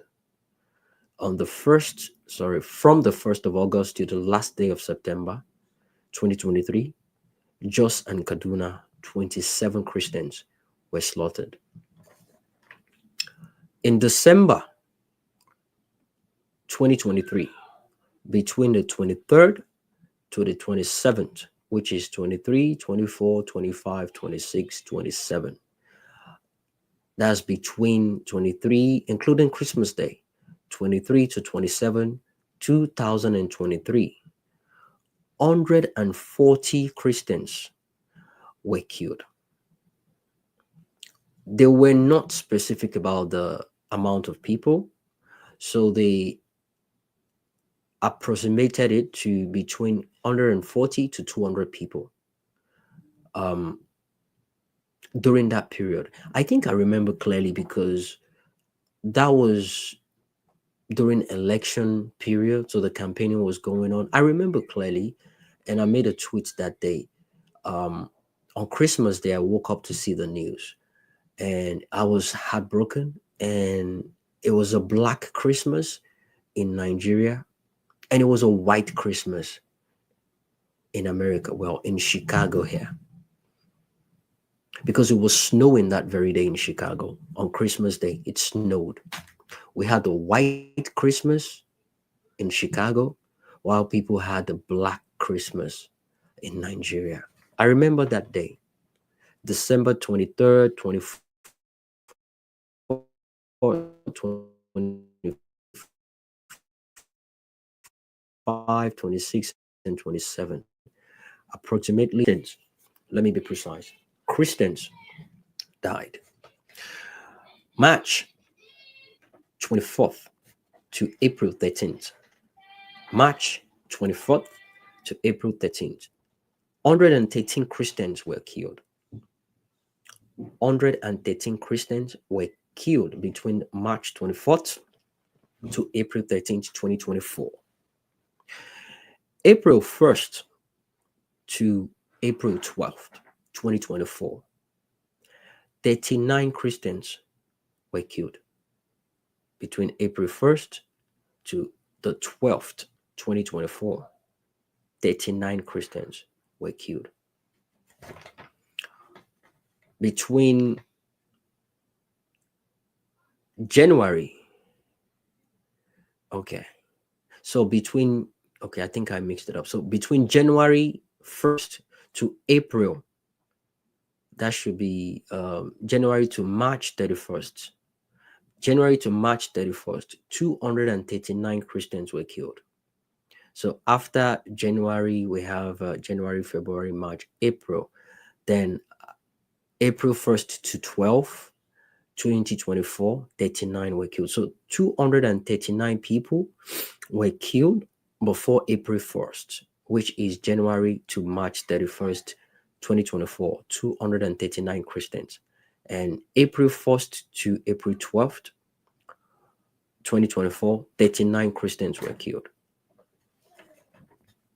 And January 2025, in Jos, Mangu, and Bakinladi, 22 people were killed in January. So the exact update from the last day of January till today has not been accumulated yet, because they give it time to get the exact figure. But based on time frame, I've been able to all the data I've been able to collect accurately is till the 31st of January 2025. And as at January 1st to 31st, 22 people has been recorded killed. That is the update so far. I mean, obviously we know people have died since, after January, February, March, and now we're in April. So we know people have died. But I don't have the exact figure. That's besides the 51 people that got killed 4 days ago, or 4 days ago. And now another killing happened yesterday / today. Another fresh killing happened. And the chances of another one happening tomorrow morning is almost 99.9%. It is that predictive. It is that accurate. What are we going to do about it? I think as Nigerians, we need to reorientate ourselves. The things we've normalized, the things we've done to see as normal. We need a deep reorientation to know that seeing dead body is not normal. Seeing blood is not normal. Seeing kids getting killed is not normal. The act of killing itself is not normal, shouldn't be normal. The act of ignoring things shouldn't be normal. The act of adapting, the quick acceptance of adapting to situation is not normal. It is almost as if it is our best strength, but at the same time, our Achilles heel. We've perfected it so much in a positive way, in a positive way. We don't depend on anybody. We can survive in any situation we find ourselves. On any given day, on any planet, we can survive. Pick a billionaire in Nigeria and just pick them up, drop them in any desert, any part of the world. They'll pick up, adapt, and figure out a way to get back to being a billionaire. We've been programmed that way. We've been programmed to survive in harsh situations, harsh conditions, and we excel. We've been programmed that way. We've been built, we've been raised that way. But at the same time, we've done it so perfectly that even when we're being ruled over by tyrants, we apply that same logic instead of fighting back, instead of pushing back. We apply that same logic. We've done it so perfectly well that the government believes we are good enough on our own, that they don't even need to help us, that helping us or doing what they meant to do is them helping us, and they don't owe us that help. And what people don't understand is there is a social contract between the citizens and the government that governs over them. They call it a social contract for a reason, for a purpose. And the purpose is so the people can have access to the basic amenities of life.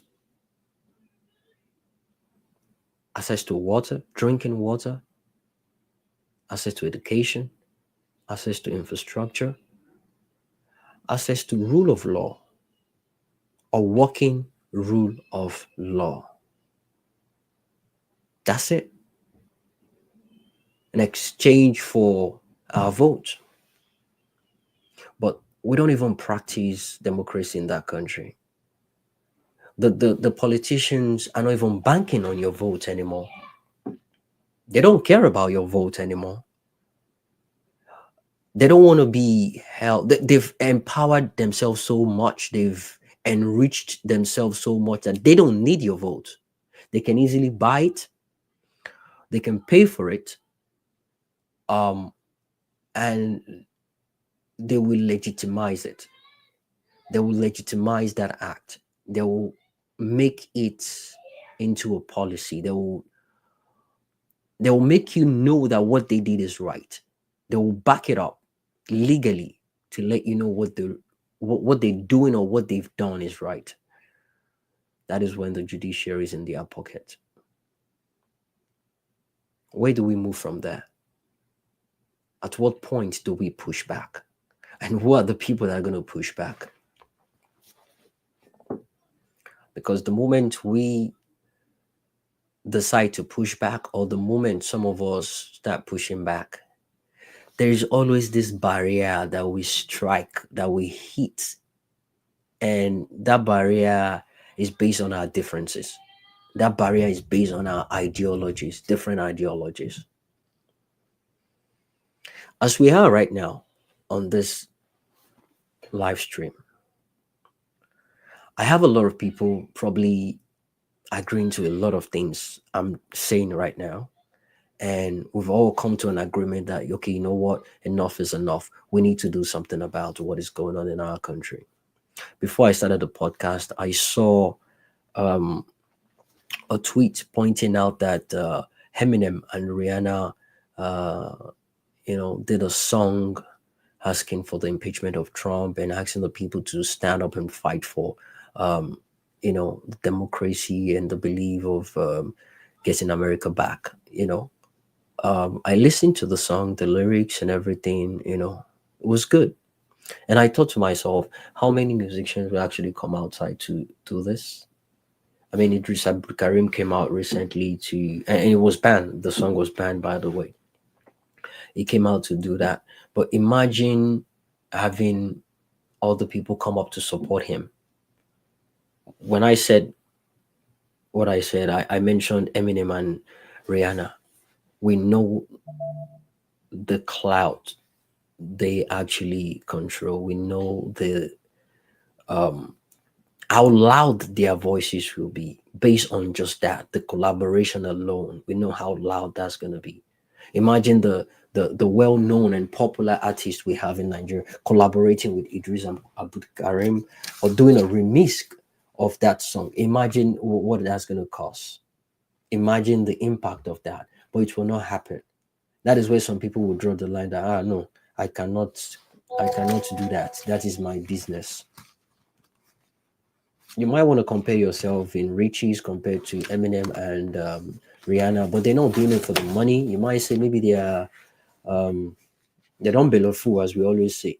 They have what it takes to survive. It's not going to affect their businesses. They're not going to be cancelled, or the government is not going to pounce on them. But guess what? At the point in time, you will feel it. Because what you don't understand is the power and the capability of the people listening to your music, dancing to your songs, promoting your songs is actually getting limited by the day if you don't speak for them. How many shows are you doing now? You hardly even do shows in Nigeria. Most of you guys make your money abroad. But it will get to a point whereby the people that got you to where you are right now, they can't even access your shows in Nigeria anymore, right? They won't even have money to buy data to even retweet or see you guys tweet any longer at the point in time. It will get to a point whereby the only people you have access to are the countries you go to do your shows now. People cannot eat once a day anymore. Once a day. They can't. They can't afford to eat once a day anymore in Nigeria. They are dealing with that separately. People are getting kidnapped. The ransom are getting paid, and they are still getting killed. And we're normalizing it. We're making it a casual thing. It is normal. No, it's not normal. It is not right for that to be happening in any society. Absolutely not right. But guess what? It's not going to stop. Because the moment we push for people to come out and start speaking about this, they will turn on you. I was speaking about how our differences, our ideology, our tribal sentiment, ethnicity, and even religion can just dismantle us within a twinkle of an eye. I saw a tweet yesterday it wasn't a tweet, it was a response to a tweet by, I think it was Saddam. I saw the tweet yesterday. I think I liked that tweet. I can't remember. And the tweet had to do with addressing Nathaniel Bassi.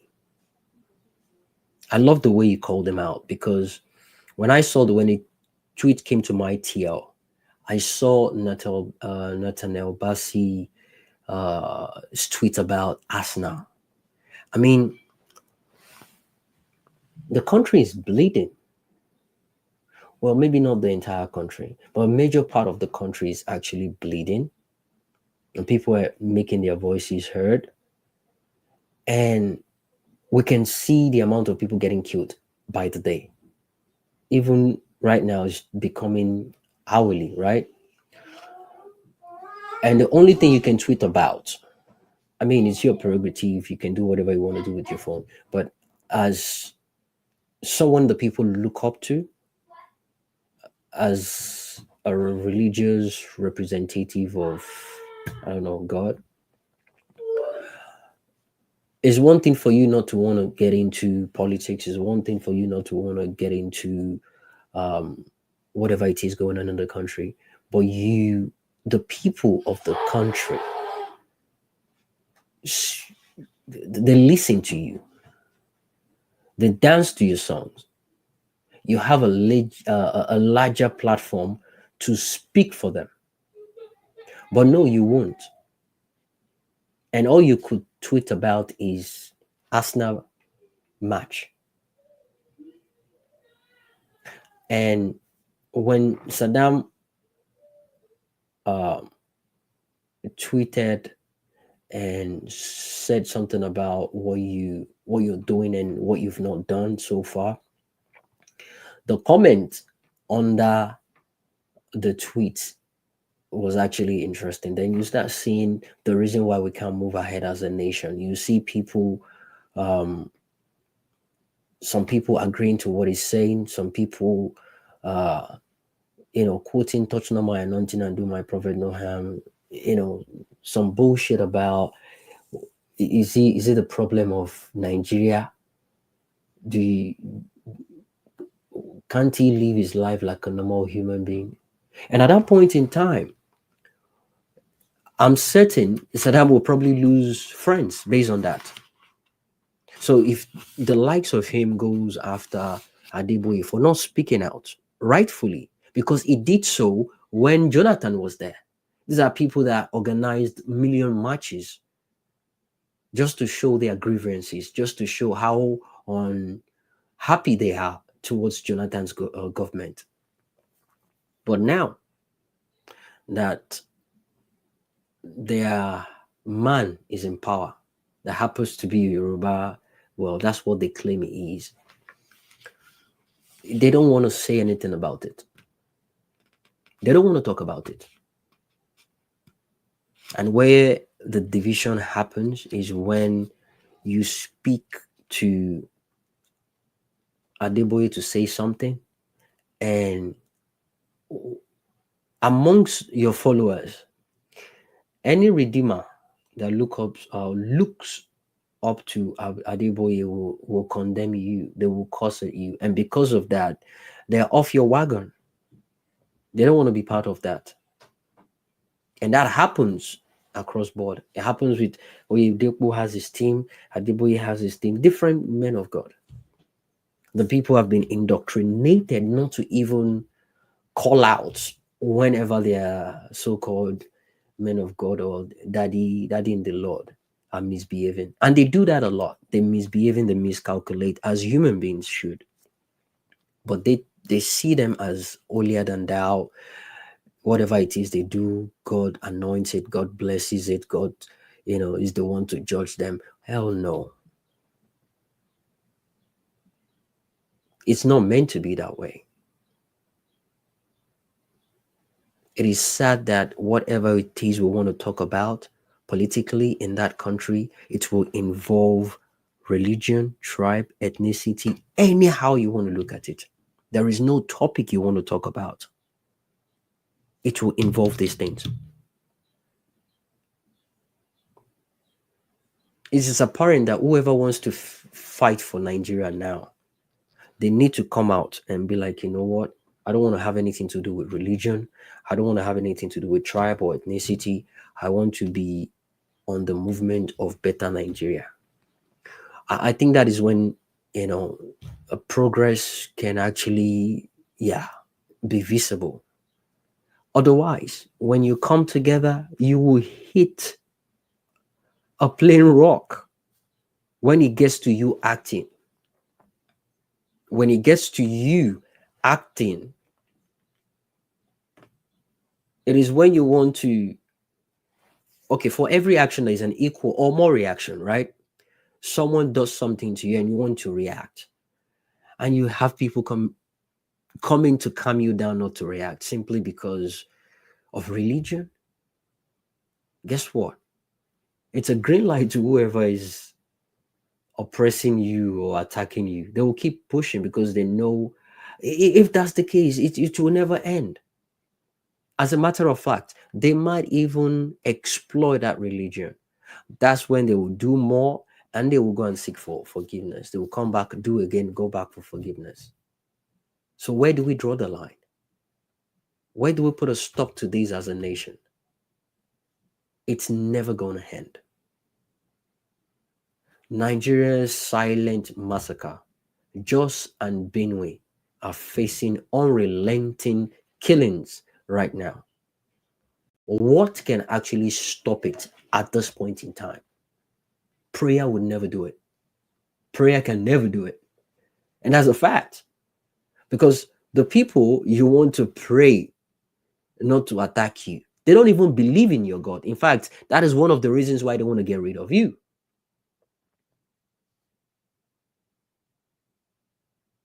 Your own God is asking you to forgive them, or you're praying to your God to forgive them. Why they are praying to their God to come and get rid of you. And even some of them chant the name of their God before they get rid of you. So it's almost as if you're happy being a sitting duck. You're embracing being a sitting duck. Where do we go from here? How do we solve this problem? Do you think people going their separate ways in Nigeria is the best way to go? Even at that, I spoke about this many times. Let's agree. Okay, fine. We want to go our separate ways. The Igbo goes their ways, Yoruba go their ways, Hausa to go their ways. That's even if it's allowed, right? Or it happens. Let me put it that way. The Yoruba people have problem amongst themselves. I cannot overemphasize this. A Yoruba in Ondo does not agree with the one in Osun. The Yoruba in Oyo town does not agree with the one in Ibadan. The one in Ogbomosho does not agree with the one in Igbora. That's the fact. The Egbas, they don't agree with the Ijeshas. There will be another internal dominance of power. There will be another rivalry going on. So it's not even about tribe thing. It's not even about, ethnic war. Even within those ethnicities, there are issues. I know the Igbos have their own. The ones in Anambra don't really have a thing against maybe Enugu, and it's a general problem. Egbas, they believe they are the number one Yoruba. They are more Yoruba than any other, Zile and Mudakeke. Come on, let's be real. We'll have this fight. It's like as Yoruba, we're coming together to fight, but when push comes to shove, everyone will want to go and say, oh, you know what? I'm minding my own business. We saw a little glimpse of that, even amongst this so-called Yoruba Ronu guys. When they started the madness, it was an anti-Igbo kind of thing. And when they started breaking down how Yoruba you are, the Yorubaness and the hierarchy of the Yorubaness, the hierarchy of you calling yourself or tagging yourself a Yoruba person. If your father and your mother are Yorubas, then you're pure blood. If your father is Yoruba and your mother is from another tribe, then you're tainted blood. If your mother is Yoruba and your daddy is Yoruba, you're tainted blood to some extent, because they believe the father owns the child. So if your father is Igbo, they'll consider you an Igbo person.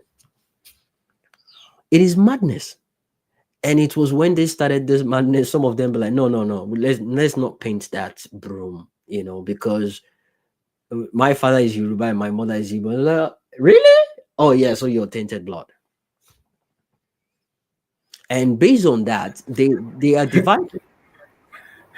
Jimmy, that was one of the funniest Bro, part of this whole Runun bandit situation bro, that I was on the space when this thing started last day actually, and I couple of tweeted it, them, but I was just laughing. I was couple of laughing. I them, was like, wait, what? couple of them So came to you've my been DM. imagine. Dr. Ho, couple of them came to my DM and they were lamenting that, Jimmy, I know say you be obedient, but as a Yoruba man, does this make sense to you? And I was like, okay, yeah, let's go. And they were making the Why crazy are noise. wait, why were they asking you to make sense of their own problem? I don't understand. When I go on spaces, I tell them, because a lot of, if not because of the way I stand my ground about telling them I'm a Yoruba person from Ibadan, and I, praise myself, my land, and everything. And they thought, yeah, bless this one are legit, this one are confirmed. So they see me as a proper Yoruba person and where I stand, and the fact that I'm married to an Igbo person, right? So they see me like someone they can relate to somehow because and it's almost as So, if wait. So they wanted to know if you accept that your kids are tainted blood, to no. justify if they are tainted blood. Okay, so for starters, they want me to Oh my God. actually say something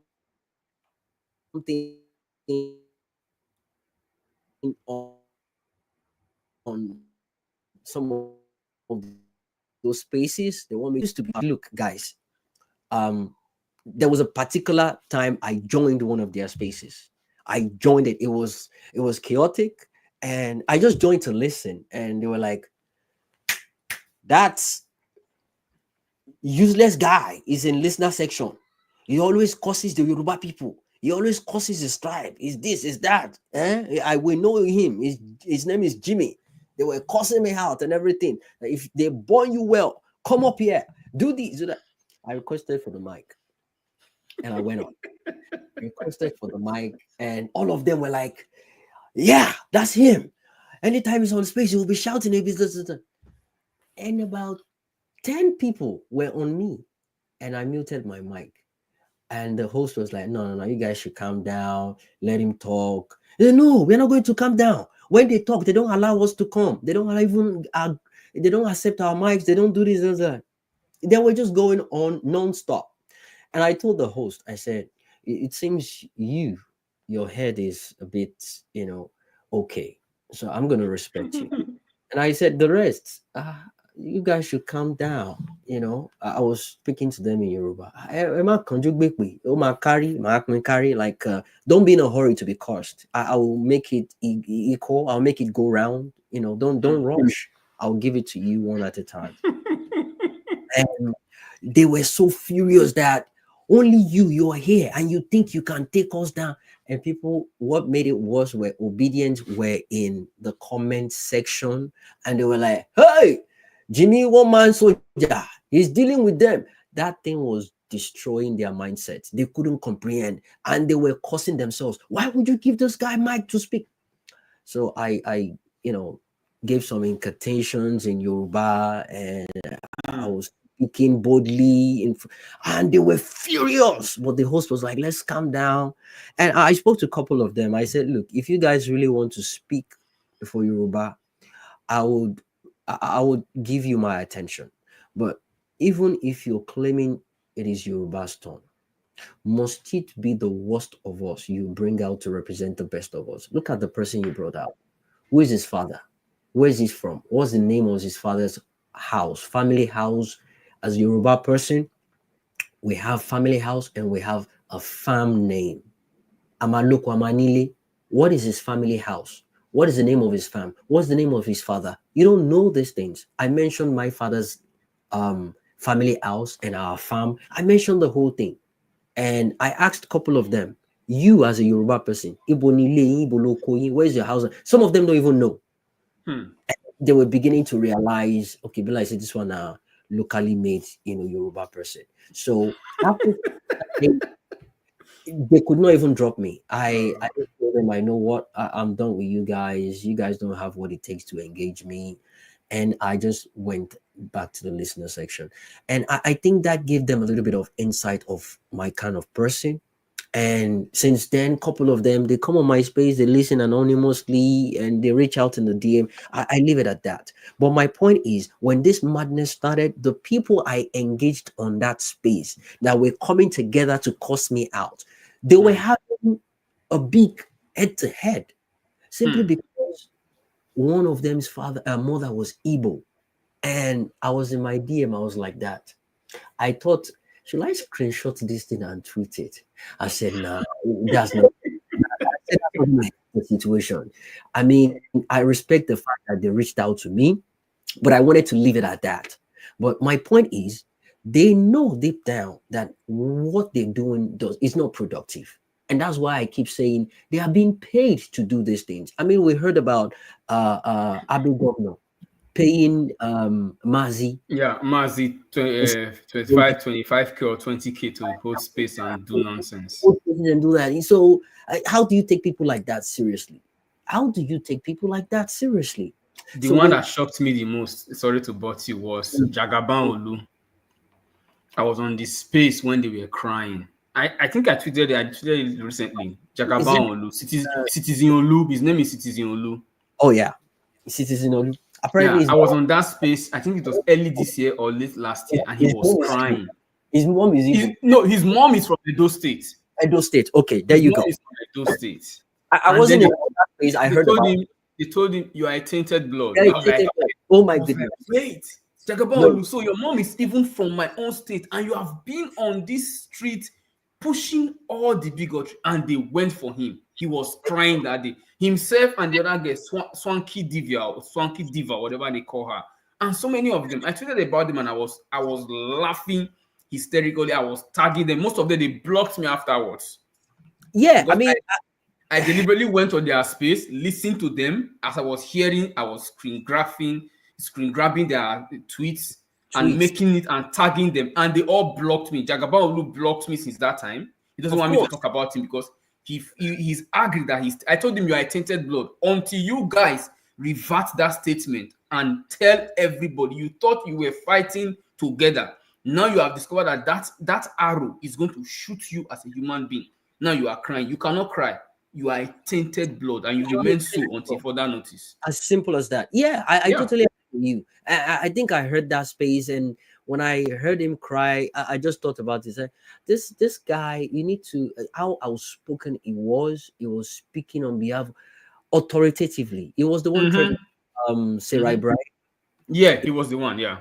He was the one Sarah Ibrahim, and the good thing is I've heard him speak. He's sound, he's well educated, he's sound. I'm just confused how he decided to just go with this whole tribal thing. This is a brilliant guy, and one thing that will just make you not reason rationally is tribe, ethnicity, and religion. No matter the amount of alphabet you have in front of your name, so some people, it's so emotional, it's so sentimental to them, but when it bites them back, it hurts real bad. Let me give you another example. There is this festival they do in Egbaland, Lisabi Day. It's well recognized, and they don't joke with it, right? And we know the Alaafin of Oyo is, I think, the number one king, if not after Oni of Ife in Yoruba land, right? So it's Oni of Ife, Alaafin of Oyo. Is that what you're saying?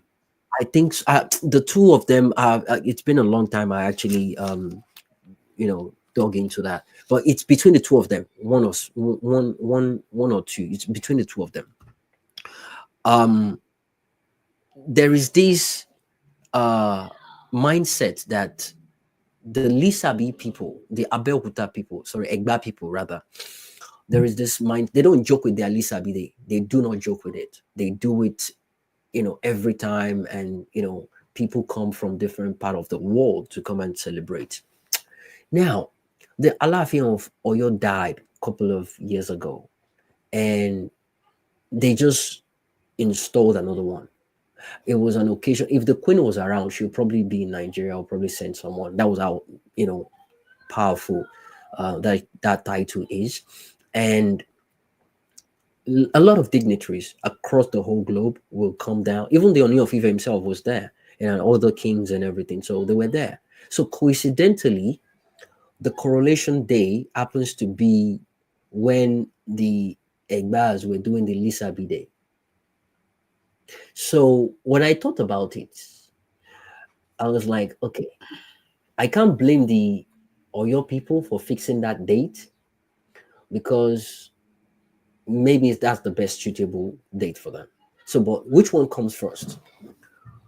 They know that the Egba Lisabi Day, right, is always on a specific. I don't know if the date is always consistent or it's a particular date that the days changes. But which one was announced first? That's the question. Which one was announced first? Which one is known or is on the calendar first? We know Lisa B Day is always, I think it's a yearly thing. I can't remember. But the inauguration, are you saying, do you want the whole celebration and the invitation to be changed because of a local? And when I mean local, I mean within Nigeria, right? Which is Lisabi. Do you want an event that will bring people from other part of the country, other part of the world to come to Nigeria?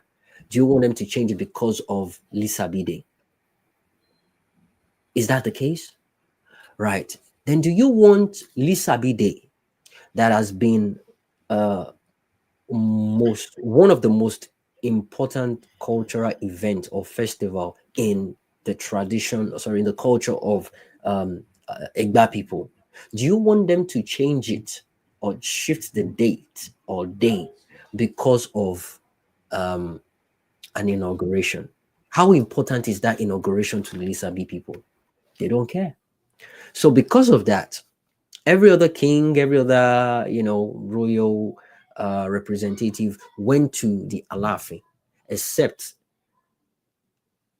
the king from Egba. And that didn't go. So now within the Yoruba Ronu, I mean, it's Yoruba, right? And the Oyo and the Egba, you considered Yoruba people. Now, the Oyo people that are part of the Yoruba Ronu are now furious.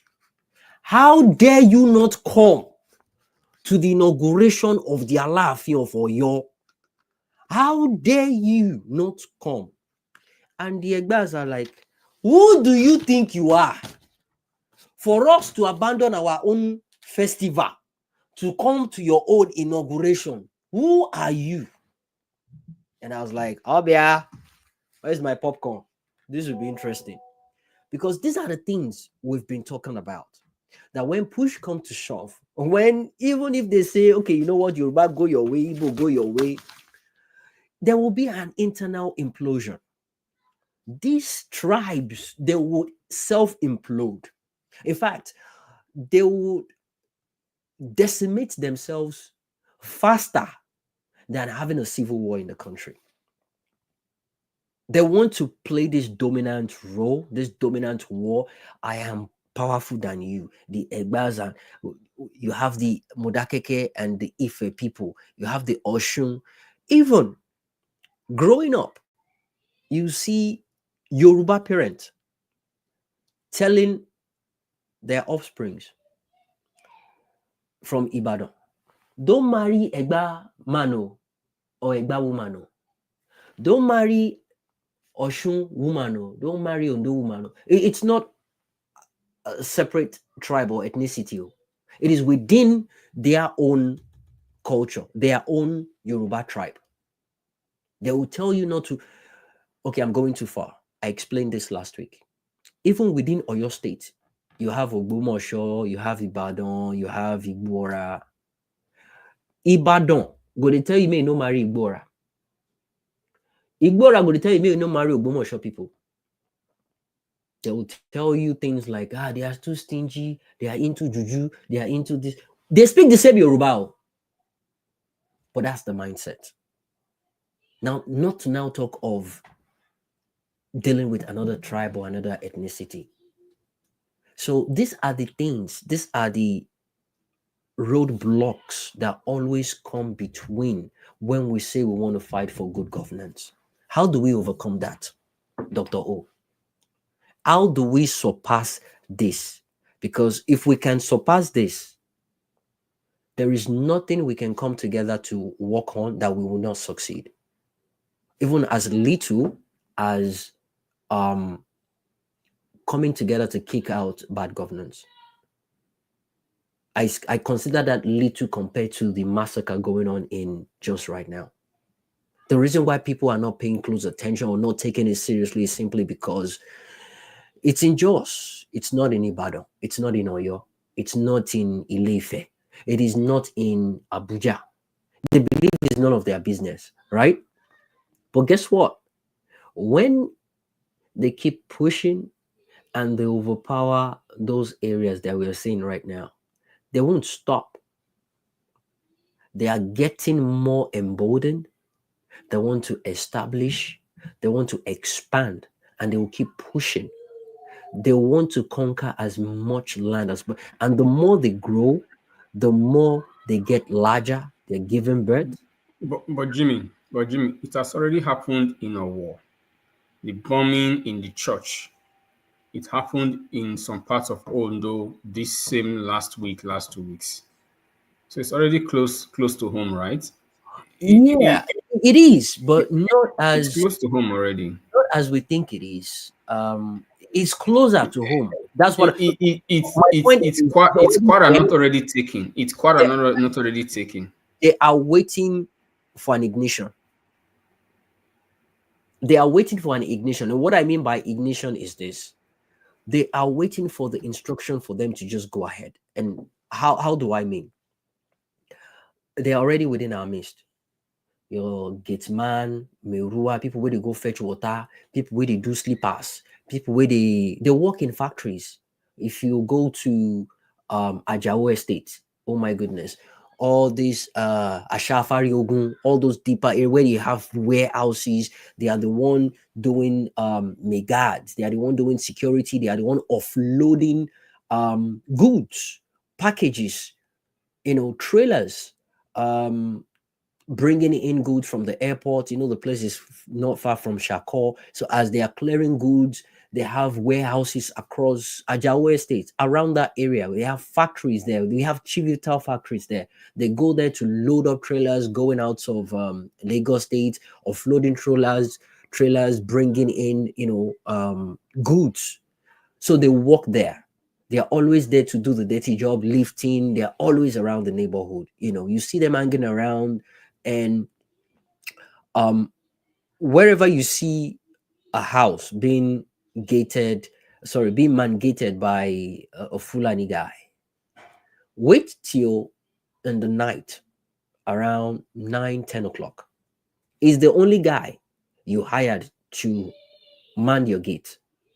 When you step out of your house to go and maybe put on the gen or get fresh hair or something, by the gate house, you'd see close to 20 of them speaking. They don't speak Hausa. I understand Hausa properly. I think it's Fufu they speak. Their language is always different. You see about 20 of them.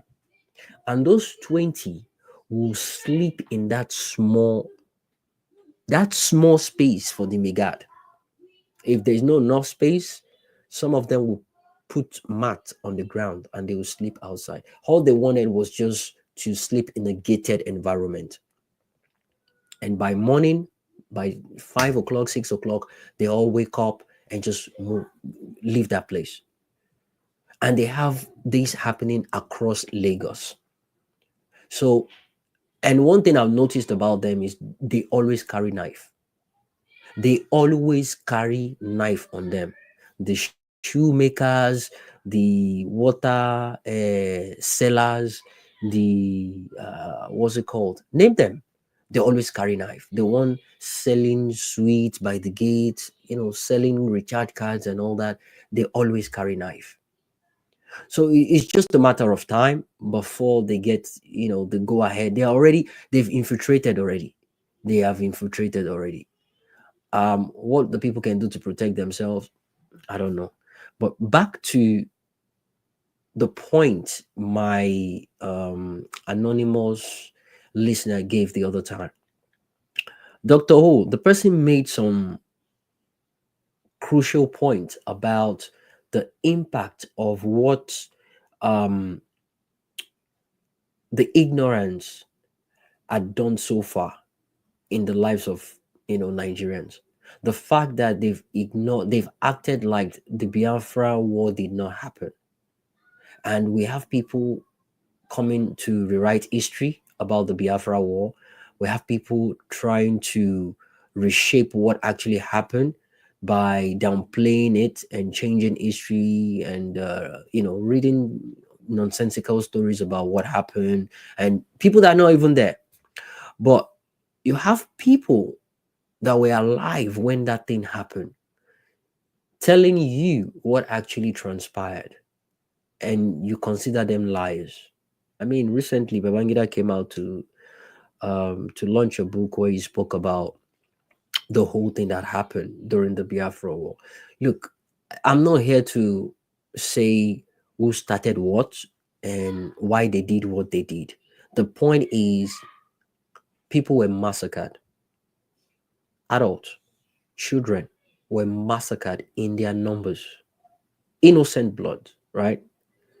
Can we at least acknowledge that first? Can we work towards acknowledging that up till now, not no past current leader has actually condemned that or spoken about it? Whereas we have the likes of Buhari saying they'll treat them with the language they understand, a dot in a circle.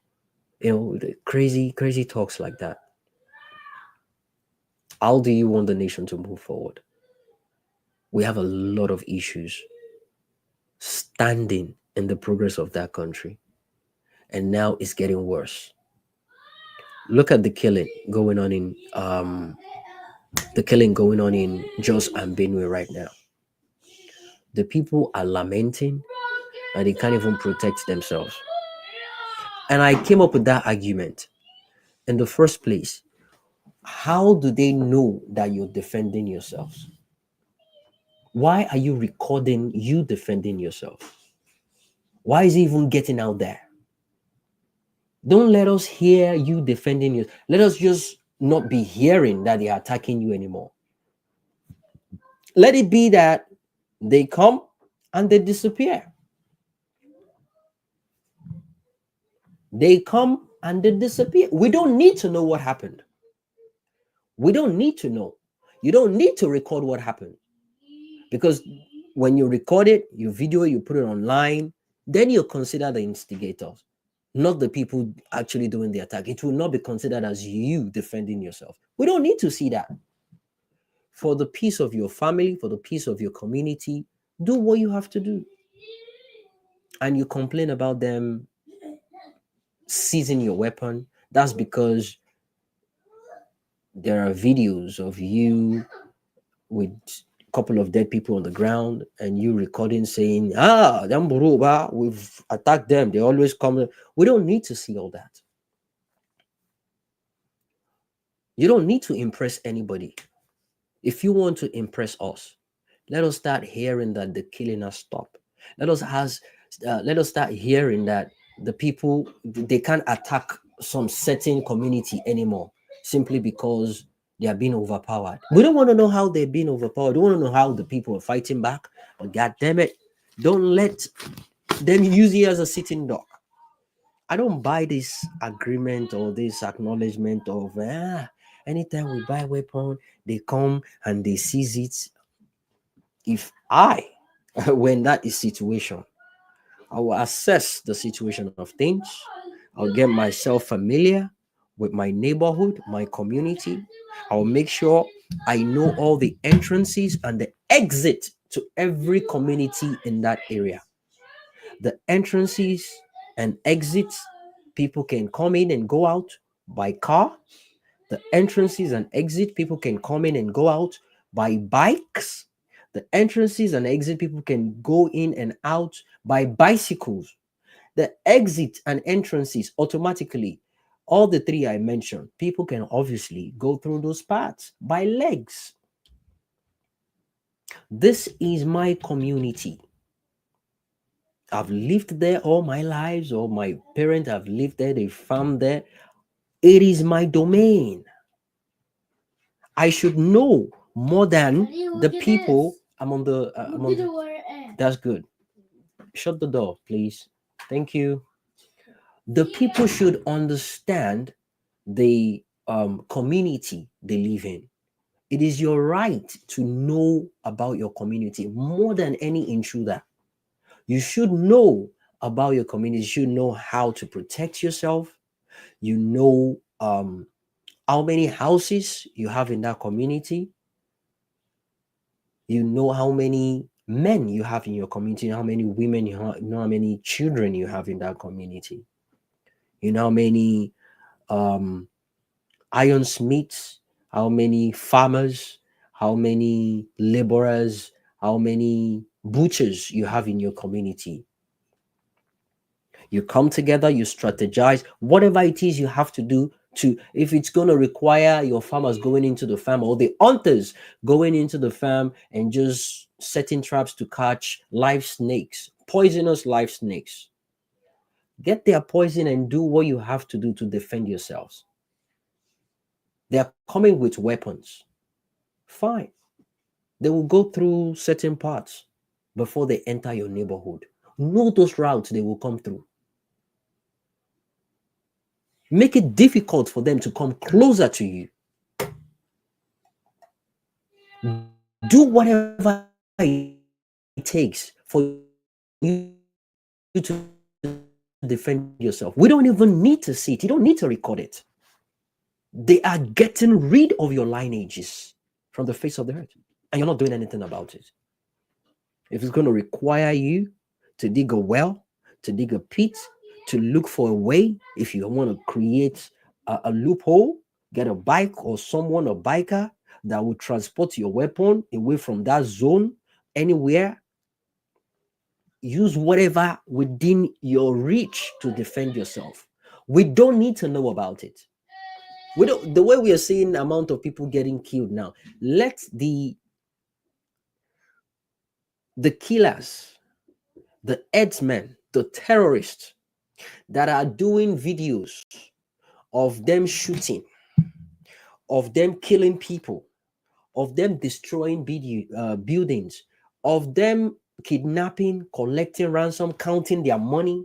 Let that video change into them crying that they've lost their brethren, that they don't know what happened to him, that maybe he stepped on a nail that's been laced with snake poison.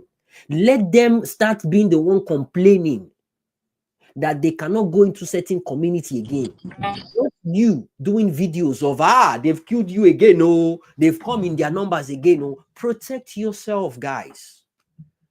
Because the government is not going to protect you. It is obvious. Are you just going to keep complaining every now and then? Icon, you want to say something? Jump in. Jimmy, yes. Listen, I think we're and this is where we all have to collectively come together. Is I just think that Nigerians as a whole, we should boycott beef, right? I think it's time to Boycott what? Did I get it? boycott beef. Oh yeah, I think you mentioned that in a tweet. You said that in a tweet. Yes, I think we need to boycott beef, and we need to insist that until security is brought under control, every Fulani headsman has to leave the communities that are not in the north for now. And they need to register, right, in some sort of shape or form before they are allowed into communities. I think it's time for us to take a stance. I don't want to keep mentioning the community, do you understand? Because you don't want to endanger them. But there's a community in the southeast. Jimmy, that's what they did. You're not allowed to bring. You cannot buy. What you call it? You cannot. If you have an event, the beef is banned, completely banned. They made sure they took those people out. Complete, like you cannot. There's nothing that you're doing. No beef, like zero. They have eradicated them completely from their community. No, we're not coexisting with you. We don't want you here because you guys have caused so much havoc. And when they tried them, they, like Jimmy, they went into their bushes, their forest, and they brought each and every one of them out. I remember then, like, it will come online, people will be talking about it. The people will be denying it, that it did not happen. But you cannot bring beef into their community. We can call it discrimination, we can call it self-preservation, because this thing is getting completely out of hand. So Nigerians need to collectively come together, and that is the problem. I just say, you know what, no beef, everybody needs to leave. Go back to where you are from. If our government cannot register you people so that we know that those of you that are here are legal, that you can be found if anything goes wrong, everybody should go back. Because I honestly don't understand, like, this thing that we're trying to be like politically correct, that we're not, for what? We know who is doing these things. How can people be running private businesses and feel entitled to our things and nobody's doing anything about it? And Nigerians, as usual, are sitting around waiting until literally the problem falls on your head.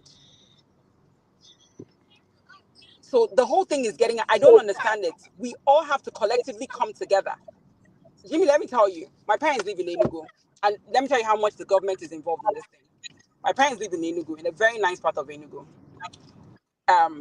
You know, when we talk about people not liking themselves, and I'm sure I'll get a lot of pushback, but this is facts. Some Enugu state indigenes don't like Anambra people. Now, in this part of town, it's dominated by just the way I Anambra just people. explained the Yoruba people too. Yes, exactly. So you get people that will deny it, but it's facts, right? So there are some Enugu state people that do not like, and there was a certain governor of Enugu state who had a problem with Anambra people because of this particular area. Jimmy, do you know what he did? He moved, we have something called like Alsa market, which is like the cattle market, right? When it's like, because Anambra people, somebody was explaining to me that it's like, you know, Zik, all of those things started from like, you know, Onitsha down into the southeast Imo states, because these ones are like, you know, at the edges. And what someone explained to me is that because Enugu and Anambra used to be one state, right? So this part, obviously, Anambra people are traders, whatever. So like in terms of wealth, they, you know, because they are merchants and traders, they, I would say, like, what do we call it, saw the light early, right? And so they had created this part of Enugu where a lot of them owned homes, right? And of course, Enugu state people started doing well, started coming up, you know, like started evolving. And when they couldn't get this part of town, that governor, because it's like, yes, your governor, and that was when powers were still kind of like limited in terms of like, you cannot just be moving mad the way this new generation of governors are moving mad. Jimmy, do you know what he did? He took the cattle market, right, and went and put it at the edge of this part of Enugu, almost like to devalue their land.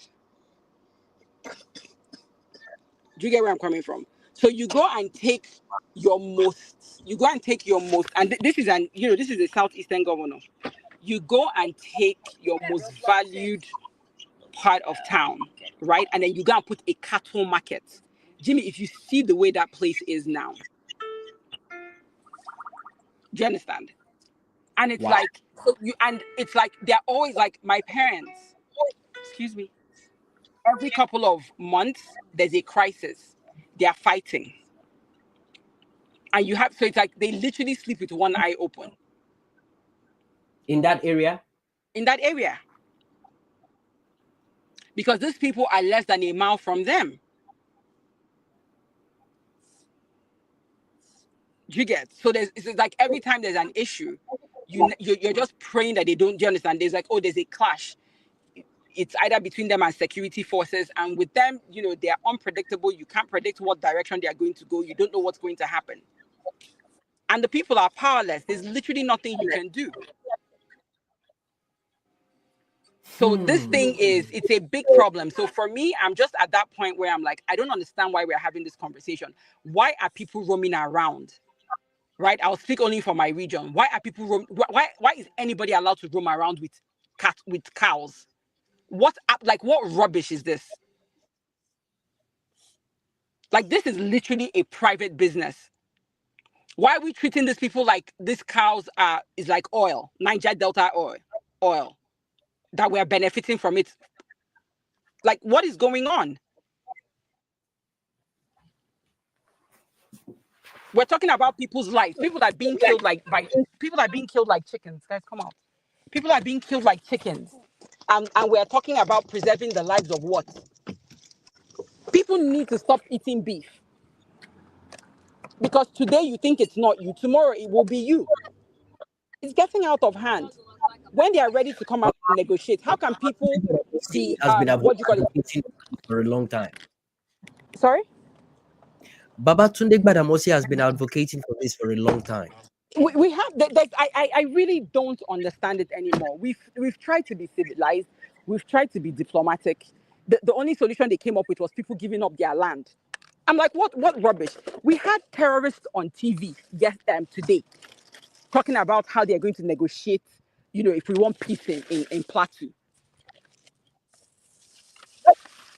Like, there's been killings and people have the audacity, Jimmy, to come on TV. Guys, drop it. People have the audacity to come on TV and say, if people want peace, these are our demands. And we're having this conversation. We're having this conversation in Nigeria in 2025. Yeah. So I've not actually seen that. I'm just hearing about it. Yes. Go online. It's there. There's technology. Even this, what do they call them? The Miyata people, like the Miyatu people. Haven't they been ascribed as a terrorist organization? Meanwhile, they are showing their faces.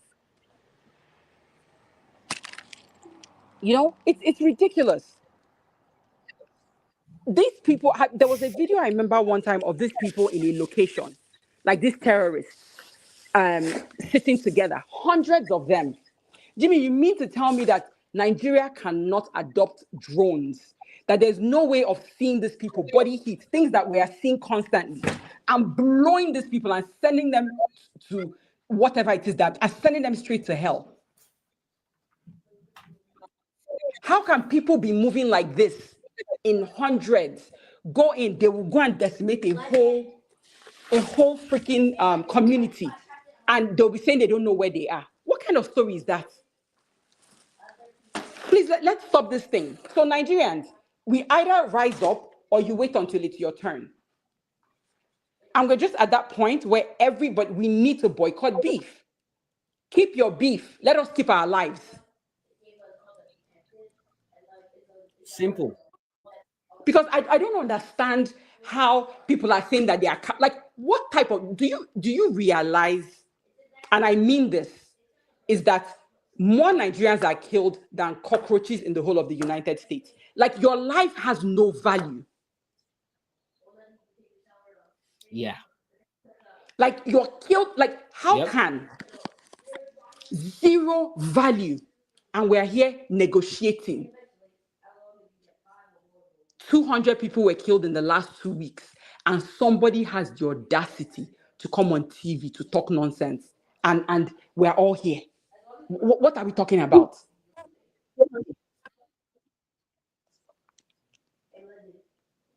So please, enough of this rubbish. Like I said, if we value our lives, then we need to take drastic measures. Communities have done it. Let them keep their beef up north. If they cannot control those people, keep them up north. We have lived, Jimmy, with Hausa people for years with no issues. So we know that it is not them. We have lived it. But now, if you even come to Enugu, most people don't let Hausa people near them anymore. Because they are afraid. Because do you understand? So those domestic, security guards and whatever, Benue people that have been displaced are now coming into Enugu. Are now coming into Enugu because people are terrified of them. How can everybody be bending themselves over like a pretzel? And these people are not even like, do you understand? So please, Nigerians, let's decide what we do. We can keep talking about it, or we go into action. funerals, birthdays, anything you're doing in this community I'm telling you about, you cannot bring in beef. There's nothing you're doing, no event, no beef will be killed or even brought in to that community. Can you hear me?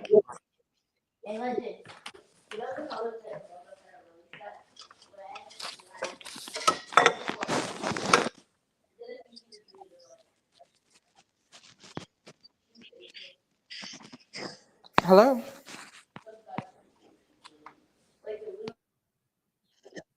Can you hear me, Jimmy? Icon, you there? Yes, can you hear me? Yeah, I can hear you. Yeah.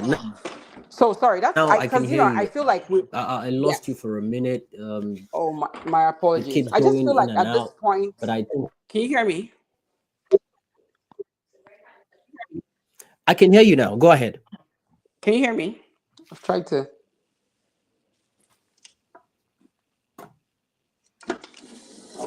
Hello?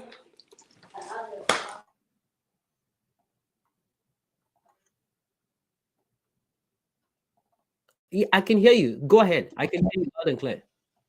Okay, sorry. Yeah, so I was just saying, so now I think Yeah. we just keep having these conversations. We're stuck in the book of Lamentations. It's time to actually start taking action. And there's what we can do, right? And then, because have you seen the guns these people carry? Oh Have you yeah. seen the guns they Talking about the carry? guns. I know about guns, and I can tell you how dangerous the guns are, which is the reason why I feel like to some extent I can speak on this issue, because people will say, "Do you see the kinds of gun they come with? You know where they come through from. The in and out. When they come in, they have Ban them. entrance. Yes. They have entrance and they have exits. Make it difficult for them to enter your community and make it difficult for them to exit. Yes. They cannot come in. Yes. If they're going to be shooting from a distance based on the kinds of guns they are carrying, is AK-47 and light machine guns. These weapons can go still long distances, but there are ways you can prevent them from even coming close. If The everybody exit. stands together, because that is the power these people have over us. If all communities in the South stand together and say enough is enough, this thing will stop. Hold your people, hold your beef. But No, they don't have any. The that same way you have a right to roam is the same way I have a right to exist, to be alive. What rubbish are we talking? But that's not going to happen, right? Jimmy, that's what I'm telling you. That let me tell you something. The problem is that we don't work united. We do not work united. So at least let us try. The problem is that we don't try. Let us try.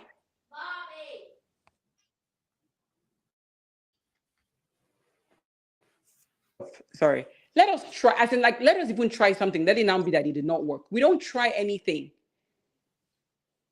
So that's where I'm coming from. Is what can we do? And do it collectively. So for the lives the blood that has been shed, is it that Nigerians cannot say, you know what, for the next 3 months, nobody should buy any cow? Can we not do that as Nigerians collectively?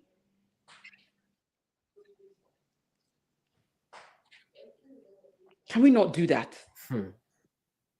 We have to find something. We never make a statement. We never do anything. Anyways, that's what I wanted to say. It's ridiculous, really. Thank you, Icon. I think you have a good point, and Babatunde Gbadamosi emphasized on what you just said now, like banning beef and stop buying their cows, especially the Southwesterners. We like this whole Owambe. We don't joke with our parties every Fridays, Saturdays, and Sundays. So, and their cows is what we buy regularly. Let's just stop patronizing these guys. It is from that patronage that they are weaponizing themselves. They're protecting their so-called cows, selling it to the same people they are kidnapping, and it is ridiculous. Babatunde Gbadamosi started the campaign. In fact, there was a couple of what's it called posters about it, but nothing happened. Absolutely nothing happened. So people were not paying close attention to it. People were not paying attention to it at all, and they just saw it as a waste of time. I think it's something that can be reignited and put out there for people to pay close attention to and look into, quite frankly. So yeah, I think that's a very good point. That's a good point. Someone just sent me a picture of uh Opus Odima. Is that him? Yeah, in the church, and maybe it's the pastor or the priest washing his legs and wiping it clean. I mean, this is akin the um to the idea that I not idea, sorry, to the example I used the other day when I was talking about religion and religious leaders, that they are in bed with the politicians and they work hand in hand with the politicians, and all they do is just preach peace to calm the people down, and the politician use them to rebrand themselves, to reestablish themselves in a way whereby they appear holier than they used to the people. And I use an example of a politician kneeling down in front of the pastor in church, and the pastor will preach, put his hand on his head, and say things like, "He without sin cast the first stone. Go into the world and sin no more. From today henceforth, whatever sin you've sinned in the past has been forgiven, absolved," and all those nonsense. And automatically, no matter how much that person has stolen, no matter if the person even killed anyone, due to their policies or deliberately or indirectly, they don't care. So far, that so-called man of God has placed hands on them, they've been absorbed of their sins. So that's it. And this is a very typical example. You can see a pastor washing his leg, wiping it, and is there seated, smiling, and others are looking at it. And definitely, this is going to be done in front of the congregation. This is the country we're talking about, Nigeria. With how dangerous this man is, the corruption and everything about him. Look at him washing his leg like Jesus Christ. And the people in the church that day watching this happen, they will have a different perspective on him moving forward. And now that the picture is online, imagine the amount of people that will be impacted by this. Seeing these, they will change their mindsets towards him. A lot of them.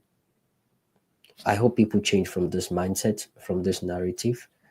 And I hope we wake up from this madness going on in Nigeria.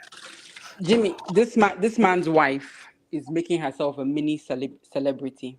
You have all the makeup artists, you have everybody, all the designers climbing all over themselves, praising her, fawning over her, right? To dress her, to do her makeup, to do all sorts of things.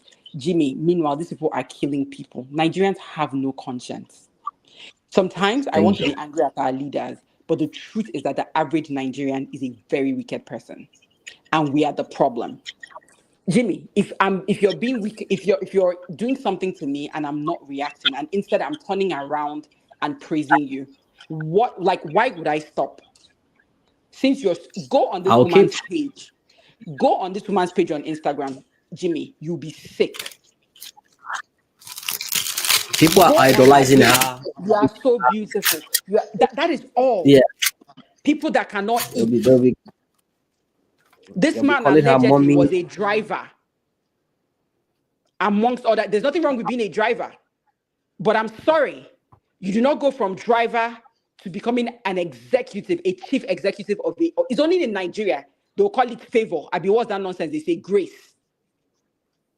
No, it's criminality, because he did not go from driver, start working in the company, and then, like, start working as a civil servant and climb his way to the top. He literally went from that allegedly to fraud, and then here we are.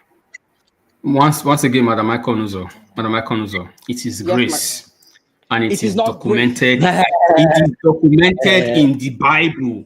Who he calls, he justifies. He qualifies. Please go and look at everybody it is all that he written called. in the Bible. Go and look at even the prophets. They did not just stand up. Even David built his way to becoming king. No, even David, even though they told him you will be king, if King David earned his way as to evil, king. as evil as he was, could be termed the man after God's heart. Who are you to judge Hope Uzodinma to become the governor of Anyways, state? Dr. O, I keep telling you that this is people's argument. They wrote exactly. You see, that is the foundation. That is where the religion Dr. O, Nigerians not Dr. O. Other it. countries have Christianity and they are not where we are. Please, let's be very clear on that. Other countries practice Christianity because they know how to separate and they are not where we are. Because they know how to separate Christianity from their government issues. It changes nothing. They don't mix it up. Because they don't mix it up. Because when a politician rigs an election in Nigeria, he runs to church to do Thanksgiving after paying fat offerings and tithe. I agree 100% with you on that. I agree with that. I agree with that. But you are wanting to put it that, it's got it. No, it's the foundation in Nigeria. It's the church. It's the evil people everywhere. Like, let's focus. I agree with you. And they can justify that they are evil deeds with the Bible and the Quran. That is where Nigerians. I'm sorry, I disagree with you. The priest, yes, they do. This is where I disagree with you. The priest can wash his legs, right? Because Jesus washed the legs of sinners or his feet. But the priest should also tell him the truth. It's as simple as that. Okay, you can do both. What if the priest told you he told him the truth? And no, God decided to add in the heart of at least the truth that we know that we're told in the Bible were recorded. What if the is there any evidence? No, wait. What if the priest tells you that he's washing the feet of Uzodinma because the Bible did it? Jesus did it, like you referenced. And he also tells you, I have told him the truth, but the heart of the king is in the hands of the Lord. Even in the Bible, when Jesus loved up people, he still told them. Go and look at from the woman by the well. He still told them, not Lazarus. What's the one? The tax collector. He still spoke to them about what they did. I'm sorry, but you can try and twist and turn this thing as much as you want to. Again, Dr. O, wait, hold on, let me finish. Sorry. I come back to this. I will not have this conversation with you people because it is counterproductive. Do you believe in free will? Do you believe in free Dr. will? O, again, do you believe in free will? Let us go back to the conversation. Is using his free will to become an evil person. Good for you. Jimmy, let's go back to the conversation, please. Thanks. Dr. Who he doesn't want to hear anything that has to do with religion. It just comes out, No, Jimmy, Christians preach free will. All who opens Uzodinma is expressing his free will to become an evil person in Nigeria. So nobody should condemn him. It's as simple as that. He's using his free will that God gave him. It's simple. If we want to believe in the Bible and free will and all not, let's believe everything together. That is what it means. He's using his free will, his God-given free will to be the evil man that he is. Tinubu is using his God-given free will to become the evil man that they are. So we should not be complaining about them because God gave them that free will to be evil. It's that simple. Since we want to believe in the Bible and continue to delude ourselves now. That is it. Okay, fair enough. So, but I mean that's your own personal belief about this, and Madam Icon has our own personal belief as well. So we can agree to disagree. She has a different perspective towards this, and the bottom line is this: we both agree there's a problem going on in Nigeria. You are looking at it from a spiritual and a religious perspective, and she is looking at it from a political and commonsensical perspective. You both have a compelling argument going on, but she doesn't want to be tied into the whole religious thing. And I keep saying it, there is no way you talk about anything that has to do with Nigeria, anything, social, political topics, whatever it is you want to talk about, you will definitely, I repeat, definitely mention religion. It is that bad, and they've gotten it so useless that people just have a swing at it every single time it comes up. It is sad. The way religion is practiced outside Nigeria is not the way it's practiced within Nigeria. And the ones practicing it in Nigeria has made the religion look so crazy and stupid. It is ridiculous. But it wouldn't change the fact that it does work for some people, and it is based on what is going on in Nigeria now that makes us think it doesn't work at all. We make it feel it doesn't work at all. That's another topic for another day. But the truth of the matter is, even countries um, that are not as spiritual as Nigeria, they have everything going on for them: good jobs, good governance, and everything. But they still believe in religion. But they don't take it to heart the way we take it in Nigeria. And I think that's where the line drawn is between Dr. Who and Icon. Icon agrees with a lot of things you guys said, but she doesn't want to condemn the whole religion based on what is going on in Nigeria. And most of the points we make to the make Karigo is always based on Nigeria, is used on the example of things going on in Nigeria that we base our judgment on. And it is sad. Honestly speaking, it is sad. I listen to this argument at times and I'll be like, so assuming Nigeria is not in the picture, our conversation towards religion will be different. Because the way we talk about it, the comparison we make, we hardly mention the West. They are religious, but not as much as they carry on for head in Nigeria. They've been bamboozled, indoctrinated in that country. And it is sad that we have gotten to that level in Nigeria and no one is doing anything about it. Absolutely no one is doing anything about it. It is ridiculous. Then again, I've gotten to a point at which I am tired of this madness. Hey, look who's there, Tudo. Tudo, To the Baba. villa who What's never, who up? never What's sleep. up? To the villa who never sleep for 5 days. Look I at him. got you. I said I don't want to call you first. Make I let you. Make I just leave you first. I'm going to Oh, call you. Ikina, what Be did like, they do for here? sleep they catch me, but I no fit sleep. Jimmy time me here. It's actually, yeah, it's actually his day off, and I've been sleep deprived, he's man, but free I'm with good. me I'm good now. today. I'm good. You good now? Alpha. You still look sleepy though. Yeah. I'm fine. I'm good. Nice Yeah. to have you. Thank Uh, you. I've been at it since the morning, ups and downs. Yeah. I've It's been been crazy. I mean, we're talking about the silent. I've been listening in and out, but it's been crazy on my end. But yeah, I'm here now. Yeah, so what happened is when I started so great with another platform. I started with another platform, Streamlab. I heard about that one. So I googled out the Oh, okay. top 10 best live streaming platforms, and they brought me the list. So I was checking them out one by one. So I tried Streamlab. It was okay. You can they have different updates on their interface, teleprompter. You can change the team and everything. It was beautiful. But guess what? People couldn't hear me. No Oh one could hear wow. me. The mic was good, everything was, and it was messing with my head for a minute. I was like, nah, what is going on? So I had to hand it.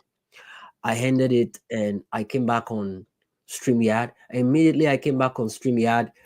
People were like, "Oh yeah, we can hear you now." I was like, Yeah. "Great." So this was a stream you used the last you've been using, right?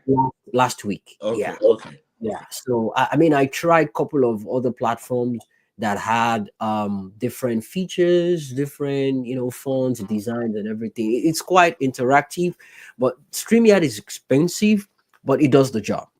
Okay. Right? It does the job, and you can have as many people as possible. And they have this feature now where you can put in videos. And I just put up Opus Ozima's picture where then they washing his leg. You know, they're What? washing it. Oh yeah, that is it. See, it's on the screen. What is that about? He's on the screen. That's He's now the the new picture. Jesus of. Oh my God. The I do picture that. has been trending. That's The picture has if been you trending. remember, I spoke about this. Has been trending. You know, today, if you remember, I spoke about this. Was it when we talked about religion? And I was like, these criminals, they will go in front of one of the well-known pastors, and that one will put hand on their head and will be like, "Ah, he without sin cast the first stone," Yeah. and they will absolve them of their sins, and automatically the followers of that pastor, people looking up to that man of God, automatically believes, you know what, this man is now a brand new person, and no matter how much they've stolen, how much people they've killed directly or indirectly, they are now a new human. They've been rebranded, and that's the danger of the thing we're talking about. But then again, when I listen to the arguments and points we make on religion, it's based on what is going on in Nigeria. We equate it. We use what is going on in Nigeria to. Dr. O is fighting, is waging that war now. Me, I don't relax now. Dr. O is. Now, don't carry out for head now. Don't carry out for head now. He is now a radical. He's not a radical. Radical for Jesus. Jimmy, can I tell you something? You have made that statement twice, and that we discuss religion based on what is happening in Nigeria. To a large extent, yes. But in the West, there is still some element of religious madness going on. Yeah. There is just that the difference is that we have the laws here that when you F up, you find out. I'll give you a quick example, Jimmy. Watching an unfortunate true crime story just a few days ago. This guy went to the bar with his wife. He met an older man who is 65 years old. This young guy, 37 years, went to the bar with his wife, and he had tattoos on his body because it was a hot afternoon, so he wore a short shirt. A hot evening, he wore a short shirt. In the US, for example, and he had tattoos. And this older guy that is 65 that he barely knows, he just met another mutual friend introduced them. The old man, 65 years old, might be like, "Oh, you have tattoos in your body, you are going to hell." He was like, "Wait, what?" Sorry, he said you are going to hell. Sorry, Dr. O. Yeah. Sorry, Dr. O. 1 minute. I just need to know. I'm still here. Okay. Hey, Jason, I'm on the phone. 1 minute. So yeah, I'm here. Icon is here as well. It's an open discussion. I'll be right back. I need to grab one or two things, but yeah, the conversation is still ongoing. I just thought I should let you guys know that. But yeah, go ahead. Okay. I'm listening to grab your cold Heineken. The one that you drank yesterday. Yeah. So the 65 years old man tells the 37 years old boy, a man as well, "Oh, you have tattoos, you are going to hell. Why did you decide to destroy what God gave you?" He was like, "Wait, I don't get it. I like it. This is my job and it's my creativity. Every tattoo on my body determines how I felt at a particular time. I'm using it to write history or stories." And he's like, "Yeah, you know what they say about people who have tattoo, right?" And he's like, "Yeah, get more." He said, "No, you are going to hell, you piece of shit." And that was it. The young guy was like, "I don't even know you. How are you judging me? Is that the love your God preaches?" He walks out of the bar. This old man got so infuriated. He went out. He killed this guy, actually. What? Yes. I will send you the story. He killed him. He punched him in the head. Gosh. Yes, just because of tattoo. The Christian man punched this young 37 years old man in the presence of his wife. He punched him because he was so big. He was 250 pounds or so. Punched him in the head. The guy fell down, hit his head on the pavement, and that was it. He was in the hospital for 1 month in coma, blood force trauma, brain injury, and this guy died. And the 65 years old arrested. The case went on and everything, and he got sentenced for, I think, 25 years in prison. That is religious extremism. Yeah. If this old man 65 did not get that indoctrination of condemning people to hell, would he say that? No. He would move on. He would mind his business. Very true. So the religious extremism, I have watched series of stories of pastors indoctrinating young girls in the US, getting them pregnant, procuring abortion for them, manipulating them with the name of Christ, with the name of, it's just that over there in the US and in the West, if you do the crime, you do the time. If you are found out, you go to jail. They know they see forgiveness. There is no forgiveness over there. But in Nigeria, they preach forgiveness. That is why Uzodinma can go and meet a pastor to watch his feet, despite the fact that Imo State is in trouble. Edo State, for example, after they rigged election for the APC illiterate who cannot even read his budget, what did they do? They went straight to start singing whatever song they were singing, Christian song, just to tie the emotions of Nigerians. It's the killings in Jos, in Benue, it also has religious connotation as well. One part of those who believe in God says God gave them the land. They are here to dominate. The other part are folding their hands, waiting for God to come fight for them. And we keep saying these things. Nigerians have to disconnect themselves from those religions. First of all, find your humanity. Find your humanity. Know that you are first a human being. That is the first thing. You are first a human being. Leave whatever creation you believe made you, whether it is God, Allah, whatever. Leave that one to do his shit. Know you are a human being. See the next person as a human being. And when they come for you, fight for your life and leave God alone. That is what we have to start pushing. Because if you read all the religious books, it's always contradiction. God says on one hand, make peace with all men. On the other hand, he says, buy a sword. buy a sword. On the other hand, he's promising you 72 virgins if you're an alive person in his name. On the other hand, he's telling you you're born in hell. So what kind of contradictions do we have in all the books? It's just painful. It's just painful. Seriously. That's sad. That's very sad. No, I agree. I agree with you. I don't know what to say to that, man. It's the height of it for me. It's and when you think about what religion has done in this world, many will argue that blame the people, don't blame religion. We've had endless debates about that. You know, and I can understand why people would say that. They will say, "Oh, religion has also inspired." It's like a double-edged sword. It's inspired good things in the world. It keeps people sane. I remember somebody telling me yesterday. I belong in this WhatsApp group of ministers, theologians, and all of that. So you are still there. You are still there. You have your leg, one of your leg outside. I'm the one that is giving them the counter opinion. So I see. That's why they kept you there.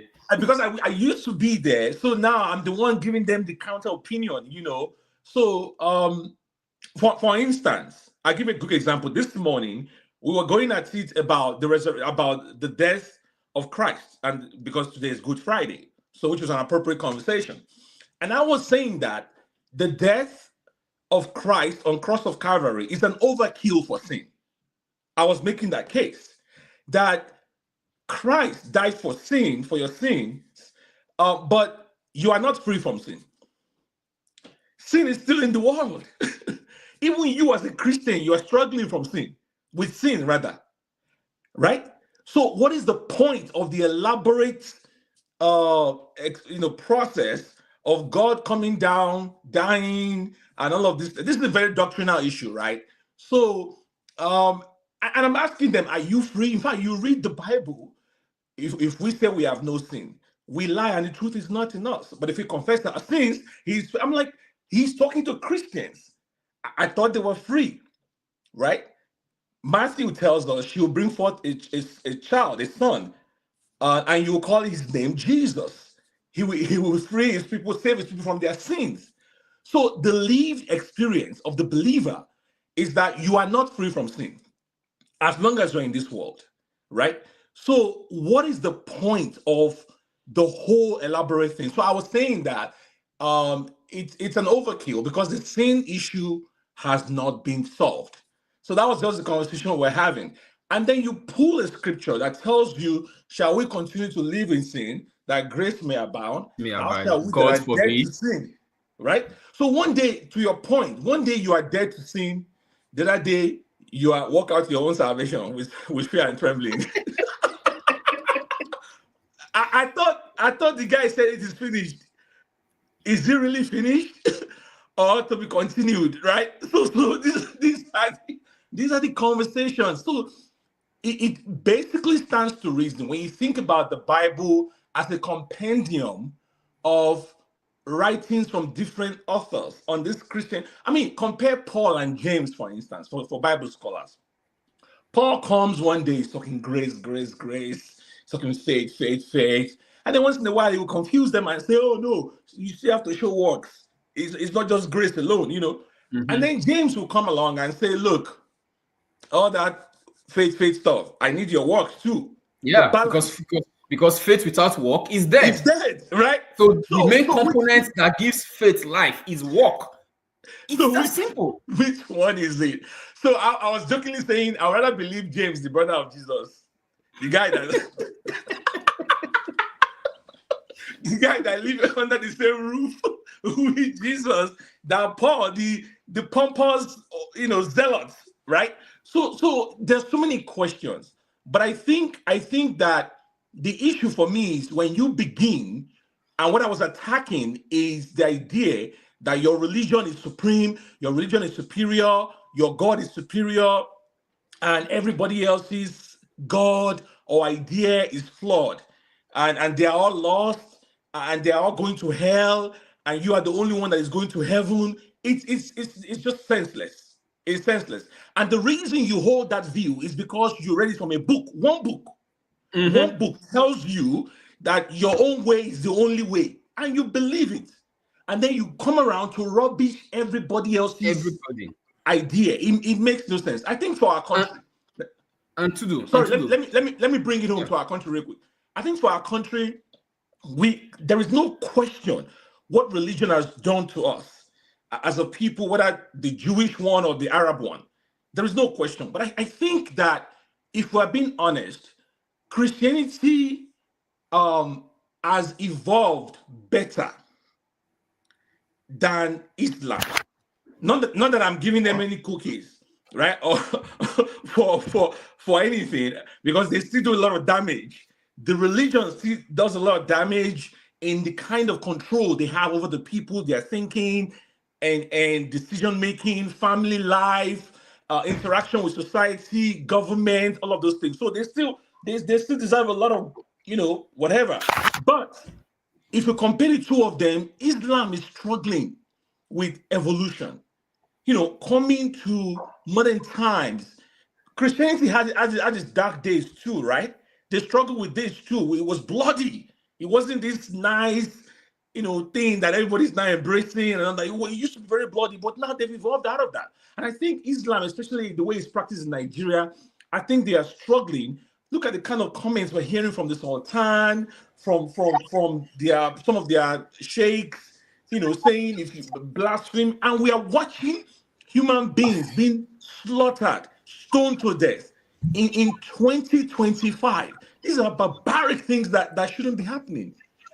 So religion is, it's let's leave it there. Jimmy, please, just a second. Now, you made a point about the Islam being barbaric. To religious space. We are tying it down to what is going on in Nigeria. Tudo and Dr. Jimmy, we are tying it down. We are tying it down for the fundamental problem that we have in that country. Tudo, I agree that the Islam people are doing on Twitter now. I'm now live doing my second handle. Okay. Sorry, Jimmy. Dr. O is talking. Yeah, he can hear me. He can hear me. Oh, okay. Yeah, I can hear you. I was go ahead. Like that. I had my handle to my normal Twitter handle to open another space with so people can actually be part of the conversation. After David Udein was hacked, people feel reluctant clicking on anything. They probably think I want to hack their Twitter handle. So when I post the link where they can click be part of the conversation, they feel reluctant. So I've decided to open another Twitter my own normal account with the Twitter handle so they can be part of this. But other than that, yeah, I just want us to know that people are listening in from the other side as well, and they can be part of what is going on. So it's a video conversation, and they can hear everyone speaking from this side as well. So but Dr. O, before you proceed, you yourself and Icon were making a point. So I wanted you to wrap up with that, which you've done. I wanted Icon to conclude on the summation she was making. Then we'll take Tudo in that order. Oh, okay. So wrap up with what you're saying, Doctor. Oh, then go back to Tudo, why we can blame the Islam for being extremely radical right now, which you spoke about. The part that is even more dangerous, no, not more dangerous, as dangerous as what we are experiencing from the Islam angle, is the mental enslavement and the docility that Christianity has plunged Nigeria into. This is where I am angry with Christians and also fought the Bible. For example, Tudo, in Proverbs 18 verse 10, this is NIV. The name of the Lord is a fortified tower. The righteous run to it and are safe. Yeah. End of story. So which means if the radical Islamists are coming to kill me, if I shout Jesus, no, that is it. If I shout Jesus, because it says, I will trample upon serpents and scorpions. 10,000 shall fall by my left, 10,000 by my right, and nothing shall harm me. If these words hold meaning, if these words are efficacious, are efficient, are true, then a child that has been raised in a church, I'm not talking of an adult. Let's leave adults. We have sinned. Let's leave it. A 5 years old, a 2 years old in Nigeria, in a Nigerian Christian home, has been told how to shout Jesus when anything is happening. Yes. A 2 years old knows how to say Jesus, of course, when anything is happening. So if these words are efficient, are efficacious, then that 2 years old that sees somebody unaliving his father and shouts Jesus should be saved from that monster that is coming if the father has actually sinned. But this is not what we are seeing. And because we have been raised from childhood to believe in all these quotes, all these nuggets, my pastor used to call them nuggets. I never knew he was actually telling us that they are not efficient. He used to call them nuggets. Let me give you a nugget. Yeah, they are not. They are just quotes that gives you in a euphoria, because when the incidents happen in churches and mosques, churches, for example, like in a war, children were there unalived and they were screaming Jesus, and Jesus was nowhere to help them. So we have to tell Nigerians these words, as long as they keep you in euphoria, which I do not want to fight with. It's normal to feel good. Feel good hormone is good for everybody. You must realize that no God is coming to answer that Jesus you are screaming. Because by the way, it ties me to the last point that I was trying to make to Akonuzo, Tudo, you were not here. Christians argue that God gave us free will.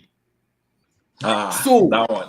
So if Hope Uzodinma is expressing his free will that God gave him, and he decides, my free will as a human being is to be an evil person to everybody around me, who am I to question his free will? Who am I to question his decision to use his free will to be evil? If the terrorist Boko Haram member decides to say, my free will is to unalive people so that I can go to Jannah and get my 72 virgins, who am I to question his expressing that free will? But if we let them know that there is no 72 virgins and there is no free will, you do the crime, you do the time, I think the society will rearrange itself. There will be no forgiveness. If we let them know there is no forgiveness, there is no hell, there is no heaven. Whatever you sow on this earth, you reap it here on this earth. If I do any crime as a Nigerian, I go to jail for it. Then everybody will start to sit tight. But when we have a country where some Boko Haram members are rehabilitated because they are Muslims and because they are more powerful. Yeah, and in Gombe. Just happened in Gombe. Exactly. And Christians who are slaughtered are told, don't cry. Forget it. God knows best. It is that is a better place. That you are going to a better place. Then there's a problem in the country, and the country cannot grow. It cannot. Western societies where we live, you and I, They have All right. tried to divide. Hold on, the last thing. They have tried to divide religion from state. They have succeeded in doing it. Religion from state. Your faith is your faith. Do whatever you wish to do with it, but don't bring it into our public life. Yeah. You do any crime, there is no forgiveness. You go to jail for it, and end of story. That is where I want Nigerians to go to. That is where I hope we can get to very soon, because the bloodletting and the docility and the mental enslavement is just preposterous, and it's 2025. Technology has come to stay and has opened minds of everybody. We should move as fast as that and not be in 1860 Germany or 1860 United States. No, we should move as fast. That is it, Jimmy. Thanks, Dr. O. Thank you. I appreciate your presence here. You started the whole thing with me, and you've been here. You didn't even drop, and you've been participating, all around. Thanks for that. You don't even talk, say you won't go sleep safe, but the conversation is just so juicy. You keep, sleep no great come. I don't hanging eat. on. I don't go shower, come back. The sleep no great come. Seriously. Today is Good Friday. You shouldn't be sleeping. The Before Lord we has proceed, been crucified today. So Good Friday. My dinner is waiting for me. They already prepared Jimmy, you're white supposed rice to eat and meat snail, today. peppered You're supposed snail to eat for me. meat today. Jimmy. Snail. Jimmy, you are an unbeliever. Snail has blood. Snail na meat now. Snail na meat. Snail don't get blood. Snail has blood. Snail has blood. No, now Jimmy. Snail has blood. Snail. Red blood. Jimmy, snail has blood. Snail has blood. Which blood? Jimmy, you are crucifying the Lord all over again. You are crucifying Jesus over again. Jimmy is not a Christian. He's a cultural Christian. Jimmy. He's a cultural Christian. They say red. Jimmy is a cultural Christian. Jimmy, there's a problem. Even me today, I've been fasting. Jimmy, there's a problem with your mic. There's a problem with your mic. When we are talking, it dampens Jimmy, your mic. Even me today, I've been fasting. So how much more you a Christian? Yeah. So when did that? You did fast. You did fast.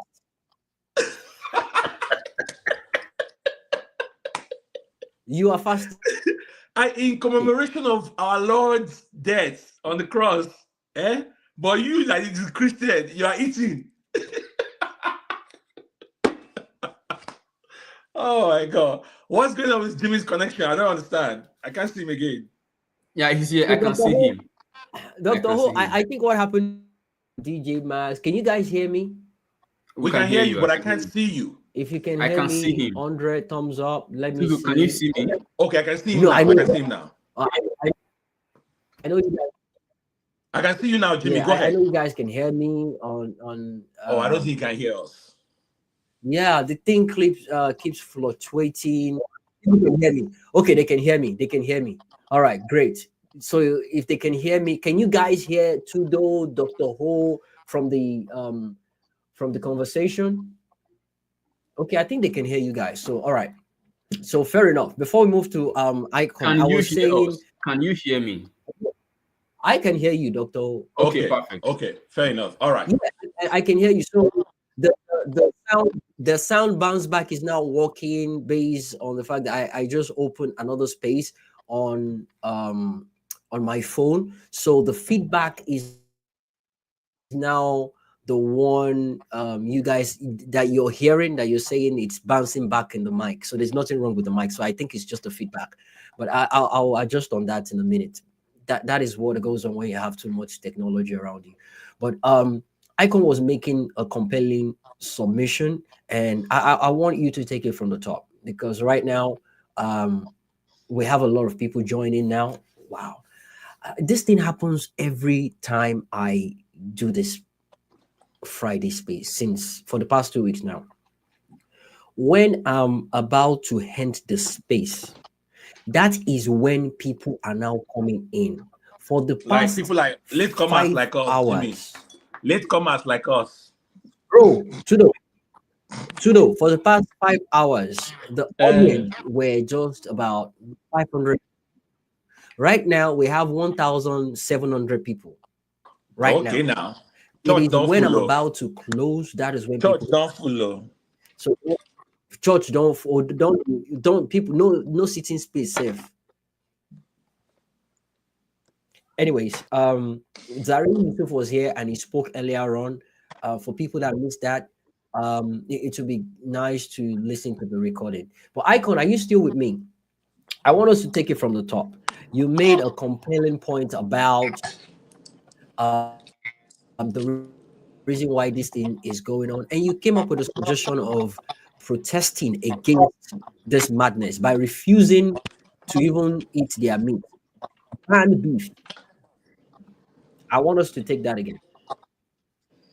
Yes. So okay. Hello, Icon, you Jimmy, there? please. Yes. Can you hear me? Here we go. Can you hear me?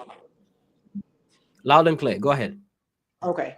Yeah. So please, you also have to read that thing that the anonymous thing you read, you read earlier. Since you have more Oh people, yeah, I I will. think I it will. again. Yeah, that's what Yeah. I want. Yeah, I'll read it So again. that's number one. Yeah. I was pretty much just saying that. So that means you heard it when I you heard heard it it the when first I time. read it, Yes. right?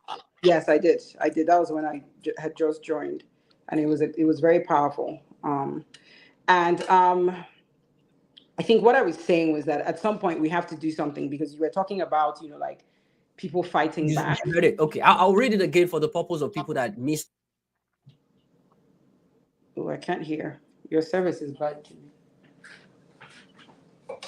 Yeah, Jimmy, your network is bad. Jimmy, your network is fluctuating, so I don't think Icon can hear you. Can you hear me, Jimmy? Nah, Jimmy cannot hear me. Yeah, I don't think you can hear anyone. Yeah, he's even frozen. Yeah, it looks like it. I think he's Yeah, speaking. I just saw that now. I I can hear him noticed now. that. I noticed. I'm trying to see if I can. All right. Too many devices. I know. Devices of the devil. Do not be unequally yoked with unbelievers. For what fellowship has light with darkness? Madam Icon, you want to continue, right? I think you can. Yeah, I think she can continue that. Then Yeah. and Jimmy can. I'm sure. I don't know if Jimmy can hear. Then he can be working on fixing the sound. Madam Icon, are you there? Yes, I was saying that I just feel like we spend all our time just talking, like just lamenting, and we just have to figure out what, we have to do something. And so I give an example of a small town in the southeast. I don't want to say their name, just for their own security. But what they did is that they got fed up with what these headsmen were doing, and so they put a total ban on beef, complete ban on beef in their community. So no matter, like, you couldn't any event you were having, you could not have beef. Nobody would eat beef in that community. And they asked all the headsmen to leave. Like, we don't want you here. We're not buying your products. You're completely boycotted, right? And they've done that. I know for a fact that this has gone on for over a year. And they've not had any issues. And when those people try to cross the line, yes, can you hear me? Can you hear me now? I can hear you. Oh yes. So I had to reset. I had to reset. Yeah. I had to reset the internet. So I'm back now. You should be able. Okay. Yeah, All right. So you can go ahead. Completely boycotted meat. And I just think, okay, people don't want to protest. We don't want to this. We don't want to that, right? But something that we can all collectively do is try to not be selfish for a couple of months. And we should completely say, you know what, no more beef. And these people need to leave. And they have to find a way. It's either you register them, it's like there has to be some official registration for quote unquote headsmen where they sign an undertaking, their pictures are taken, whatever it is. If not, they should go back to the north or wherever it is they came from. Because this thing is getting ridiculous. It's like we're constantly trying to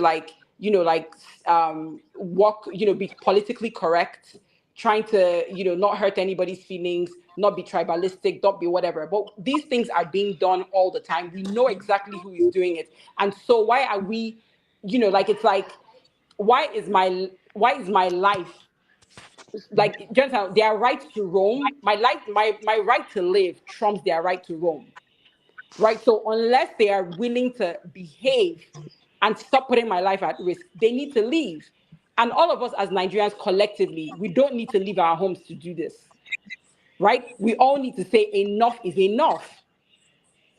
So when you are ready to act right, then let's discuss.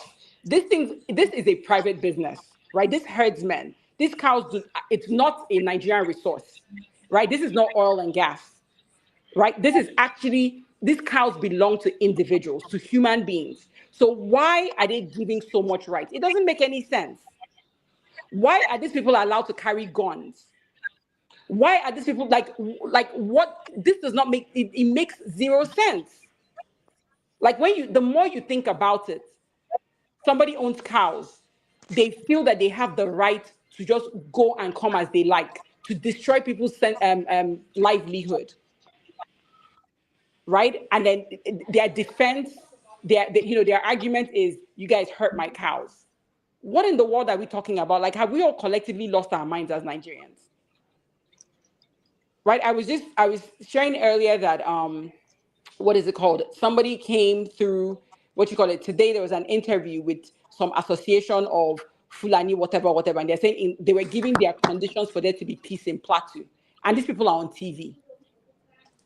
Like, it's so ridiculous what we're doing and what we're allowing.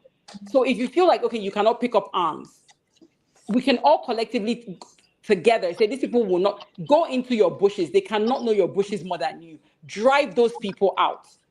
When they are ready to negotiate and act peacefully, when they are ready to buy their own land, not allocated, not anybody's ancestral land, when they are ready to invest in their businesses, they can come back. Until then, Nigerians eat chicken, eat turkey, eat fish.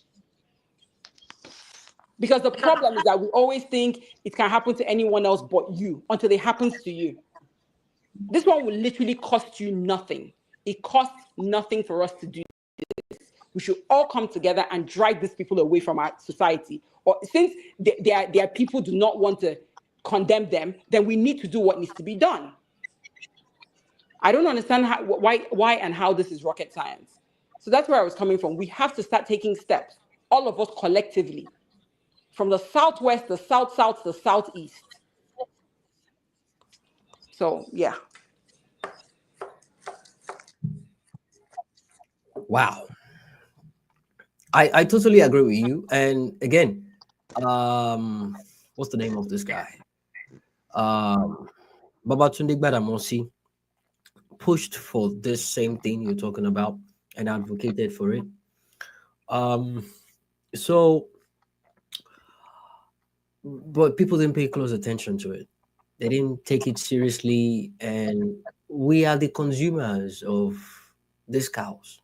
Okay, we buy a lot of them. We don't joke with our Owambes every Friday. We don't joke with our parties, and we're empowering these people every single week. Okay, we're empowering them every single week. It is ridiculous. And I thought about that. I mean, someone saw this coming and they've been calling it out for what it is, and they've been screaming out loud that it should be boycotted, it should be prevented. We should stop patronizing these guys because we're empowering them with this madness. Okay, at the end of the day, the reason why they keep doing what they're doing for the purpose is simply because they want to make sales, make gains, interests, and they don't even care if they're gonna kill the people that will actually be buying the cows. They don't care about all those things. So I they're mean, those after. cows are their license to come into our community. They're not. Remember that these people are trying to conquer. Just and all they're trying to do is There get you in, go. and then There you they're go. selling their cows. So when you There take you away go. that excuse, you know Yeah. what? We don't want your beef. Then what? So what are you still doing here? But why must you even bring your cow to my own region to feed? Thank I you. mean, we've allowed a lot of things to to slide, and now we're facing the repercussion. We don't even know what we have as our rights in that country. We don't know what is right. We don't know what is wrong in that country. We've allowed a lot of nonsense to just slide by, and we're facing the repercussion right now. We are facing the repercussion right now. But then again, do you think it is meant to happen that way? Do you think it is karma at play? Do you think it is being orchestrated due to karma for this to happen? And I'm asking this question simply because of the message I got from an anonymous. Okay, is it fate that make this happen? Message again, and it says, Jimmy, thank you for this space, and please keep me anonymous. I'm listening in with my dad, and he shared some heavy thoughts that I feel compared to pass along. Number one,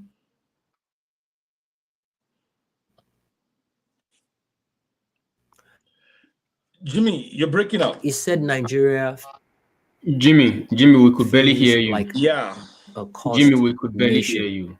I Jimmy, we don't think can't he hear can. you. For instance, Yeah, if I think that's disconnect. I don't think I Maybe it's just be the No. three of us in this stream that will be struggling to hear him. Maybe the Twitter people can hear him. Yeah. Yeah, I because don't think he can even hear you right now because all right, can you guys hear me he's now? frozen. Yeah. You are frozen. Can you Yeah, we guys? can see you now. All right, can you guys hear me? Yes. Okay, We it's can. going in and out. So We can. Can you hear me, Jimmy? hold on. I want to do something real quick. Yeah, I Okay. can Yeah. hear you. It's frozen for some reason. I want to do something real quick. Okay.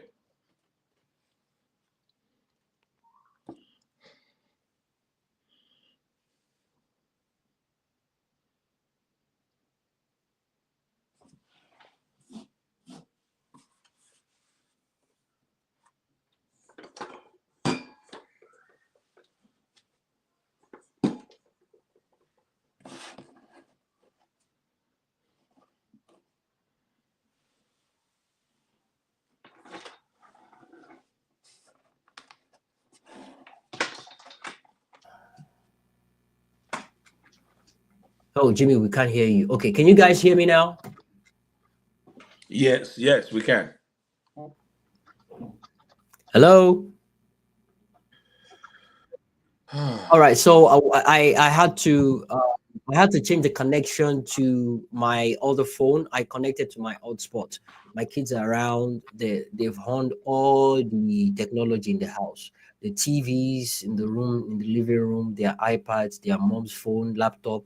So they are on YouTube, downloading and watching. So it's slowing down my communication. So I had to put on my hotspot on my own phone to connect so I don't have any interruption. So I hope you guys can hear me loud and clear now. We can hear you. It's better now. It's better. Can you hear me? Okay. Jimmy cannot. Yes, I can hear you. Okay, perfect. Dr. Ho, I can hear you. So I'm gonna take that again. I'm gonna read. Yeah, I can hear you guys. Yeah, I can hear you guys. Tudo, can you hear me? Icon, can you guys I can hear you, Jimmy. I can hear you. I don't know if you can hear me. I can hear you. All right. Okay, beautiful. All right, so let me take that again. The anonymous message goes, Jimmy, thank you for this space and keep me anonymous. I am listening in with my dad, and he shared some heavy thoughts that I feel compared to pass along. He said, Nigeria feels like a cursed nation, a land soaked in blood that we've never truly reckoned with. We don't learn from our past. Instead, we honor those who caused the most pain. Take Muritala Mohammed. For instance, a man whose hands were stained with innocent blood, yet we named our most important airport after him. His hand was violent, just like those who ordered killed. Sorry, those he ordered killed, gone down in the street like an animal. When we talk about the North, this is the second point. When we talk about the North and the killings of Igbos, we rarely mention what happened in the Middle Belt. In Benue, Plateau, and Adamawa, people were massacred in places like Jos, and those stories remain untold, unacknowledged. I can testify to that because I've been trying to bring up people that witnessed the Biafra massacre. The Biafra genocide, and I've not been able to actually get hold of one person. You know, the Asaba massacre. I brought someone that spoke about it. It was one of my most emotional episodes. So I truly believe we've not heard a lot of the things that actually happened, that went down. So those stories remain untold and unacknowledged. I can guarantee you that is true. The number three, let's not forget Danjuma, a fellow who betrayed and murdered Agoyi Ironsi. A man tried to restore peace after a coup now widely now widely accepted as wrongly labeled Igbo. That's number three. Number four, and there is Gowon, who oversaw the genocide of over 3 million Igbos, mostly children. No apology, no reckoning, just silence. And here's the contrast that struck me deeply. Ojukwu is gone, right? Yeah, he's gone. But he lived to see his people rebuild, rise, and carry their scars with pride and dignity. Meanwhile, Gowon and Danjuma live on, forced to watch their people suffer, haunted by the silence of the truths they never dared to face. There was this narration going on that Ojukwu actually caused Gowon and told him the way he watched to see his people murdered and killed and he was helpless, that God will spare Gowon's life to go through such, that he would be alive to watch his people die and he will not be able to do anything about it. And that was the reason why I was asking, is this karma? Is this what is going on now? That the innocent people of the Middle Belt are actually going through this based on something that had happened.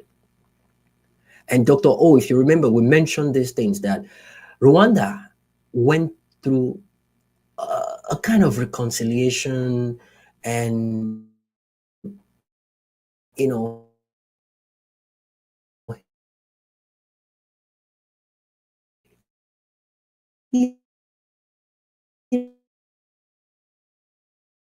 process for these two actually go away.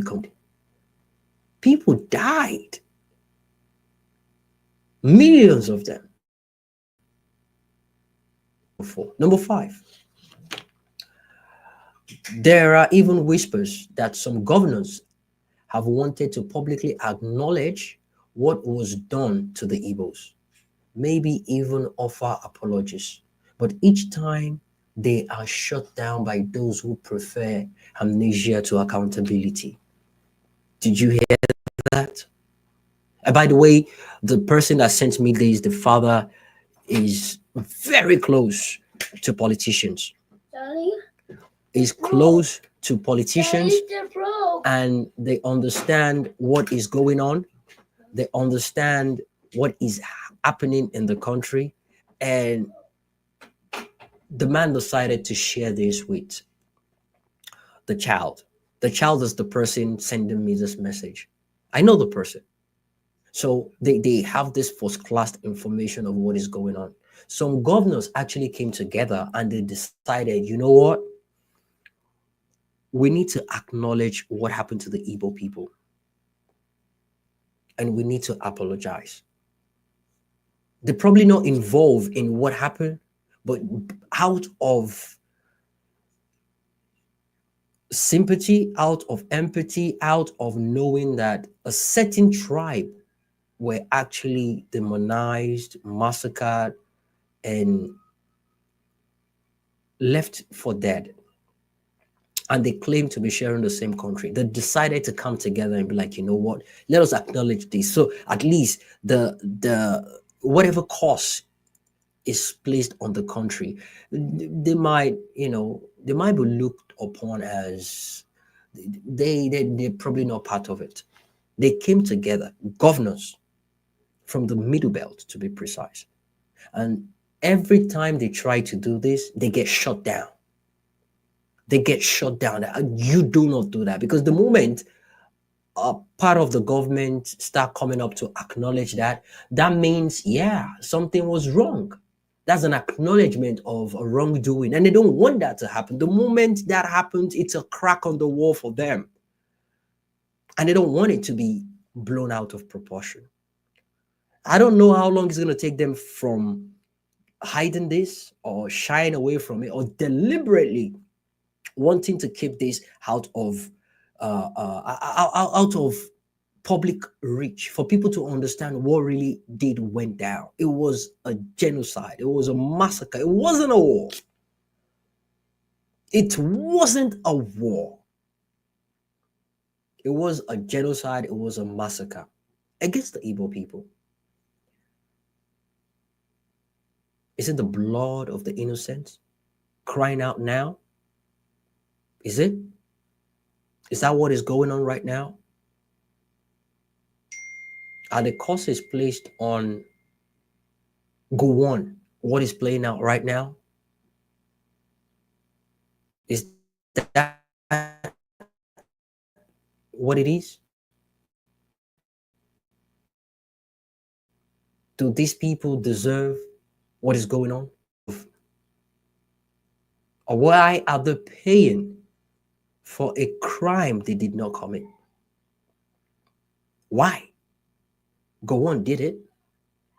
Why can't he just face it? Well, maybe his death is not equivalent to 3 million people. If what is going on can be considered karma, then we've not seen anything. It is one thing for the equation to be balanced. The people dying in the Middle Belt, are they even up to 1 million yet? Nah. Are they even up to 500,000? Maybe. Compared to the millions of people that died in the Biafra War. So if we're saying this is karma, then we still got like 2,500,000 people that are going to die. Are we just going to be sitting down and hoping and waiting for those 2.5 million people to be killed? But another thing, another argument I want to bring out, a compelling one. If that is how the karma is going to work, at least let's know we're fighting a war. Let us make it even. Let the people equip themselves. Let them have a fighting chance, at least. Let them have a fighting chance to push back. The people don't deserve this. Neither did those killed in the Biafra genocide. Neither did they. But my point is, what has not happened can still be prevented from happening.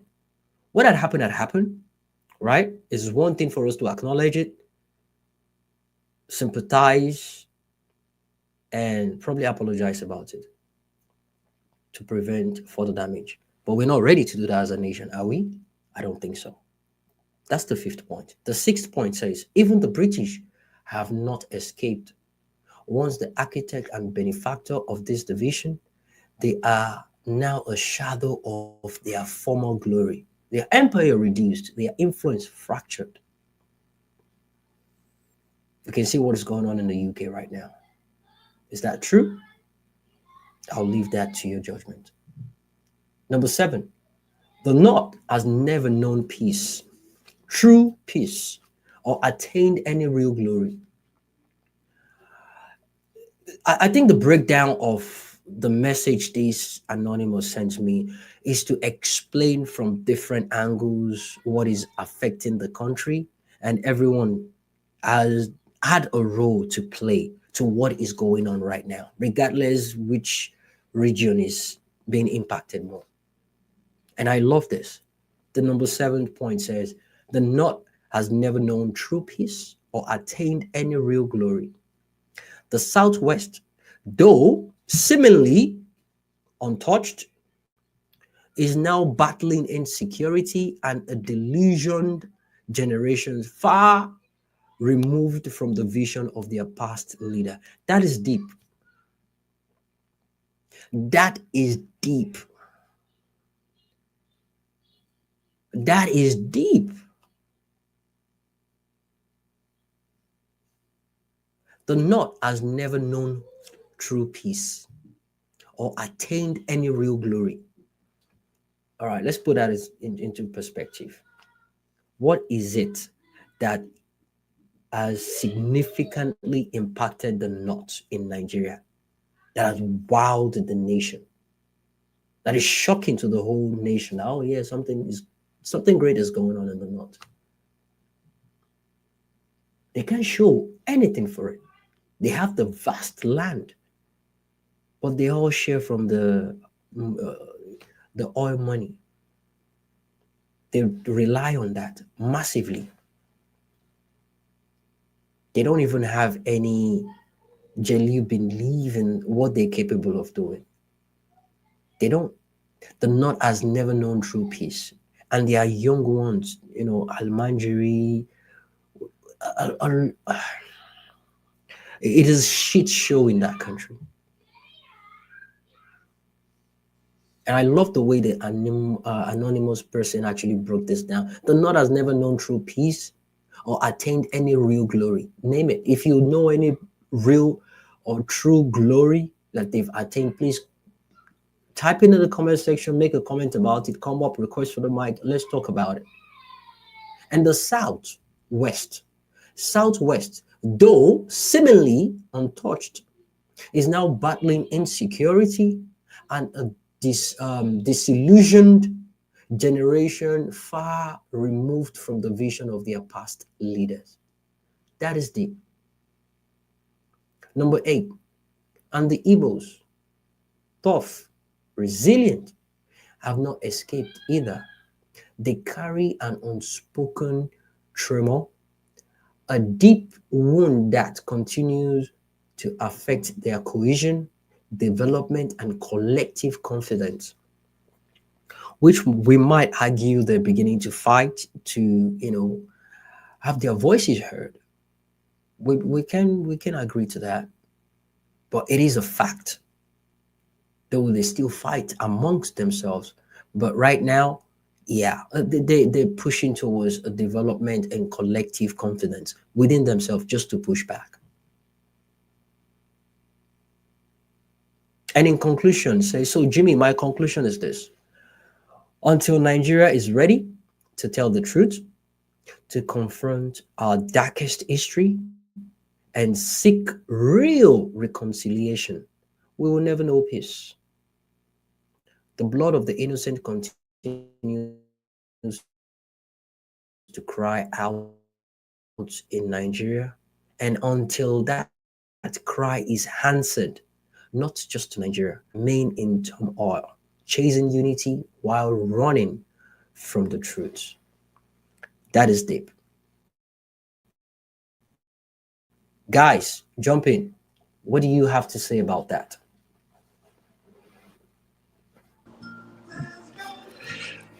Jimmy, can you hear me? Jimmy, Crystal. can you hear me? Okay. I am not Yeah. getting brilliant piece and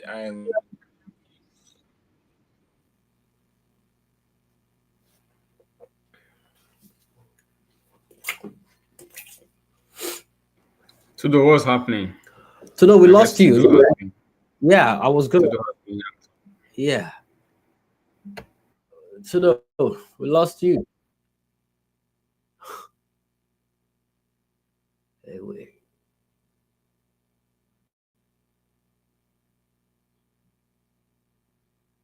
Hey, Tudo, you there?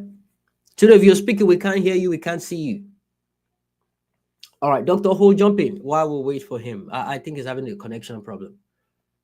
Yeah. You know, I already commented on this piece before, and Yes, like you I did. said, it's. Can you hear me? Yeah, loud and clear. Okay. Yeah, like I said, it's a compelling piece, right? And in my comment, I later said, which you also referenced, that the it seems there is this silence, not just from. Okay, Tudo is back. Tudo, go ahead. Don't okay. worry. Thank Yeah. you. Yeah, no, I was Yeah, just I Tudo was is just back. saying to Jimmy that I'm not sure from the person's perspective, sure what they meant by karma. I don't know if look, these things are not that complicated. And the last time we had this conversation, I threw out some stats about other countries around us. Forget about advanced countries. Let's just stay on the continent. They have found a way around this issue, right? It's not that esoteric. It's really not. It's not that deep. First of all, to say that it's karma, then because of something that happened in the past, how about other people that were not involved in that thing that happened in the past? Even though we all feel the pain, maybe not in the same way as the people that experienced it directly, but we cannot. I have been trying to remind Nigerians we have to zoom out of this. Um, we have this dualistic sense of Nigeria. Well, maybe I should say try of Nigeria: Yoruba, Hausa, Igbo. There's a whole lot more that constitute Nigeria. So I want to be careful the way I say this. This is not to diminish the experience of any particular group, but to continue to speak as though these three are the only ones, then we're not ready to have a real conversation. Because as we can see right now, like you just read, Jimmy, the middle belt has been going through this forever, like since forever. But it barely scratches the headline news. Like, we don't even talk about it as if it's like, oh, those people. I mean, since I was growing up, the attitude in the South is always, those people, they started again. So I think we have to begin to see all of Nigeria as part of Nigeria, regardless of wherever the skirmish is going on. So that's one. So I'm not getting that karma argument. Number two, there are practical things. If the government is genuine, there are practical things that can be done to fix this. Again, it's a big if. And I threw out these stats. Ethiopia has the highest cattle per capita in Africa. What does that mean? So you take the population of cows relative to the population of the people, relative to the landscape. Ethiopia has the highest. They don't have this problem. They have other problems, but not this one. 135 million cows they have there. I'm sorry, 135 million people relative to 70 million cows. Tanzania, the same thing. Botswana even has more cows than people. Botswana, they have more cows than human beings. They don't have this problem. So, and by the way, Botswana's landscape is is smaller compared to ours, 224,000 kilometers square miles, compared to Nigeria, over 300 and something thousand. Guys, I'm here. I'm listening. Yeah. I just want to eat something. Nigeria has a population of over 200 million, 220 something million. Our cow population is 20 million, roughly 10% of the overall population. With that gigantic landscape that we have, this should not be a problem. This should not be a problem. The reason it is a problem, it is because the government is not sincere about solving it. Ethiopia, South Africa even, Tanzania, Kenya, Botswana, they are all exporting beef. Beef is their major exports. Those guys should not be benching us when it comes to beef exports. They shouldn't. We don't even have that. Again, if you do the numbers, cow population relative to the overall population, the cow population is roughly 10% of our overall population. And we have the big landscape. People have come up. I mean, I mentioned what's his name? Is it G National the other day? This brilliant chap is like the third largest ranch in Nigeria. He does the whole thing from all these agro-allied products, exports, leather, beef, you name it. That's an idea right there that the government can tap into and work with this guy. That's the other people that are doing it. But the reason the government will allow cows to roam around neighborhoods and destroy farms and destroy lives under the guise of we are free to do whatever, our cows are free, then we're not ready to solve the problem. So they should not insult our intelligence. This is not a complicated problem. It is not. It is a very simple problem. The reason it's not solved is because they don't want to solve it. So those are the 2 points I wanted to make. And so Tudo, you don't believe in the whole karma? No, we shouldn't be saying it's karma, because it's not fair to people that are suffering and losing their lives. It's not fair. So finally, I was listening to, what was this guy's name again? This former Plateau government official. It was on Arise. And he was talking about, I mean, to the extent that he can express himself, because he's on national TV, so he has to be careful how he phrases things. He was saying, Dr. O, that when you look at, because he's from Plateau State, I can't think of his name right now, I'll remember now. He was saying, these people, when they come in, they come like guns blazing. They don't joke, they don't play. They come in to kill, they come in to maim. We have seen the images. Like, we don't even need to be told how they do or go about what they do. But what is the response from the communities? We're always playing catch up. We are always, and then jokingly, he was talking about prayers. This is a government official, so this is not even a religious person, or it's not about, even though he's a Christian, because majority of those guys in the Middle Belt are Christians. But he was saying, prayer cannot be the only thing that we have. I know, Dr. O, you are making that point. We have to do certain practical things. And again, he was being careful the way he phrased it. The governors, the political leaders, the community leaders, the elders, the chiefs, you guys, they need to, it is time for pragmatism. It is time to say, look, the government of the day is unwilling to solve this problem. They're unwilling to provide security. I mean, I watched Nuhu Ribadu. Nuhu Ribadu went to, was it Plateau? Bokos. And after their meeting with the security, whatever, first of all, I don't even know what the heck he's doing there. Like, you're not the president, you're just a national security advisor. That's what you are. But, in Nigeria, everybody likes to face the microphone and talk. The real people that we should be hearing from, we're not hearing from them, right? So he comes out in his white agbada and everything, and he's saying, we just had a meeting, and when it comes to, he was blowing grammar.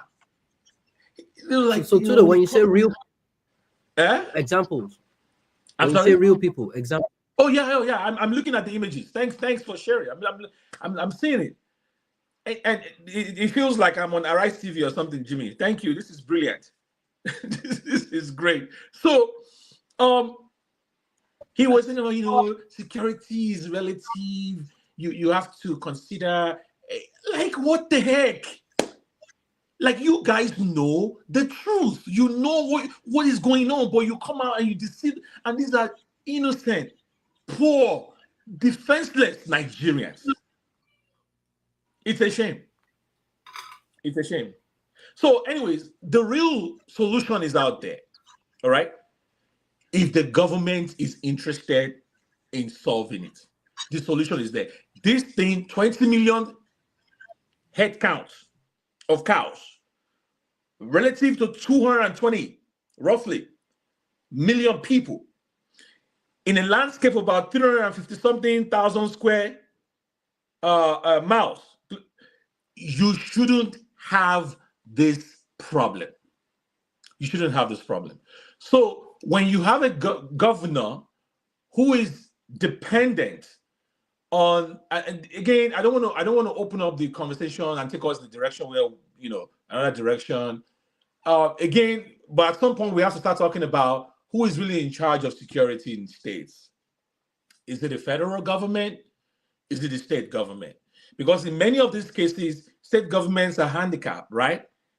The IG, the commissioner of police, listens to the IG, and the IG, of course, we know where he takes his orders from. So a lot of times, in fact, when it comes to some of these issues, according to how our constitution is drafted, many of these things are in the exclusive list of the constitution. Security of the territory. The other day we're talking about maritime operations. So again, it calls for constitutional reform in terms of, I can't be governor of my state, then I'm lame dog, I'm handicapped, I'm powerless as to what I can do. It doesn't make any sense. And somebody is going to be giving orders from a faraway place whose realities are far removed from what me and my people are going through. It doesn't make any sense. So at some point we have to confront this issue. Otherwise, it's not going away. And God help us, like, where this whole thing is going to lead. It's really sad. It's really, really sad. The practical solutions are there, Jimmy. Excuse me, Jimmy. The pragmatic solutions are there. Other countries have done it. If Nigeria is genuinely interested in solving this problem, it has been done before and we can do it. Let me leave it there for now. All right, thank you, Tudo. It can be done, and we can do it again. So, Icon, what did you think about this anonymous message I just read? I think I interpreted it differently. I believe that there are things that we can't explain. We have no logical explanation for. But what I actually did get out of it, it's more like Nigerian has not learned anything. So instead of addressing issues head on, we pretend it didn't happen. We take history out of the curriculum, and so people can never learn, right? So sometimes when we're talking about like curses and things, it's pretty much like this is a direct result of your previous actions, right? So like Dr. O was saying, that even Germany, Rwanda, like countries all around the world that have had atrocities or atrocities committed against each other in civil wars, the countries that have been able to move forward for the most part are countries that have addressed the issues and taking them head on, right? But Nigeria has not done any of that. Right? So we haven't done any of that. So we have learned nothing. The fact that we haven't addressed that a lot of this was out of, tribalism, bigotry, just a lot of things that happened and it was never addressed is why we're still having the same situations or these events, they're just wrapped in, it comes in religion, it just comes in different wrapping papers. But it's ultimately down to the same thing, which is that Nigeria has never addressed the underlying issue. And until we do, until we get, have some sort of reconciliation, talk about what has happened, things will never change. So that's, kind of like how I interpreted it. And like I said, is like, if Ojuko said something to him, whether it happened or not, they have lived to see. And again, I think it's because lessons were not learned. Why they're alive and seeing this, I can't tell you why. But lessons were not learned. And that is why we are where we are. Because even as leaders, they started the, they started the cycle of not dealing with things, hiding things, celebrating people that did not need to be celebrated or did not deserve to be celebrated. And here we are today. So.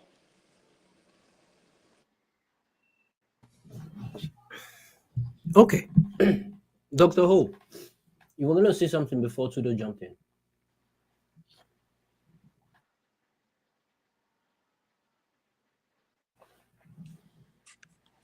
Dr. Ho, you there?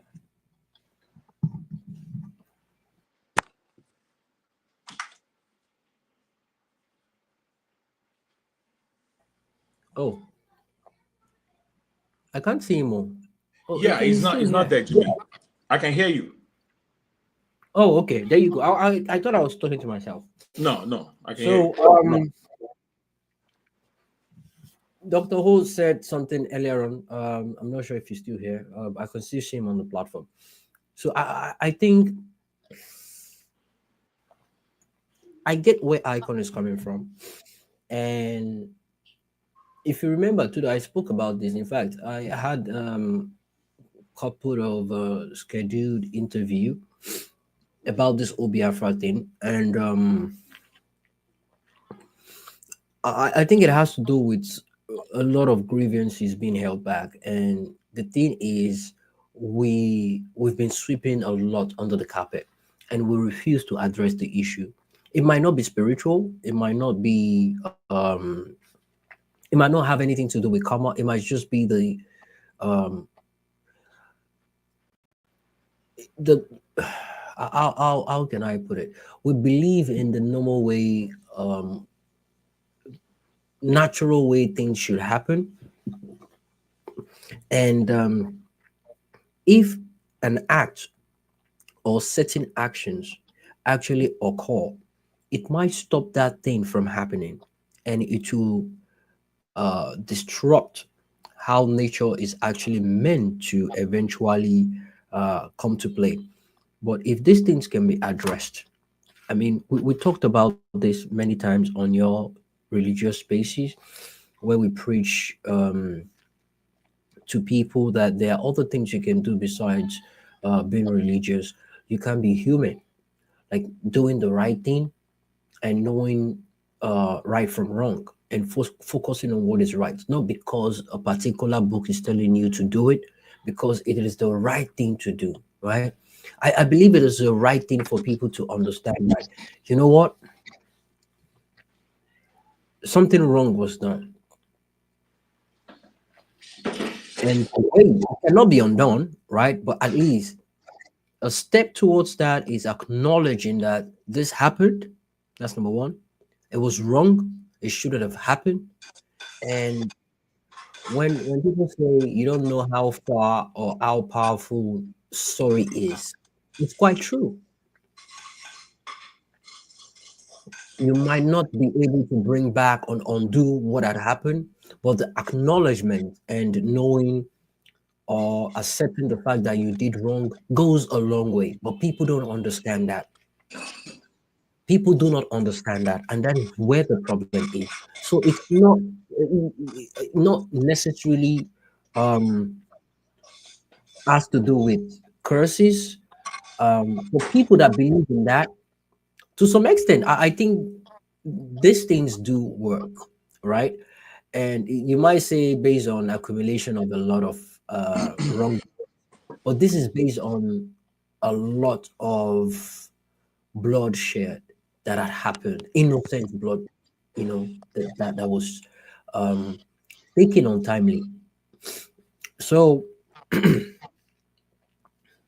again, I I don't want to compare this to horror movies and things I've actually seen happen in real time, but this thing do happen, and a lot of the horror movies we watch, they are based on real life stories. They are based on real life stories, apparitions, name it, paranormal activities, and all that. But my point is this: there are some situations whereby vengeance and anger can come back in a way you do not understand, a way you cannot even comprehend because you don't know about it. It's another side of life that many people don't understand. So you see someone that died a very agonizing death, and till the last minute they were actually cursing out the person that caused that death, and you see them saying things like I will come back for you, you will never have peace till you die, and things like that. And why they're saying it, maybe blood is coming out of their mouths, eyes, and all that. Those things can be spiritual, those things can be um they can be diabolical, especially people that practice all this ancient magic and all that. Many of the horror movies we see, they are based on true life stories, things that had happened, and based on mistakes that people had made, and they will tell you things to do to appeal to the person that died. They'll tell you to go and probably appeal to them or do some certain things. That might not be the case with this. It might just be a simple sense of acknowledgement. And you don't know how far that is going to go, because a lot of people that are carrying this pain in their heart, all they just want to hear is, I'm sorry.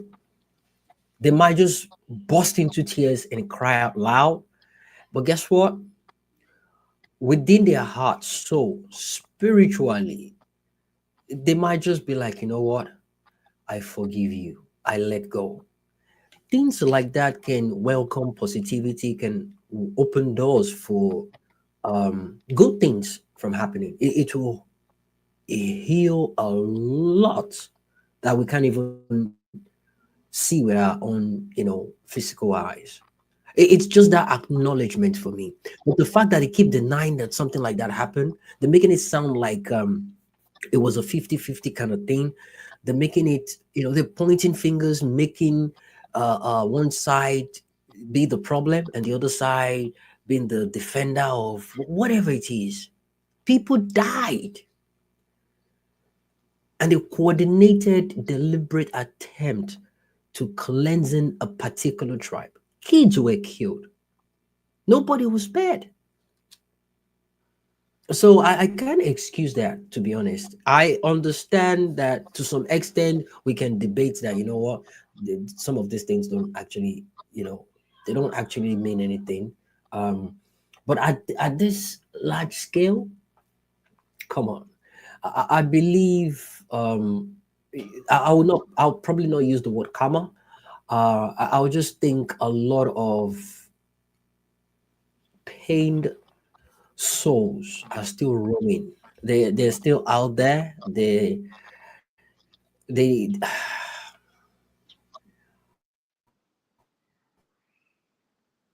they're watching the implosion going on. And I'm saying this based on what I've been able to know generally in life and about life.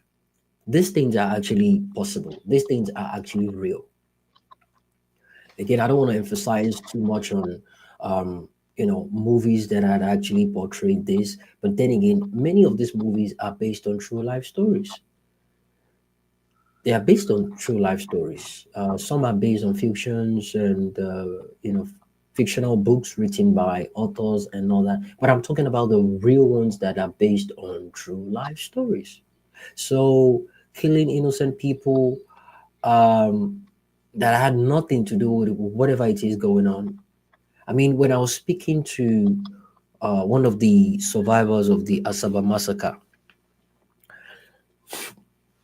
my guest at a point in time was crying, and he could remember how his dad was shot right in front of him, and a couple of the people that were getting shots, some of them were holding on to their bullet wound, and when they left, when they when the soldiers left, the scene after shooting them, the people around ran to see who is surviving, who is still alive, basically. And they got there and realized a couple of people were still there, they're still alive, but with bullet wounds, and a couple of them died in the hands of their loved ones.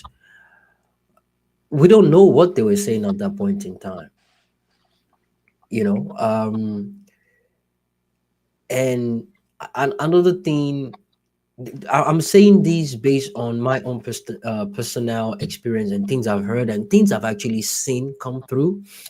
And uh, it happens with nature, and it can go a long way.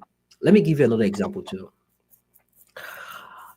When I was about having my first child, my sister called me in London,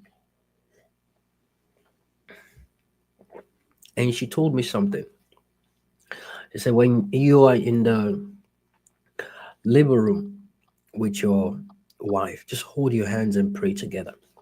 That at that point in time when um, she's in the labor room, at that point in time that she's going through that pain, whatever it is, she says at that point in time, if it's she causing someone, at that point in time, it will come to pass. And if you're asking for something positive at that point in time, it will come to pass.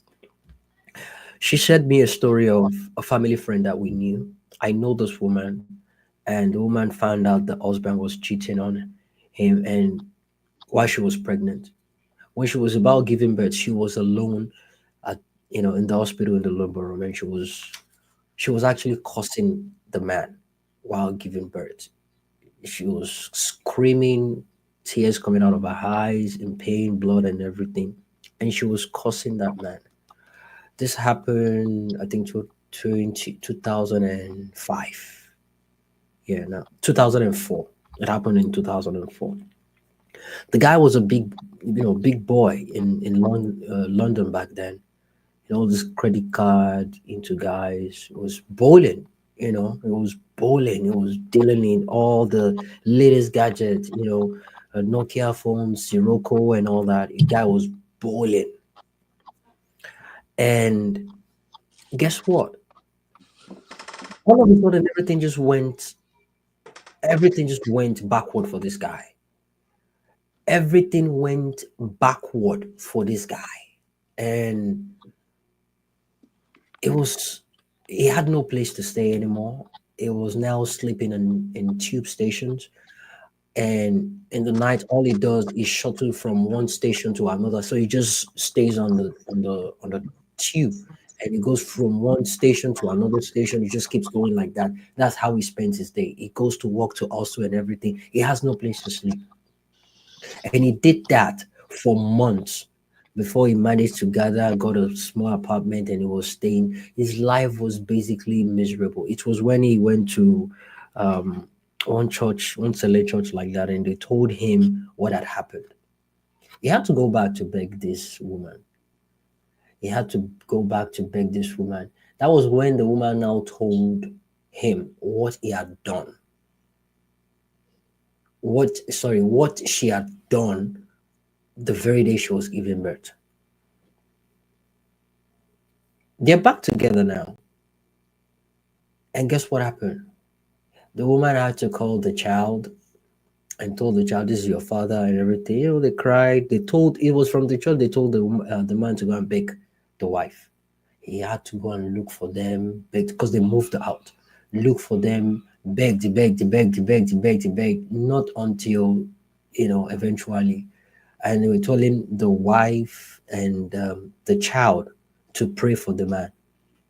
So I don't want to go spiritual about it, but it's just an example of what how things can actually play out sometimes. That this might not be the issue, right? But I to some extent, I do believe in these things based on what I've experienced. And I ask myself, and you can even ask that question, that what are the chances of that prayer changing the man's life? Guess what? It did. Though he didn't get back to what it was before, but it moved on in life better than sleeping on the train, on the tube station, up and down. His life changed. So the point is, it came to a realization that, you know what, he messed up. He messed up so terribly. He had to go apologize, and from there, and the person he moved out with, they abandoned. That person abandoned him, and that person had to go marry another. It was the initial woman they started and struggled together. He ended up going back to me. So the point is, at that moment that the woman tried to get back at him, she did everything she could just to hit back at him, and it worked for her. It did. So my point is this, back to the conversation. My point is this: it's not necessarily a cause, right? This is an international platform. I don't want to base it on that. It's the acknowledgement of knowing that something wrong was done naturally, and it's that it has tilted the event of life itself. And for sanity to be back on that land, there should be an acknowledgement. There should be an acceptance of fault, guilt, and probably apology. And I emphasized on my platform when I started this interview because I actually want to engage a survivor of the Biafran War. And I emphasized because a lot of people were hitting back. Why do you want to start going back to this story? Let's drying. Let's hold wounds. Let's hold wounds heal. And what wounds are you talking about? The wounds, it's getting rotten, it's getting decayed. They'll probably end up cutting off that leg. You need to know the extent of the damage on that leg. Open it up, let some air get in it, clean it up, apply spirit, do whatever it is to know the extent of the wound. Treat it, put iodine, put whatever it is to treat it, to make it heal. Then you can watch it heal naturally. You can cover it up, open it up again, and just, treat it, continue with the treatment, continue with the treatment. And that way you might be able to save that leg. Otherwise, if you keep wrapping it up, thinking you don't want the wound to be out there, and you keep applying more band aid because of the smell, you want to protect it, they will end up cutting off that leg. And that is what we've been doing for a very long time. We keep covering things up, we keep sweeping things under the carpet. The carpet is now a mountain. It's a mountain that is about to befall and crush the whole nation. We don't want to accept that something wrong did actually happen. We don't want to, but it did happen. It actually happened. And that acknowledgement is probably why we are where we are right now. And that has caused a lot of disunity within Nigerians. You see the madness going on regarding Yoruba Ronu and Yoruba Ronu and Igbo front and back. It is madness. It is madness. But all that being said, it's not going to change the fact that people are still getting killed every single day. People are getting killed every single day. We spoke about this yesterday, and a breaking news came through that they're about to attack the They're about to attack the couple of those villages again. They've sent in notes to threaten the people that they're coming back, and they went back. I woke up this morning, and this is the image I saw.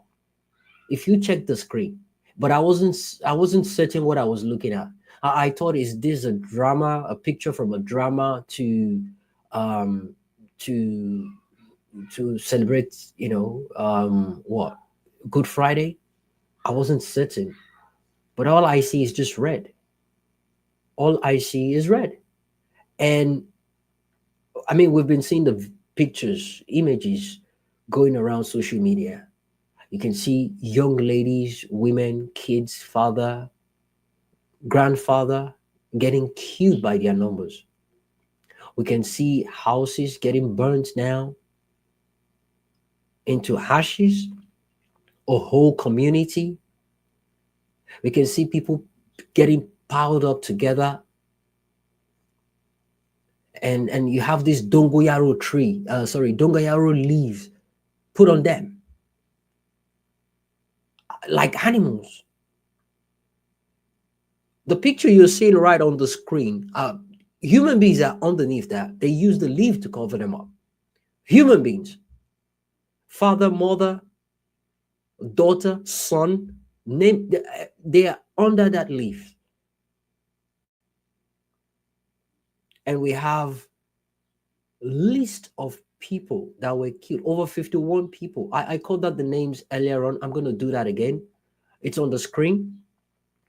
And for the sake of people calling it fraud, or just thinking people are putting out numbers for the sake of it, here are names of 51 people that were killed in a community 3 days ago.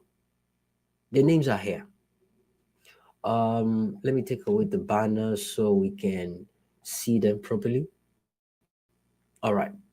I'm going to start from number one. Musa Dako, number one, Musa Dako, 64 years old. Number two, Daniel Adams, 27 years old. Number three, Obadiah Usman, 31 years old. Number four, Zinas James, 22 years old. Number five, Monday Sariki, 37 years old. Number six, Johanna Kuza, 43 years old. Number seven, Janet Danjuma, 29 years old. Number eight, Sunday Dako, 49 years old. Number nine, Ruben Adamu, 94 years old. Number 10, Dogara Adamu, 69 years old. Are you checking the pattern on the names? It's almost like father and son. Number 11, Bulos Moses, 26 years old. Number 12, Stephen John, 28 years old. Number 13, Menchin Stevens, 7-year-old. Nima, number 14, Nima Stevens, 4 years old. Number 15, Mary Stephen.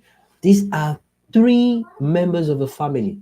Mention Stephen, Nima Stephen, and now Mary Stephen as number 15. And Mary Stephen is 24 years old. Number 16, Wiki John. That is 30 years old. Number 17, Joshua John Bagu, 46 years old. Number 18, Margaret Morris, 6 years old. Number 19, Debene Morris, 4 years old. Number 20, Monday Saleh, 52 years old. 21, Salama Aga, 15 years old. Number 22, Laraba Aga, 4 years old.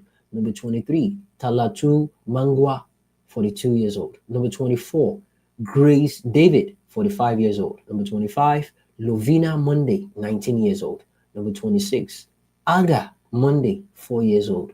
Number 27, Naomi Monday, 37 years old. That's a mother and child. 28, Noel David, 13 years old. Number 29, Jumai Stephen, 10 years old. Number 30, Monday Kei, 37 years old. Number 31, that is Jerry Moses, 7 years old. A 7 years old boy, part of that. That's number 31. Number 32, one second, I'm trying to bring it back up.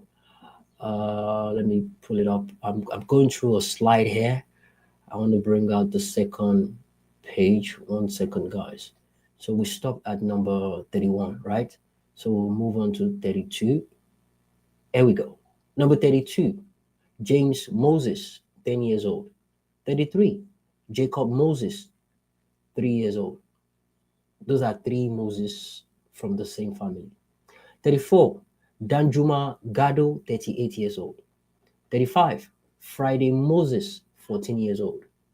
36, Talatu Moses, 47 years old. 37, Akus Moses, 46. That's a whole goddamn family, guys.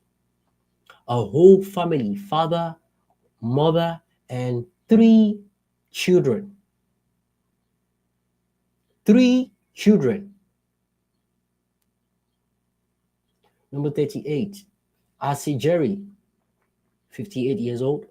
39, Telezi, 29 years old. Number 40, Breshetu Namza, 61 years old. 41, Nanzwe Ivi, 5 years old. 42, Kaja Daniel, 42 years old. 43, Elisha Anthony, 37 years old. 44, Anna Anthony, 67 years old. 45, Danlami Randum Mula, 49 years old. 46, Ado Danjuma, 17 years old. 47, Sarah Kula, 16 years old. 48, Ishaya Moses, 10 years old. 49, Joanne Moses, 5 years old. Number 50, Sunday Mangwa, 25 years old. And lastly, 51, Moses Bala, 43 years old. All credit to Joseph Chudu Yungwa, National Publicity Secretary, Irigwe Youth Movement, April 14, 2025. That tweet was made by Zari Yusuf, my number 1 guest today. He was here for about 3 hours and he spoke at length. He gave his point of view regarding what's going on, the genocide going on in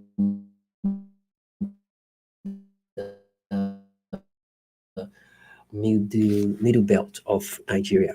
Are real, and they're not stopping anytime soon. They're not stopping. And the irony of this madness is the the person that is meant to be the number 2 man of the country promised during the campaign a known terrorist, a known criminal, a known terrorist sympathizer, a known person that accommodates terrorists, finances them, and champions them. In fact, it was seen with a picture of him dining with terrorists, eating. When he was a governor, Kabiru Sokoto was found in his residence, a criminal, the mastermind of the Christmas Day bombing. The DSS found him hiding at Shetima's residence. And that's the second person of Nigeria right now, the number 2 man. And when they were campaigning, he promised security that Tinubu is going to handle the economy, he's going to handle the security. And now, yeah, this is him handling the security.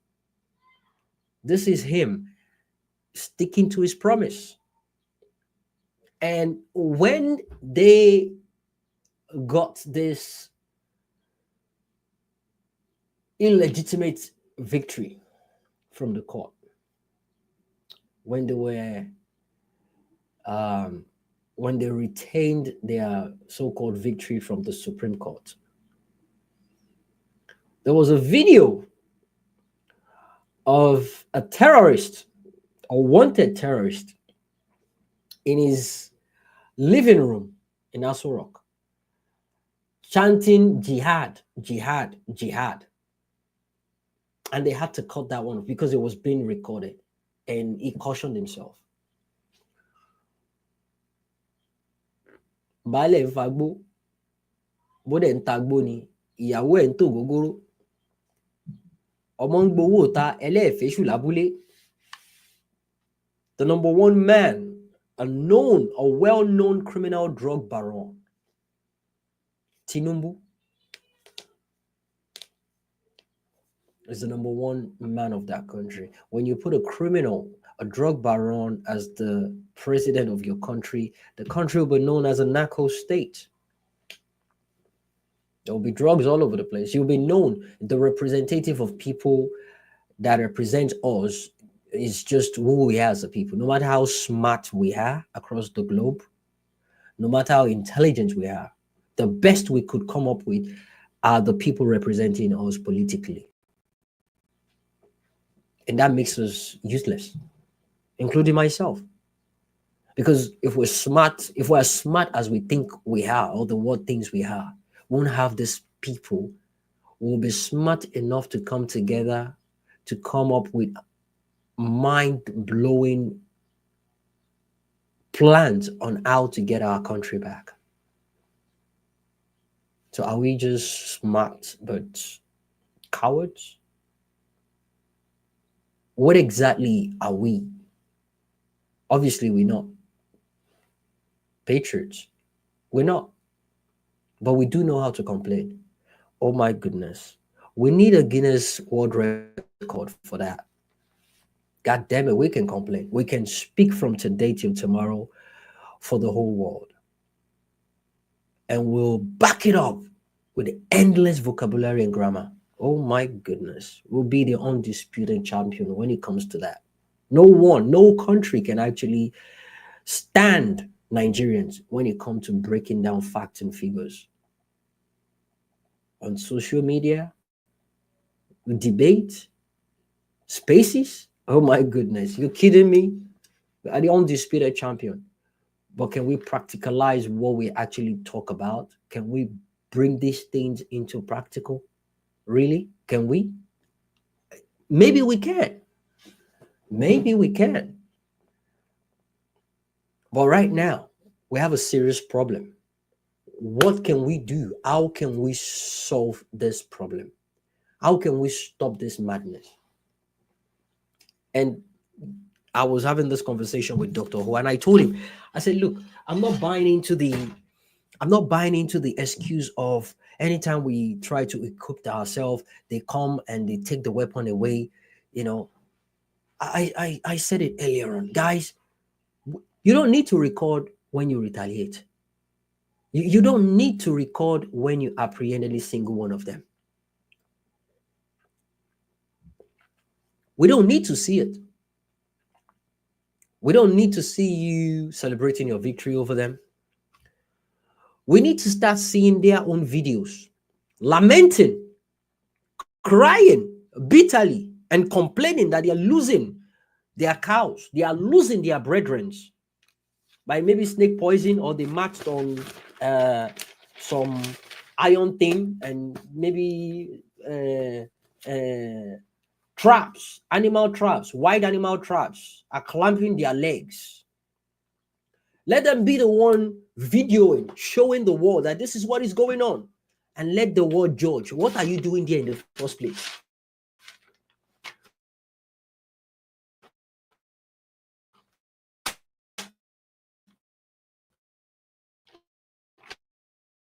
What are you doing there in the first place? Taking pictures and it's on social media. We don't need to see all that. Let us know you're fighting back. And the point is, we keep hearing, we don't know what they are doing in the background. You're not doing enough. Let it be apparent that we are seeing more of them complain, because all we see is them showing videos of them shooting, kidnapping people, showing off their monies, you know, the ransom they've collected. You don't need to be in that competition with them. Do what you have to do. If it's going to require you to get a weapon and protect yourself, make people disappear. Like as if they didn't even come to this life. I'm saying it on a recorded song because the people I'm not telling you to go do this on people, to go attack people. I would never do that. But I am of the opinion that you are entitled to defending yourself. You have the goddamn right of protecting your family. I just read out 51 people that got wiped out in a community, for crying out loud. Are you waiting to be a sitting duck? Is that what it is right now? It's not child's play.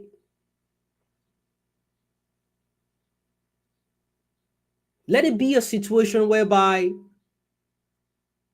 even if they arrest you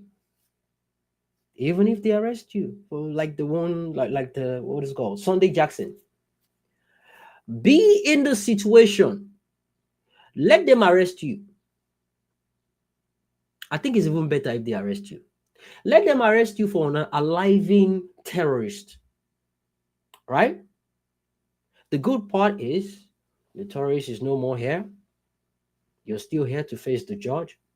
And the last time I checked, well, there's death penalty in Nigeria, but can you tell me one time they've killed anyone in Nigeria? In fact, you're better safe in the prison there.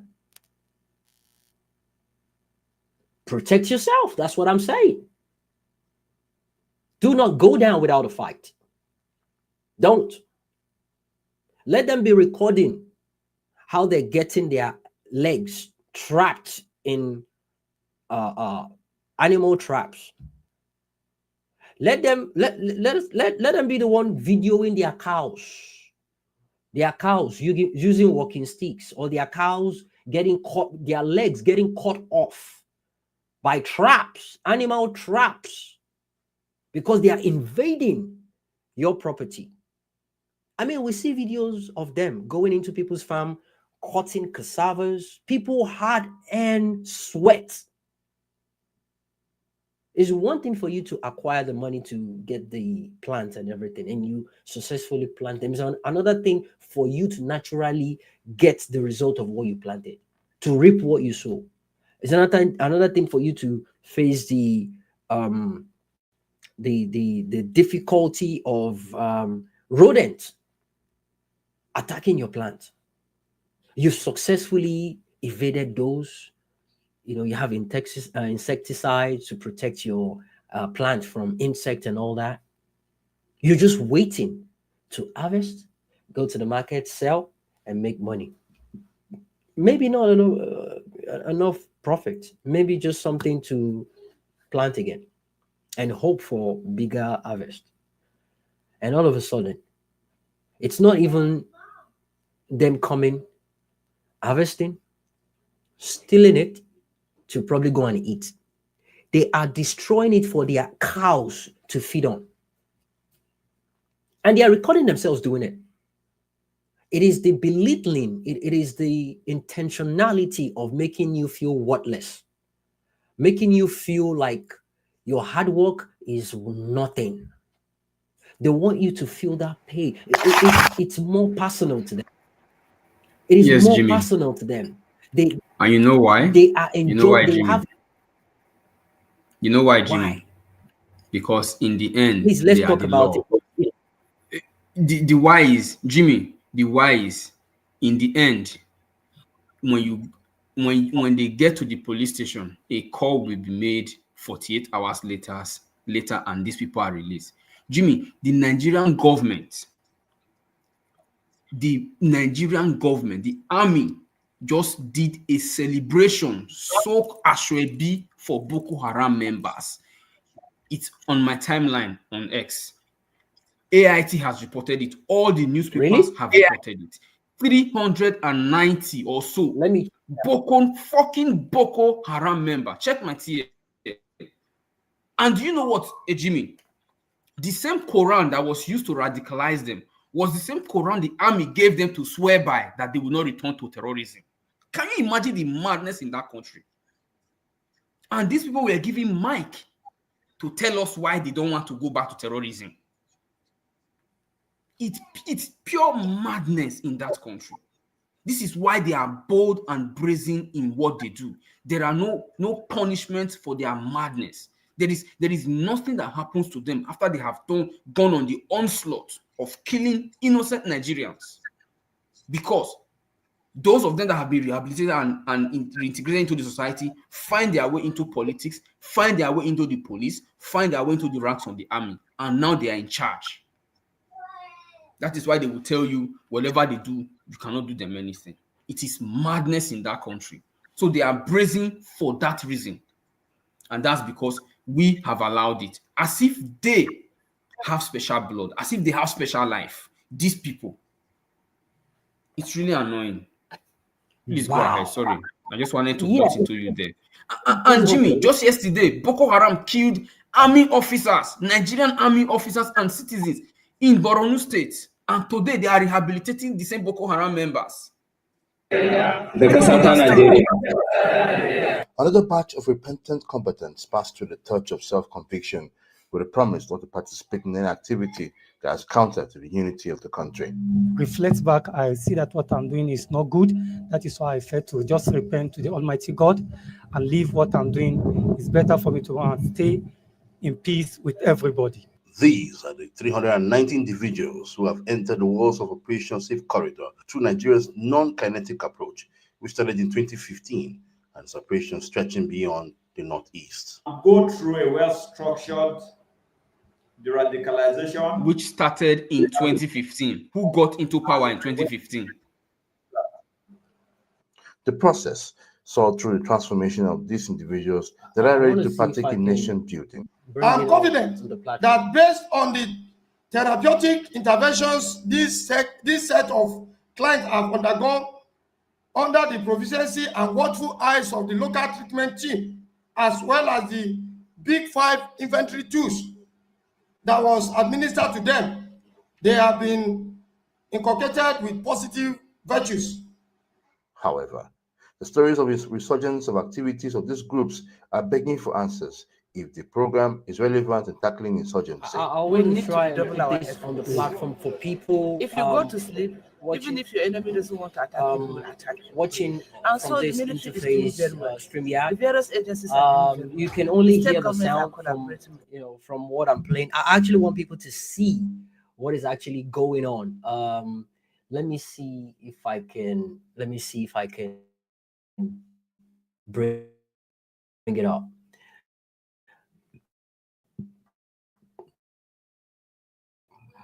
Who got into power in 2015, Jimmy?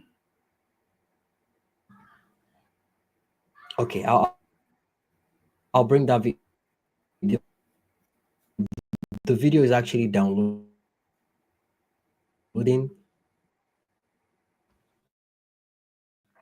on my laptop. I will upload a single one of slow downs I've noticed.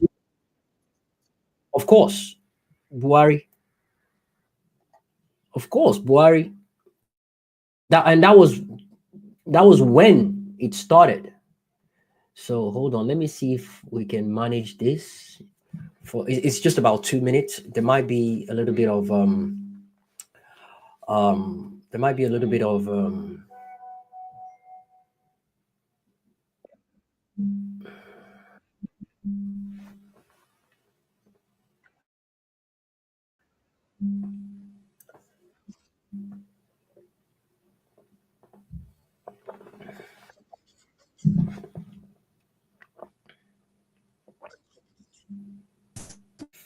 with everybody.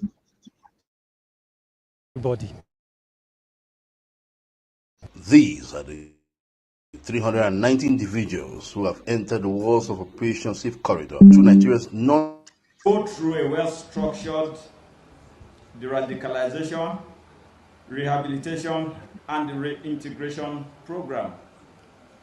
The process saw through the transformation of these individuals that are ready to partake in nation building. I'm confident that based on the therapeutic interventions this set of clients have undergone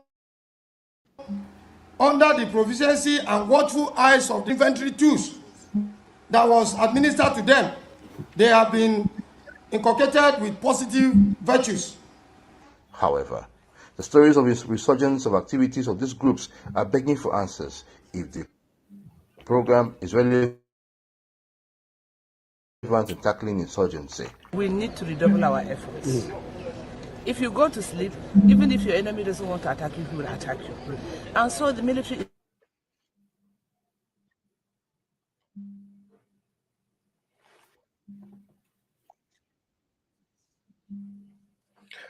390 people. Whatever they have gained here, the benefit, Jimmy, for their own benefit and also for the benefit of their community. Meanwhile, more federal government agencies such as the National Emergency Agency have joined in the fight through the kinetic approach. At the point of their reintegration into the society, so the National Emergency Management Agency comes in and provides the necessary relief, which will serve as a support for them and their families. Wow. Jimmy, I want to ask, are they rehabilitating iPod members? Insurgency, banditry, and youth aggressiveness in the country. Does anybody know? IPOB members are meant to be gunned down and killed immediately. Oh. Yes. I'm just seeing this video. Okay. I'm just seeing this video now. I mean, the moment I'm just curious. I checked Jimmy, there are two things I want you to pick out. I don't think Jimmy can hear me. Jimmy can't hear us. There are two things I want Jimmy to pick out from that report. One, I can. Okay. There's a delay or a lag or something. Yeah. They call them combatants, not terrorists. Two, Colonel Abiodun called them clients. This set of clients, not this set of terrorists. People who have unalived Nigerians for years now, they call them clients. That is what they call them. Clients on national TV. They saw Ashobi for them. Green and white, the color of Nigeria's flag. So they are telling us indirectly that these people who have killed our brothers and sisters unprovoked are more Nigerian than all of us. Yes. And when Nigerians in the southeast wave their flag and say we don't want to be part of the country, they send army to kill them. There is no rehabilitation for them. But Boko Haram members can be termed as clients and combatants and rehabilitated back to the country and give them the same Quran that was used to radicalize them. They give them to pray, to swear on that same Quran. Are we not mad in that country? Do we have normal people in government in Nigeria at all? And Abiodun is a man from the southwest. Look at the way he was screaming and shouting. We hope that these clients that have with his voice and his men have just been alive. I did not know. I didn't know that rehabilitation of terrorists was part of the army's mandate. Yes, so that's what they have been doing. That's what they have been doing. I did not know that. And it says it started. You can hear the reporter say it started since 2015. Who got into power in 2015? And who said he was going to continue the legacy of the empty head that got into power in 2015? That is why it's also to that point. Now the army is trying to go evangelize to the southeast people that they're not joining the army. the youth that they killed, they should go and assume the bodies of the youth that were killed in the southeast to join the army. They should go and assume their bodies. Like, are we stupid? Are we stupid? The southeast is the most militarized. Even northeast where Boko Haram they don't have enough checkpoints. They don't have enough checkpoints. The southeast is the most militarized, and you want the youth to come and join the army so that you can kill them like flies. You don't give them the benefit of rehabilitation. You don't are you serious? We're not serious in that country. I agree. We're not serious. We're not serious. And some people will tell you there is no Igbo hate. There is no this one. There is no that one. All of us clearly can see the blatant discrimination, the blatant hatred towards a certain part of the country. The terrorists. Okay, just imagine, Jimmy, that it was an Igbo man who, after attacking somebody, went on TV to lay demands. Just imagine what would have happened. Imagine the story that broke out, and they said they were going to level that village in Delta. That's not even practical. You mean, are you talking about Uromi? Are you talking about Uromi? No. I mean, the Fulanis now, the cattle raiders that have come to lay demand in Plateau State. Okay. Imagine that what happened in Edo State. Okay, let's even tie to Edo State that after what happened in Edo State happened, Edo people still came out on TV to lay demands. Imagine what would have happened in Nigeria today. Yeah, they would have sent army to go and burn down the whole Edo State. I was even trying to say that. Imagine if Uromi was somewhere in the southeast. In the southeast, another problem. It's a different conversation we'll be having right now. Oh, they even connected it to the southeast. They said Igbo people is going to move in. Yes, air, they even said land, sea, everywhere. They're going to cordon off the whole southeast region. It's a shame. Jimmy, we cannot see it. We can all see it. I wanted to respond to what you were saying before. Can you hear me? At that point, it will not be crocodile. It will not be crocodile operation anymore. It will be the whole jungle. I swear, animal like bomb, not the crocodile. The entire animal kingdom, bomb them to shreds. But the truth is, but wait, crocodile. No, Jimmy, crocodile is not in the jungle. Actually, crocodile is not even in the jungle. Yeah, it's not in the jungle. So they would have looked for maybe a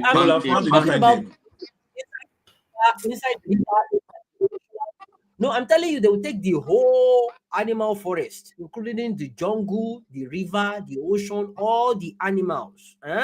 Everybody go, all those animals go. It will be Operation Shark, Tiger, Hippopotamus, name all snake, honey badger, cobra, python, all the animals in southeast. That's when you see that Nigerians, we have drones.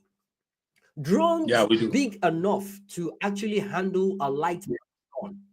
No, I'm talking about drones that drones that can be controlled with remote, and they have light machine guns that shoot the 50 cal bullets. Yeah, those kind of, not drones that shoot missiles, drones that will fly. They've got 4 propellers, and with cameras, you can see the people on the ground and you can shoot them with light machine gun. Light machine gun is the ones you see the Rambo gun, the one where bullets go strap your body. Those are called light machine. I don't know why they call them light, because those shit they're heavy and the weapons are heavy. The 50 cal bullet is like the size, quite thick. The bullets are like this. Each bullet's like this. So we have drones, and guess what? When they were about to inaugurate their illegitimate president, Icon, I can see you. When they're about to inaugurate the illegitimate president, at what's it called, Eagle Square, this Ire guy, what's the name? This useless Ire guy, and Ife, that useless one, they made tweets about how they are assembling the drones. How they were assembling the drones, they made tweets how they were setting them up with guns. Guess what? To protect the inauguration. That if you think, and they were making tweets like, if you think, say you get Chris, come. I was like, idiot. The people you're meant to be threatening, they are in your jungle. They are the people kidnapping and snatching people from their buses and cars while traveling, and you're here bragging to your fellow citizens that if they dare come to the inauguration to come and protest, that you shoot them down. I'll try and look for those images and I'll put them in the conversation. But yeah, go ahead, Tudo. You wanted to say something about that? Yeah, I wanted to talk. I wanted to say something about what you were talking about the Southeast and the reconciliation and all of that. I mean, we've always talked about in the context of Wazobia, we've always talked about the marginalization of the Southeast. In fact, in the last debate that we had, I made this case about the economic marginalization of the Southeast. I think I shared the snippet of that presentation as well. So every time we make this point, right, there are those who say, "Oh no, what are you guys talking about? You know, the government has done so many things," and they will refer to things like Shagari, 1982, pardoned Ojukwu. Ojukwu came back from Ivory Coast. Even ran for the Senate, and though he lost, and then he came back. I think 2003, ran for president. Formed ABGA. That was when they formed ABGA with a few other people, and he lost, of course. But Obasanjo won, defeated Ojukwu in the entire Southeast region, which is a statement in itself. Seems like at the time he came back in 2003, the politics of Nigeria sort of moved on from that history. And they will use that and say, "Oh, even the man that was the villain, the government brought him back to come out," and as if now everything is over. Like, okay, everybody just go home, see Ojukwu, the villain, he has been pardoned. In fact, Shagari pardoned both of them at the same time. Pardoned Ojukwu, pardoned Gowon at the same time. So anyways, the point I'm trying to make is that this is just ridiculous. Anyone that is making the argument, it's just ridiculous. Countries, because the people are the real victims here. Those who lost family members, those who lost their lives, those who lost properties, those who had to start. We all know the story. I'm not going to rehash the story. And that's what we're talking about. There has not been any concrete, tangible effort on the part of the government to address these issues. So when you look at countries, at the risk of sounding redundant, we always talk about Rwanda. You might say whatever you want about their government and dictator or whatever, but they were intentional to the point that they have built the nation that they have today. They have a detribalized country. There were a lot of programs with their National Reconciliation Commission that they established.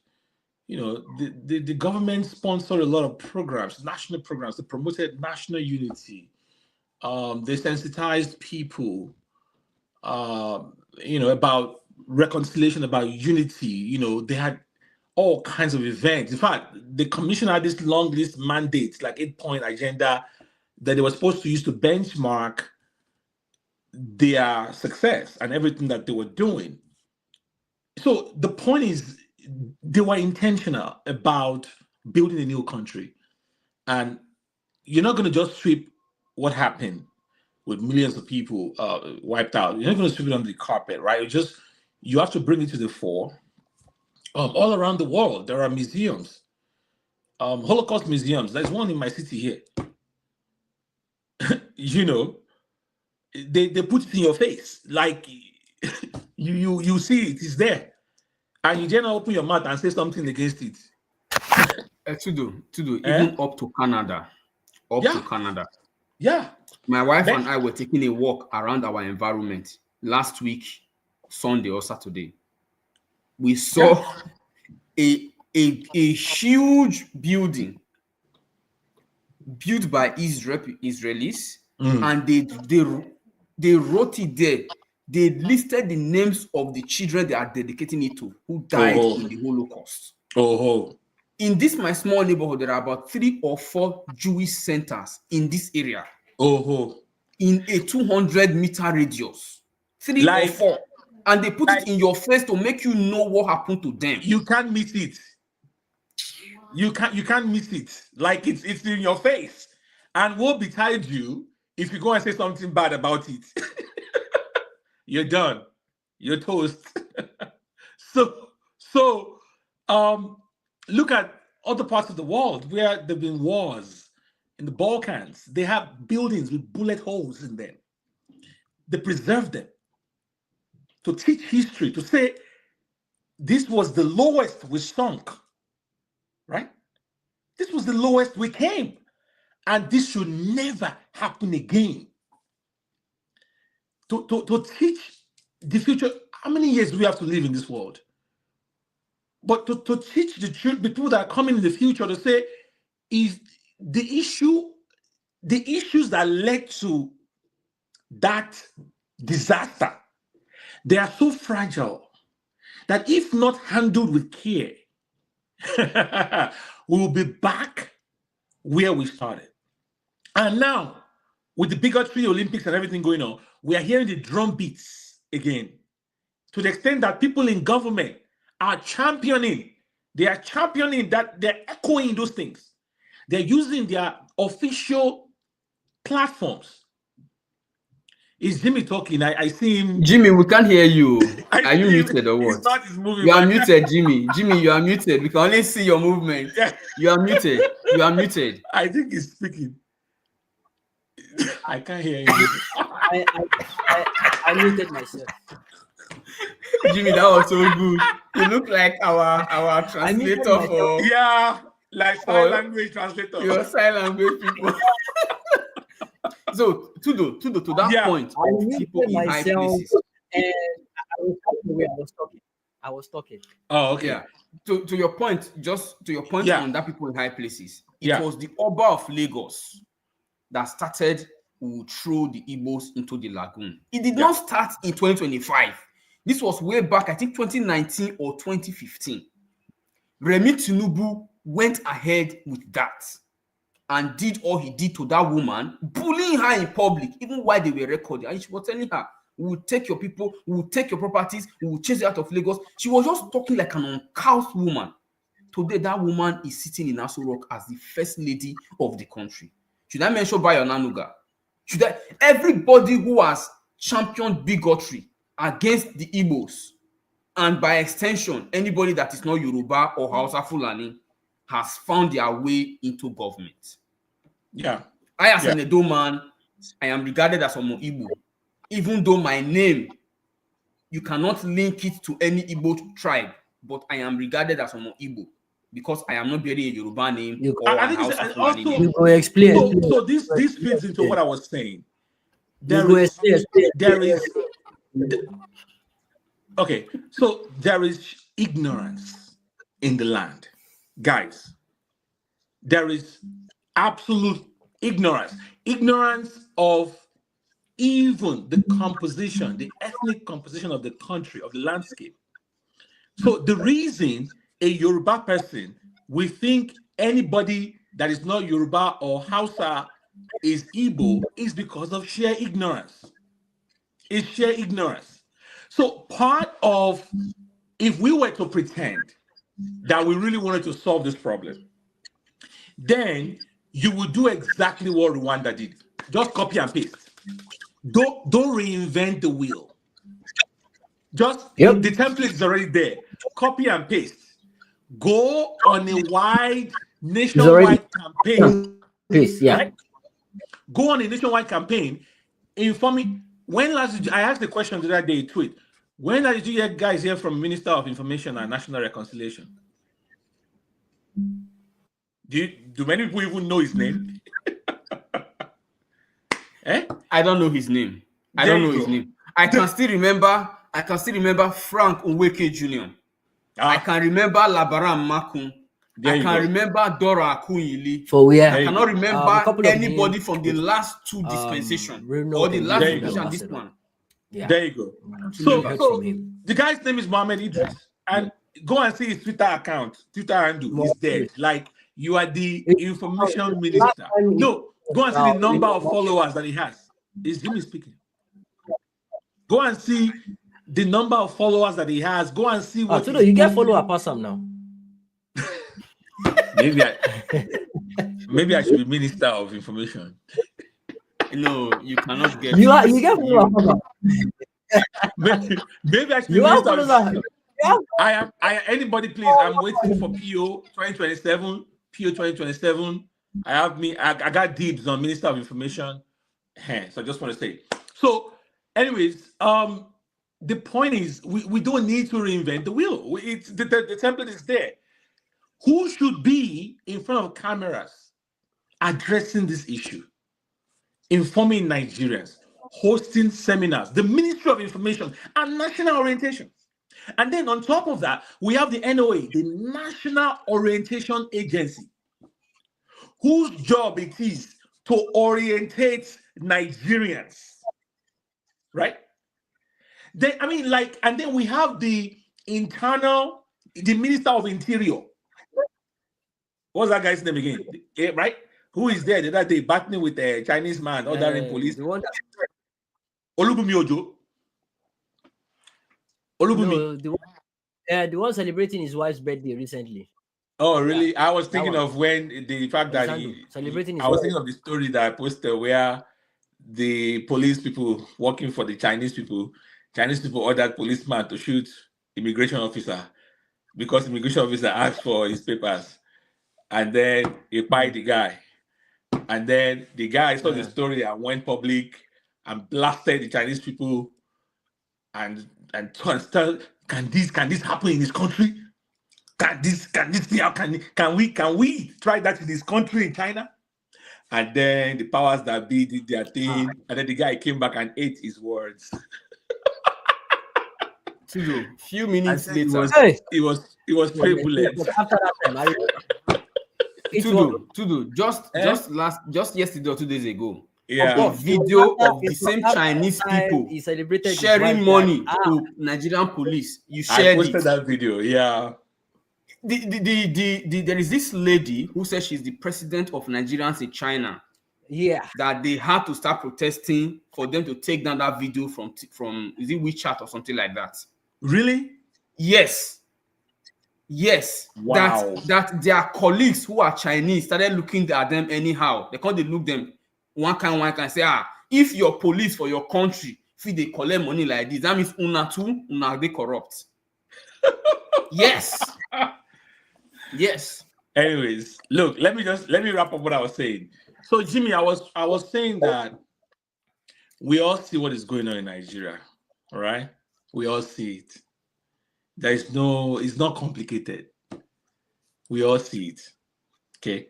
Nigerian government is not serious about national reconciliation. They're not serious. It is what it is. Number two, some people are more Nigerian than others. That is a fact.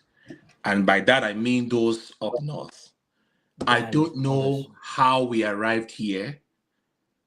We in the South, and I put myself there, we used to brag about being the most educated and the most aware and the most this and that.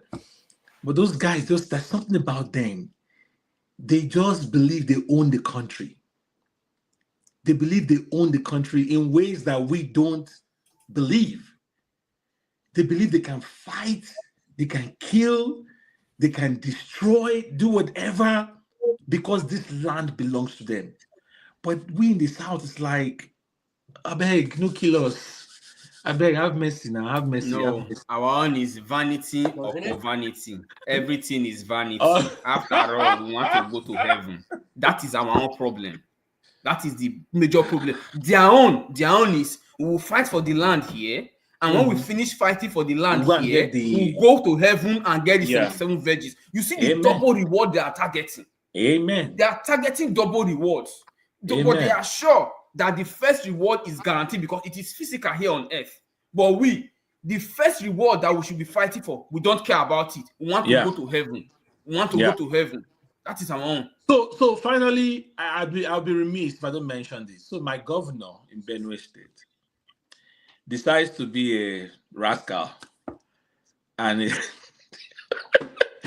you see, Dr. O and Jimmy, you see, I've been talking about this guy right for a long time on my spaces, and I've been talking about the politics of the state on most of my. You guys heard me, right? And I even told you guys that, look, don't focus on Fubara and Wiki alone. We have that same situation going on in Benue, even though it's lower league. Jimmy, what I did not Jimmy, foresee. fix your mic. We cannot hear you here. We cannot hear you here. Fix your mic. Me? Jimmy. Fix my No, mic? Jimmy. Jimmy. Oh, Jimmy. So what Every happened time was Jimmy I speaks, stood it's up, my like, back was I don't aching. know. Yeah. Jimmy. Yeah, so it's the network, guys. It's better now. I'm gonna It's better speak to guys. I can hear you. It's the network. I've been able to. Yeah, so it's I think I understand what is going on. Number one is the All right. network. I need to speak to my network provider. I need to increase the bandwidth. Anytime my kids are around, they want to be on their laptop, do their thing on their tab, TV going on and all that. So I need to increase the bandwidth so it can handle the capacity of what I'm actually doing, because I'm multitasking. And the interface I'm using is quite powerful, so it consumes a lot of internet. So at a point in time, I had to switch to my hotspot, and when I wanted to stand up, the mic is attached to a pole, so the mic cannot go up. The camera follows me wherever I go automatically. The camera follows me anywhere I go, but the mic, I have to come down to where it is, so all right, you guys can hear me. So that's the reason why I had to sit down back. But yeah, it's fine. Okay. So yeah. So like I was real quick, I was saying that I did not foresee the guy becoming the national villain that he has become. Now becoming infamous for what the stunt he just pulled with PO, which is a shame. It's a big shame. I'm confused on so many levels about that stunt that he pulled, though. For a man that should be concerned in the context of our conversation. What are you confused about? What exactly are you confused about? So there's a lot of dynamics, right, going on with Benue politics. And I've been following that politics for a while because for like a second, I know the idea of running for office in Benue. Like 1 second. So No. This is what happened to you. You thought you were Yoruba until the concept of tainted blood started. You're like, I don't have a place, so let me think of my father's land first. And then when I got to my father's land, I realized that go get far away from us. We don't know you. I'm the lowest of the lowest there too. So now I'm stateless, guys. I'm stateless. And this is why I was telling Jimmy, all of you could have been thinking in Yoruba, Hausa, all these blocks. There are some of us that we are products of inter-tribal unions. Where do we go? No, Yoruba people will not accept us. You are speaking big English. The tainted blood associations. Use that term. That is the lingua franca on the street of Nigeria right now. Association of tainted blood. Exactly. Offsprings. Yeah. Yes. That's us. That. So anyways, Jimmy, what I wanted to bring in is that Aliyah is a complicated guy. Former priest who has been, I say former because the diocese actually fired him when he decided to go into politics. So he was fired by the diocese. So even though you might see him wear collar and all of that, officially he is not a priest anymore. Now, the kind of ruthlessness this guy has showed, it's the kind that you least expect from so-called priests. You wonder where did he get it from? You've dedicated all your life to the priesthood. Be humble, oath of, what is that oath they sign? Oath of poverty and oath of this and oath of that. This world is nothing, it's only Christ and the kingdom of God. And now you come out of that, become this ruthless politician. You're like, where did he get that from? Number two, is that loggerheads with his godfather, George Akume, that I've always talked about, that who is working for Tinubu, is the current SGF. So they don't see eye to eye, because Akume wants to control him like Wike try to control Fubara, and the guy no agree. In fact, everybody that Akume had brought on, because he's like the de facto godfather of the state, they've always fallen out. From Suswan to Otom, now to Aliyah. But how that relationship with the SGF is there, but then he's still dancing to the tune of the APC. Is what I find very interesting. Doctor, I don't know, Jimmy. I don't see Jimmy. I don't know if you understand what I'm saying. So I find that dynamic. Yeah, I don't know how he's navigating that issue, but that's the political side aside.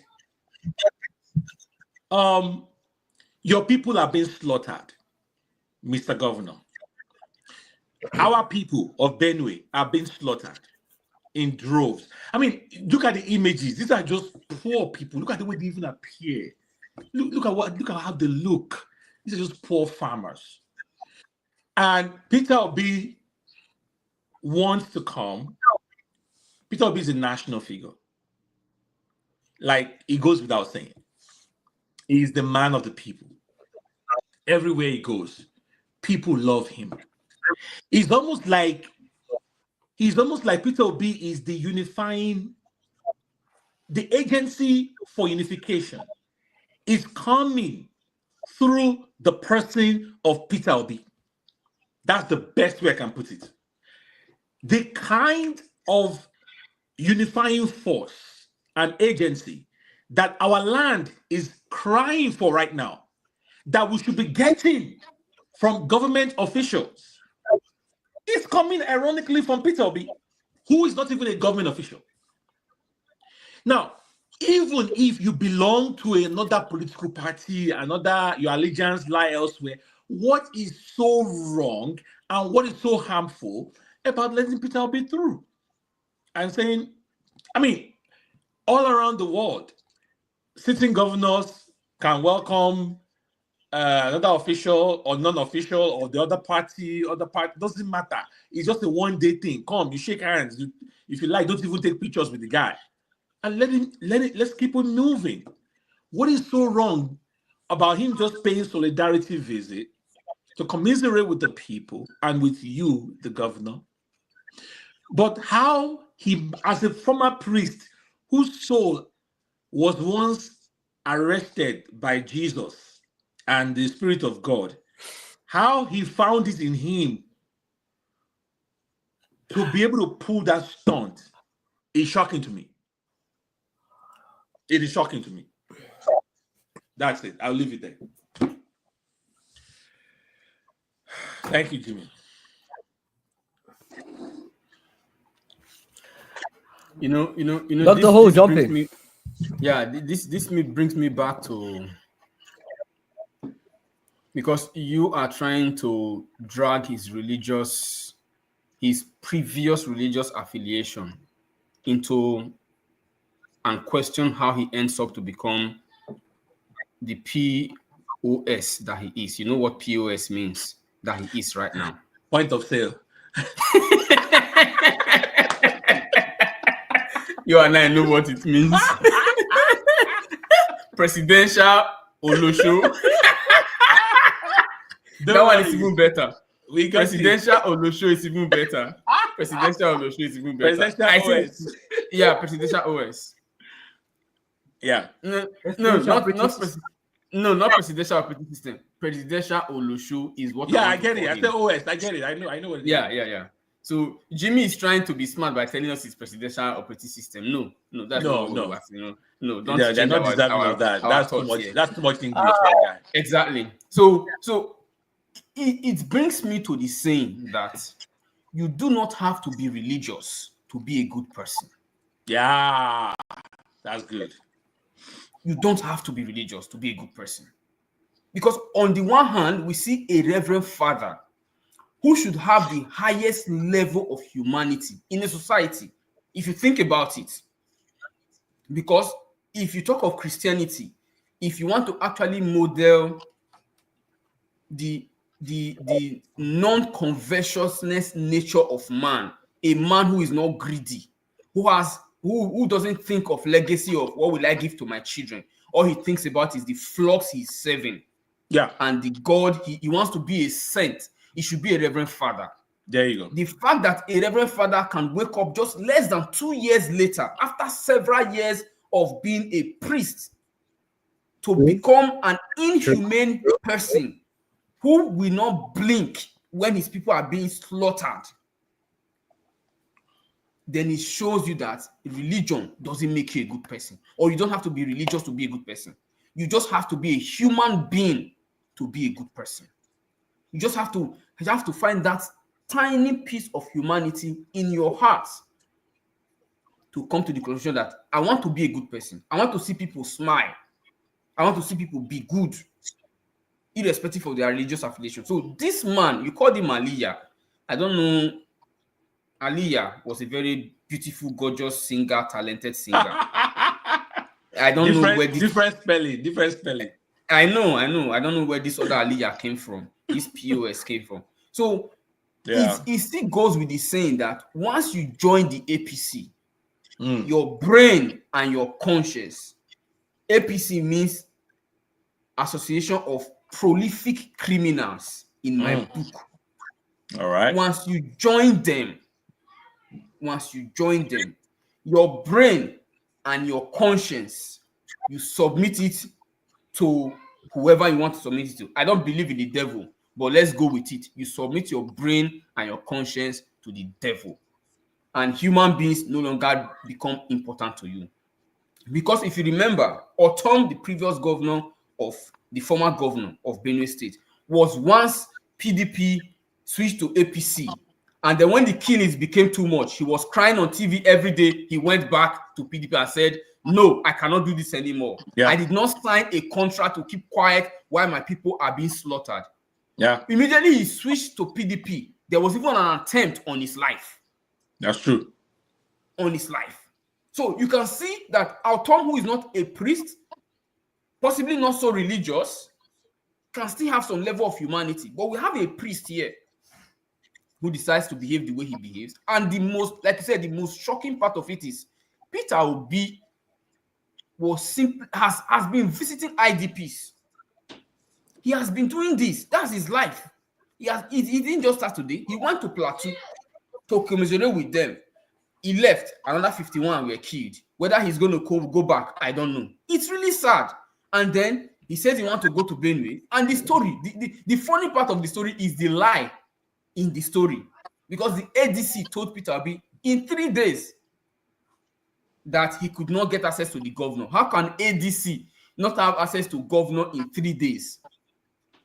It's just so the Reverend Father told him to lie to Peter Obi because he doesn't want to accept him. And Tudo, more painful is that on that same day, this same governor was organizing an event where some white people, the same governor who could not guarantee PO from yes, he could not guarantee the safety of PO and his entourage from coming to Benue State, was able to guarantee the entourage or the people, the white men who are even in quotes more precious to be kidnapped than PO.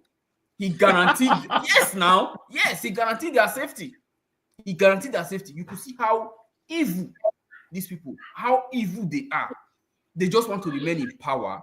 And the painful part is this man would have conducted several burials as a priest and would have used the word from ashes to ashes, dust to dust, vanity upon vanity. Now he is governor. He has forgotten those phrases. Yeah. Because he thinks he will remain governor forever. But he forgets that it is from ashes to ashes, from dust to dust, vanity upon vanity, according to his own holy books that he practiced with for several years. It's really sad. And I don't know. I don't know what to think. I don't know. I feel really sad for Benue people because there's even another picture that came out just a few minutes ago where these Fulanis were in bikes. In bikes. Yeah, I saw it. Yeah. In bikes. So they have to find a way to fight back. They have to find a way to fight back. There must be a way to fight back. We cannot just fold our hands and watch these people go ruthless anymore. It's really sad. It's really sad. Go ahead, Jimmy.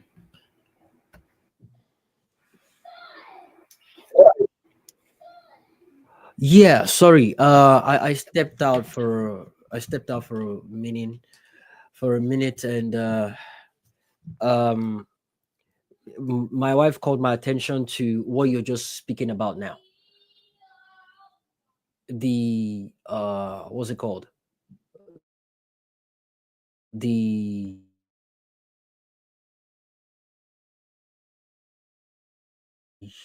um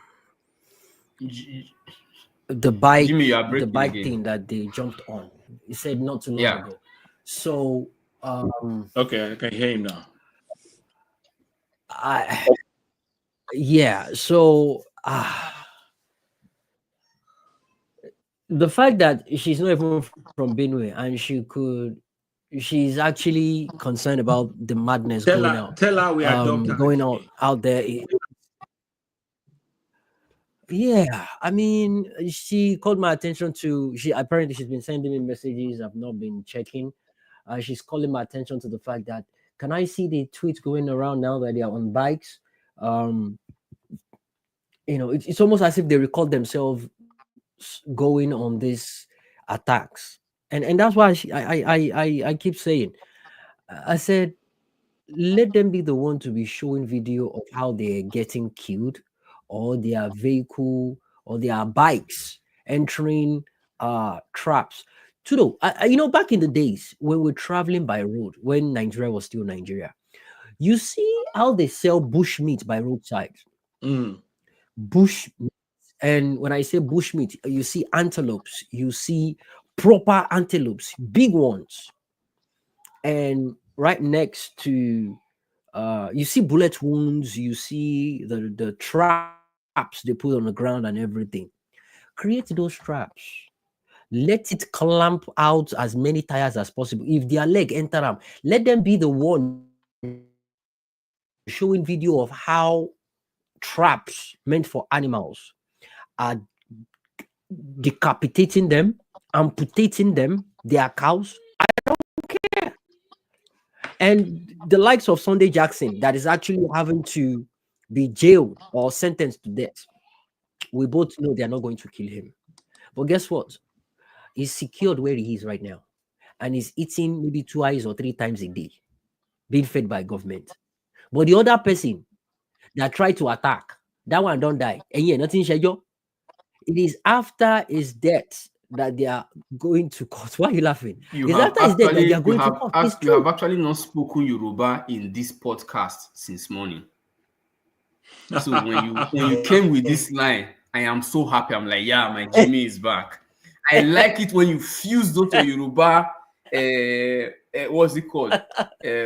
Parables to when you are speaking. I like it. Please go ahead. No, I mean the thing actually struck. It is true. It is behind that individual that they are actually doing the case. The guy is dead. He's dead. And yeah, nothing Shai Johnson, but yes, court, my lord, guilty or no guilty, the guy is dead.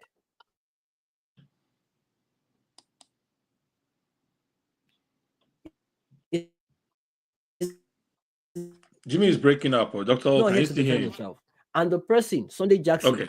governor will come. One governor will come now. They go give him what's it called?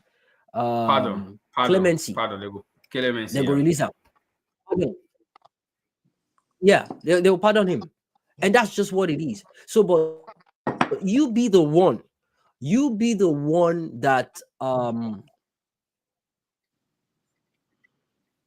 you be the one. Oh boy. All right. So so this is what's gonna happen. I've been getting a lot of feedbacks, and people have been updating me on when they can hear me and when they cannot hear me. I think I'm probably gonna get another the same thing here. Yeah. So I think I'm gonna get another Jimmy, leave the space and come back. Oh yeah, I'm coming back. That's what they tell me sometimes on my space. Like, leave the space and come back. Nigeria. So I mean, I held the space to carry on people, to catch up with people on Twitter. Again, no one feels comfortable clicking on that link. And many of them are actually thinking I can see them. But guess what? I can't see them. I have about 1,834 people watching right now. Let me even check where they are watching from, because I can actually check where they are watching from. All right. They are all watching from Facebook, YouTube, and Twitter. 1,836. So the good part of this platform, again, is that when you speak, Dr. Ho, when Tudo speak, when we have this conversation, everyone on my Facebook, YouTube, and Twitter can listen to what we are saying at once. But if it was on just the Twitter app, it's only people on Twitter that can hear us. That's the difference. So what I did last week is what I tried doing again today. I put up, I created another space with my handle. I now put it next to the microphone, the second microphone, and that was how people were joining the conversation. And that way, a lot of people joined. People are scared of clicking on that link. But yeah, it's been an interesting one today. It's a 7 hours 39 minutes now, and today we beat another record. The first time was 900 people. The second time was 1,600 people, and now, and the good thing about this platform is that when people join, it's the system is not counting people that came and left. The system is counting people that are currently watching you right now, people that have been here since. So lately I've been seeing we have 1,838 now. Maybe if it goes back, you probably see maybe one person left, you see one or two people leave, but it keeps increasing. So that's the whole point. So my point is we're growing, right? From 900 to 1,006, and the first one 900, last week 1,006, today is 1,840. I was hoping I hit 2,000 if the network didn't give me all those issues. I would probably get there, but so far so good. I think it's growing, and I want it to be that way. That way I have people that are listening in to get educated and get enlightened on topics like this. And see what I'm just talking now. Now you don't enter 1,846, and it is when it's getting this late that people keep coming in. So I've been doing a lot of analysis in the background. I've been checking the breakdown of the people that are joining. It's giving me the breakdown, amount of men, amount of women, age range, and location. Many people watching right now, and it's also showing me a lot of information that I can work with. So that way I can change the time zone, and that would make a huge difference towards building the kind of audience we want. The whole point is to have a guaranteed certain amount of people. It's not a day job. One has to be consistent about this, and I'll keep doing it. The consistency is what will now later on pay off. But for now, I'm glad with the result. The numbers are growing. I'm still trying to increase, but I need to work on getting a solid network. Once the network is solid, if it's for me to partition my network or get another one dedicated for this purpose, because it comes with having a solid network that can carry the weight of data that will be exchanged. It involves a lot of data, guys. It involves, because everything will be downloaded.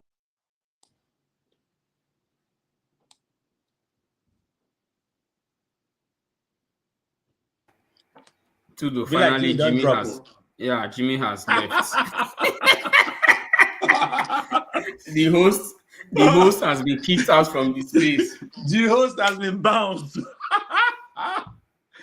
is so hilarious. Yeah. Jimmy, Fulani heads, I hope you are safe. If this was Nigeria, I would say I hope Fulani heads may has not invaded your. Yeah. But no, it's a crazy world out there, Dr. O. Let's talk. Hopefully Jimmy will find his way back.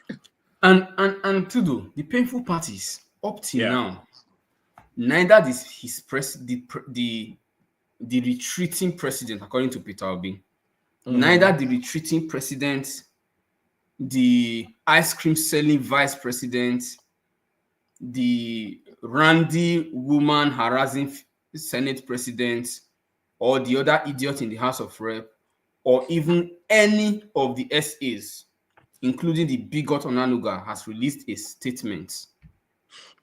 To say we commiserate with the people of Benue State, the people of Plateau State, and Onanuga has released statements. Hey, Jimmy, guys. I'm getting a feedback from your end. Sorry. I'm getting a feedback from your end. Yeah. It's really sad, none of right? them have released any statement. But when it happened in Edo State, these monsters, these bastards, I have to use very hurtful words, went on a statement to declaration agenda and asking the police and the army to fish out the culprits. 16 persons versus over 51, and no statement from these people. And the only thing, the one that ever pissed me off the most, is the statement the big Otonanuga released, telling us that the president has moved from Paris to London, and he's doing what actually with Nigeria from there, and that he will be back after the Easter break. And no mention of, oh, I heard Nigerians were slaughtered after Christmas. My heart was sweet. No, after Easter. He said he's coming back after Easter. I heard that Nigerians are slaughtered. At least no sympathy. And I was saying, at least, good Lord, Jonathan went to where bombs were being detonated. He visited. His wife showed emotions on TV. There is God became a popular line to mock that woman. She cried on TV. Call it fake tears. I agree, but she cried. But Rat is in Ondo meeting with Parfa Soranti, the same Parfa Soranti that Fulani herdsmen killed her daughter, and the Tinubu asked them, where are the cows? He did not even say, how can this happen? There was no sympathy for the old man. He asked, where are the cows? And the painful part, Rat's mission to Ondo claimed the life of an innocent 10 years old or so. Yeah. Can you see that these people, wherever they go, what they carry is death and destruction and pillaging and criminality? Those are the people we have in government. I honestly don't know. Something has to give. Like, I don't know what it's going to take. Because so another thing we see, instead of the media, I don't. Guys, can you hear me?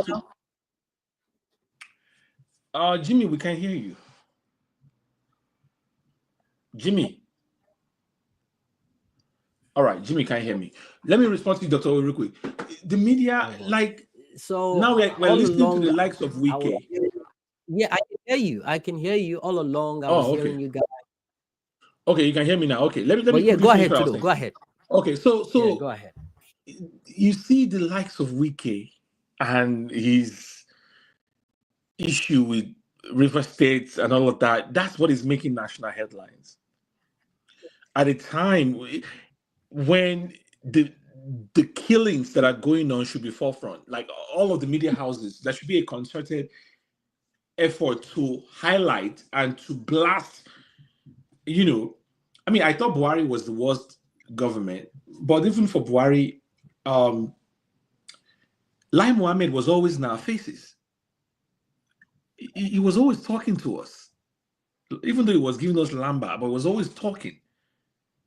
At least they felt like they owed it to Nigerians to explain what was going on, to talk to Nigerians what was going on. how did we get to this point where these people don't even count us as anything? Like people that are owed any kind of accountability to even come in front of the cameras and say we are monitoring the situation. What you are tweeting? What is tweeting? We are monitoring what's going on. Not that the presidency condemns. No. Like treat us like we are citizens. Like, talk to us. Oh, we have. Are we? Are we? Jimmy, now that you put it that way, I don't know. I don't know. Maybe we're not. Yeah. And finally, Daily Farrell to me has continuously said we are not citizens. Icon, welcome back. I can see Icon. Yeah. So finally, sorry guys. Quick, this thing that they do, I think Icon is back. We can't hear her. I can't hear her. Okay, yeah, go ahead. So this thing that they do, I think she muted. But they are always campaigning. Always. Like there is no time for governance. They're not talking about governance. They are campaigning. Oju Zokalu just said Abia State belongs to APC. Pastor Umo Eno just said Tinubu 2027 is guaranteed. Like, what is this thing about? This is 2 years out. 2 years out. Like, we're already talking about Tinubu is guaranteed 2027. What the heck? Jesus Bro, Christ. we are fucked. Yeah, thank you. Nigeria is captured. Hey! Yeah, officially. I didn't believe it but before. Hold on, that NY, is he not PDP? But is the guy not PDP? Ganduje did a ceremony today now. Was it today, yesterday? Welcoming defected politicians into the fold. Yeah, they had a ceremony. Sorry, let me jump in real quick because I need to get off now. I just saw a tweet that has just made me very sad. Somebody said the reason why the North does not want Peter Obi is because he's going to actually genuinely try to fight Islamist extremists. And they are not actually looking, they don't want this problem solved. So that's why they don't want him. That's actually their first reason. Who made that tweet?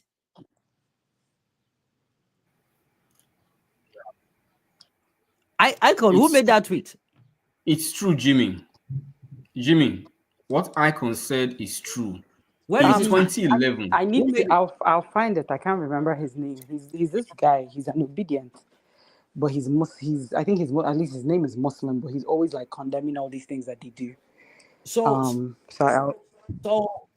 if you can find a tweet, just send it to me. I'm going. Jimmy, what Icon said is true. What Icon said is true. I will tag you now to a post I made this morning. So Jimmy people is can cracking see the up tweet. again. Yeah, I don't think Jimmy can hear you. I don't think I hear you, Dr. O. Mm-hmm. Yeah, so to what I was saying is that what Icon said is true. I will tag Jimmy and you to a post I made this morning. So I went down memory lane. And I was searching for news about this Boko Haram terrorism. Since the Sultan, people now call him the Satan of Sokoto, since he said social media is terrorists or social media are the terrorists. Okay, I can't hear anybody again. What is going on? Hello. Jimmy, can you hear me? Jimmy can't hear you. Yeah. Jimmy is gone again. Oh, he's dropped again. Okay. Yeah, he's dropped again. It's really interesting that the host can drop and the space doesn't crash. Really interesting. So yeah, in that news, it's a BBC article in 2011. That was just heading when Boko Haram started, and Goodluck Jonathan's government was pounding them. The Sultan of Sokoto released a news to BBC and told them that he's angry at the crackdown of Boko Haram by the Nigerian government, that we should not be using violence to fight violence. Remember, they stood against Jonathan throughout his tenure, even though this man was putting considerable efforts to terminate these monsters. So I am not surprised that they are saying they don't want Obi because they know he will genuinely fight terrorism. The same thing they did to Jonathan. And also, recently, one of the Northerners who is close to Peter Obi made a post, and that post got me angry. He was busy saying that Tinubu is bad. It is time to vote for a good person from the South who will complete only 4 years, and then power will return back to the North. This is somebody that is supposed to be in the inner caucus of Peter Obi, that is supposed to be an ally to Peter Obi, that is supposed to be educated and should be fighting for a government that will make Nigerians better, irrespective of where they come. Who are you referring to? His name is Zita, one Abdul Karim. Okay. Yeah, one Abdul Karim made that post. So, Jimmy, if you can hear me, I'm going to tag you to that 2011 post where the Sultan of Sokoto said he is not happy that government is fighting Boko Haram. Let me look for it on my TL. So what Icon is saying is true. And you can see how these people want to continue weaponizing this religion. And the painful part of this whole discussion is that when we say the North, many of us in the South, we categorize them as Muslim dominated, which is actually not true. Because there is Southern Gombe, Southern Bauchi, Southern Borno, Southern Kaduna, some part of Katsina, majority Taraba, Plateau, just name it. The Middle Belt and some of these northeast and northwest states have a large population of Christians, but they want to keep them down in their Islamic terrorism just because these Christian groups are very small tribes, very tiny. I'm sorry to use the word tiny. I'm also from a very tiny tribe. Are small tribes. So they want to lord over them and dominate them.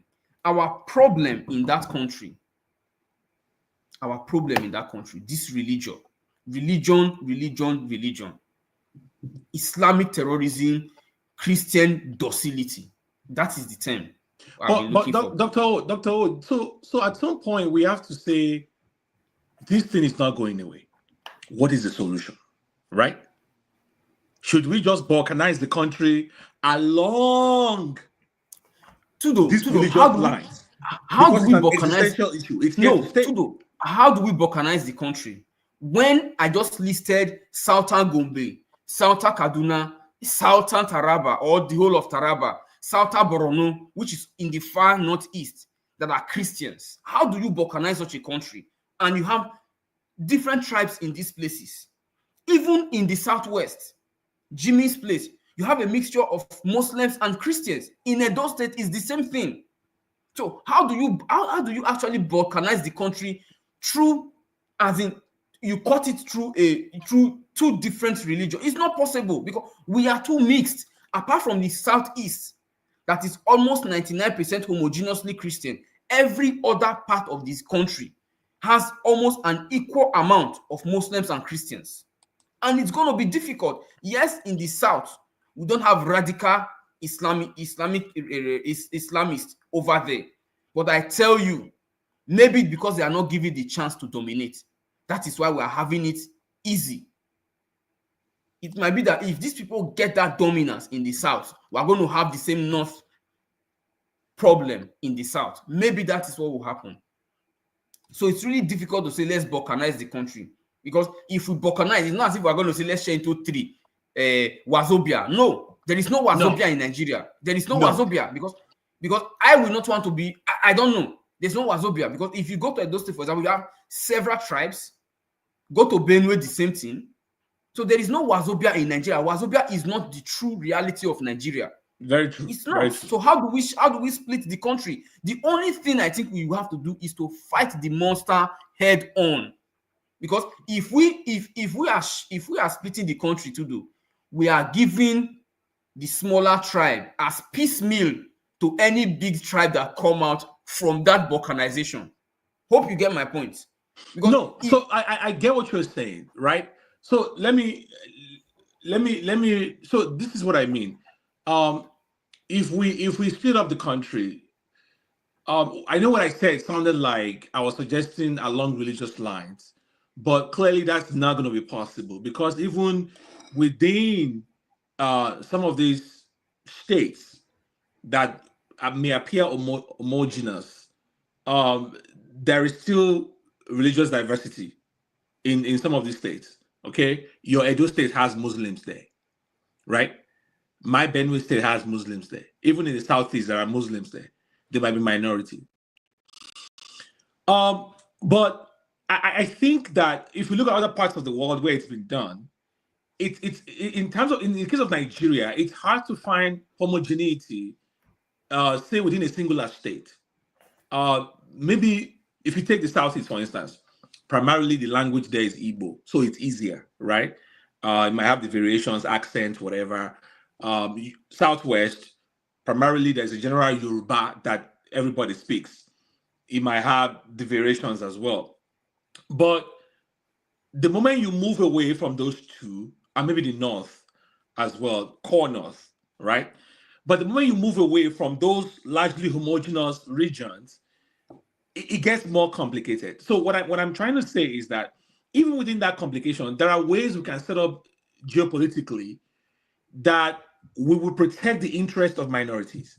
For instance, I hate to use when we're talking about Nigeria, I hate to use developed countries, but it's there's nothing wrong in borrowing ideas that have worked, right? So when you look at the electoral college system in Nigeria, because it boils down to politics, the electoral college system in America, rather, you have large states like California, Texas, with the largest electoral votes. But then you're going to have, say, a Wyoming or Iowa or something with their small number. But you see that small number, you still need them. And the reason it was designed that way, that it's not going to be based, victory is not based on popular votes alone.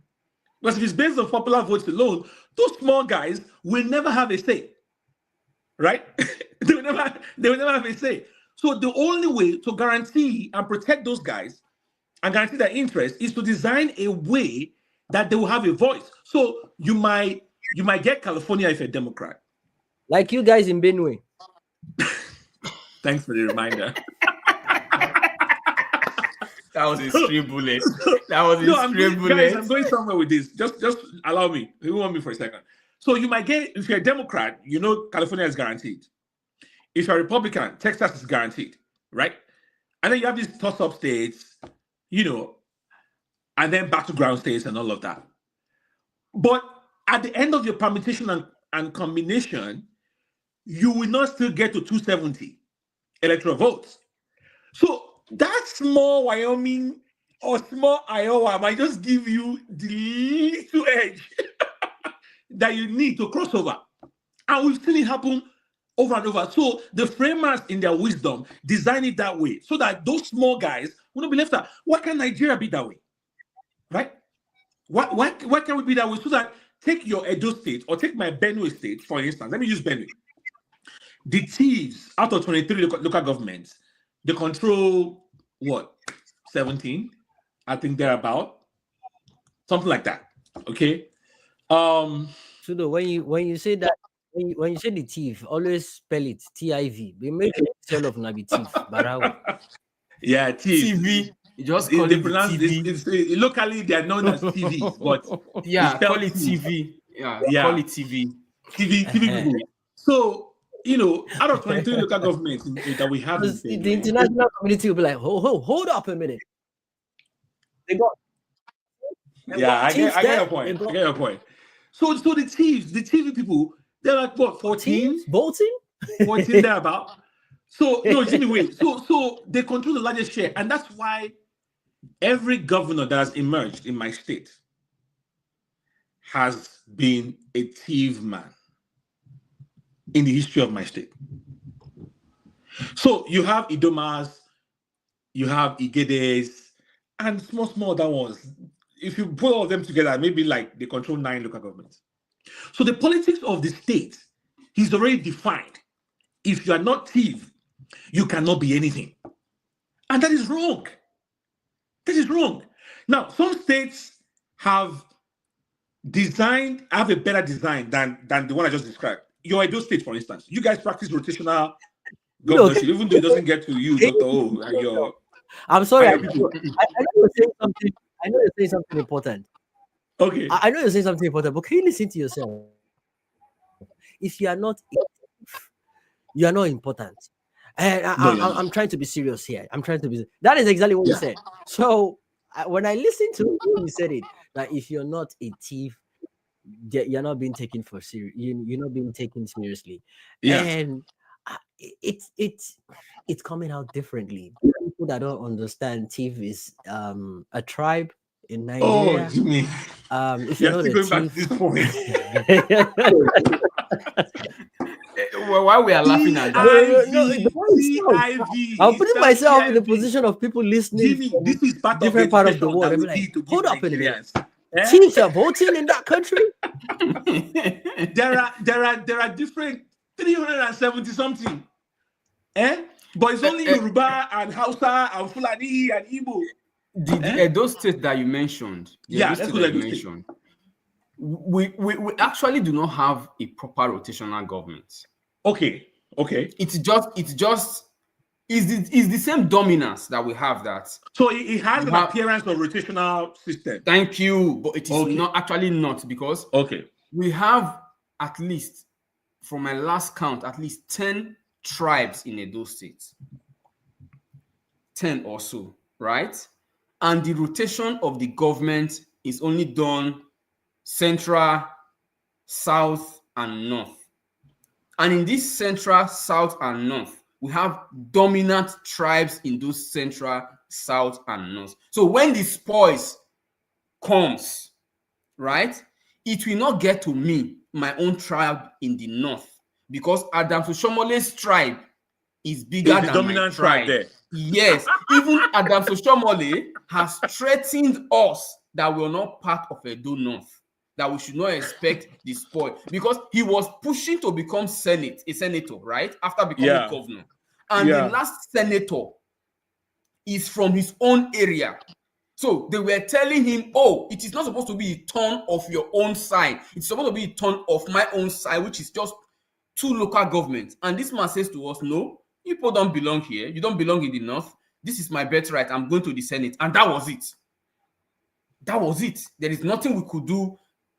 We have to let him, my people have to let him go and become a senator at otherwise, what's the alternative? There is no alternative.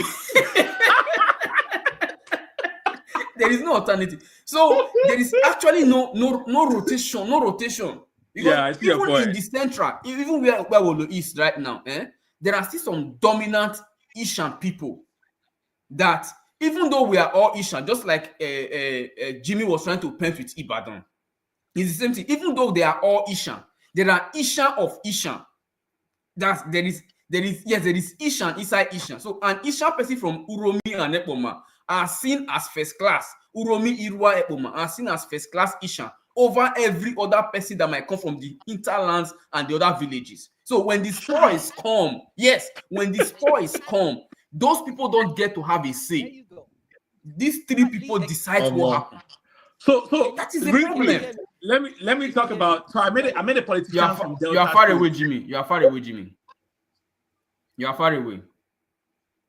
Okay. We can hear you, but your voice is faint. So, Doctor, I met a politician from Delta State yesterday, and he served with Okowa back then. And he actually was suggesting that. Hold on. So all his loot from Delta State in the last 8 years, he took all of them and his family and ended up in the US. Dr. O, I cannot confirm nor deny that point. You don't need to confirm and deny. I am smart enough. I am smart enough to draw conclusions, and I hope everybody I cannot categorically speak one way or another on that issue. Until your guy at the top gives you the go ahead to say so. No guy problem. At the top will be the one to decide how I will speak.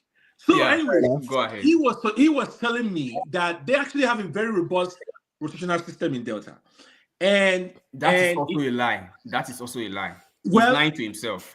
That's also a lie. So the suggestion is that the terms of who is next to be governor. In fact, he's looking forward to be governor at some point down the line. Yeah, because at some point he's going to come to his region, his people, and then he's looking forward to, because he wants to have done with the government and all of that. So my point is this: look, let's forget about all those examples. Maybe they're not even perfect examples. If we are sincere, if we are genuine, it's been done. There are ways we can redesign this country so that every ethnic extraction is taken care of, whether you are big or small, minority, majority, whatever. But because we are not genuine, I keep going back to that point. We are not genuine people in Nigeria. The politicians, they see Niger as their ATM. That's why they are not interested in any reform. They're not interested in any concrete discussion on how to redefine our union. They're not interested. They're not stupid. Dr. O, everything we have said on this space, everything we've been saying on several spaces, they know. Many of these guys are Ivy League educated. They went to some of the best schools in the world, right? So are you telling me, honestly, that they don't know all these things we're discussing? They know, but they are not interested. They're not interested. So there's a lot of, it's messy. And I don't know, but I everything I said is contingent on if there is the political and the moral will to change the country and to move the country forward. Until Peter Obi becomes president, fingers crossed. What if Peter Obi doesn't become president? Hey, I'll be like, it's been nice knowing you guys. I'll be like, Jimmy, it's been nice knowing all of you. You see, that's I have my immediate surrounding here. You know I can run for. You know, City Hall is not far from me. I know. You know I can run for office here. I know. In fact, let me give you one gist. As a black minority man here, I'll just need to approach one of the parties. They will take me because I'll be like their trophy. No. Exotic trophy for that matter. I'll be like their trophy so they can say they are not racist. but you know the sad part in this statement you are making is that you were born and raised in Lagos. You speak Yoruba more than fluently. Any word you have of the knowledge of your father's village or town or tribe in Benue. I've never even been there. Exactly. But you are not qualified. According to the Ronu bandits, you are not qualified to contest for any position. Well, on both sides. On both sides, exactly. On both sides. On both sides, yeah. In Nigeria, you are lost. I'm stateless. You are stateless. You are stateless. You are lost. Yeah. That's what it is in Nigeria. You are lost. It is the sad part, but you have migrated to the US and you have a chance to contest, to become a politician. But in your home country, where your ancestry is from, everybody will be like, we don't know you. It is just this. It is the madness in that country that when I think about it, I'm like, how? It is 2025. It is 2025. Must we behave analog in a digital world? Must we behave like 1860 UK? I was in a space yesterday, and David Uday was talking about education, and he said the curriculum we are using in Nigeria today is the 1945 curriculum of Britain. And I'm like, exactly the problem we have in the country. Because That's true. people will tell you, let me share. And you wonder how the people primitively. You Yes. wonder why the people think primitively, and you'll be like, Jimmy, let me share this shocker before I stop talking. The first time I landed in Germany in 2017 as a master's degree student in Regensburg, right? I woke up in the morning. I took a walk. My university was about 10 minutes walk from my house. I took a walk to the university. On my way back, the street that leads to my house, about 20-30 meters of road has been asphalted, has been changed. Everything has been pulled out and a fresh asphalt placed on it. What was left for construction was just the walkway. When I got there, that was just my first week or so. I looked, I was like, no, I didn't pass through this road this morning. But I looked at my Google map, I'm like, but I'm on the right path to my house. How did they now change this road within the past 8 hours that I left the house to build a 20 to 50 meter road? What is happening here? So I was confused. I checked my map properly. I was like, okay, I'm at home. I'm going home. So I went through and went home. When I got home, I was still thinking, I was worried. So I took my phone and I called my Cameroonian friend that I had just met. I called her and I was like, hey, Cynthia, how far? He said, wait till then. I said, I just come back from school, but I'm shocked. She was like, why are you sure? I said, the road that I passed through this morning, on my way back, that road has been redesigned and new asphalt has been poured on it. But Cynthia, when I left the house this morning, this road was good enough.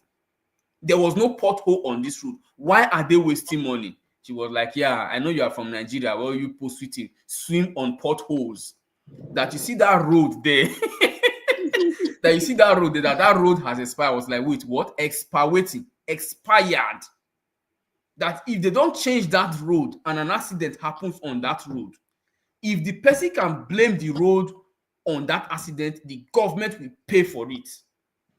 So to avoid that legal suit and paying for something they could have controlled with 10% of that legal suit, they had to do it and remove, because the road has an expiration time. If it's going to last for 5 years, whether it is cracked or not, they take it out and redesign. I was like, wow. So you mean they can even build 20 meters of road in less than 8 hours of me leaving there? She was like, yeah, you are in Germany now. Have you not heard of German machines before? And I said, if in Nigeria, 20 meters of road will take my people like 5 years. They go first pour sand.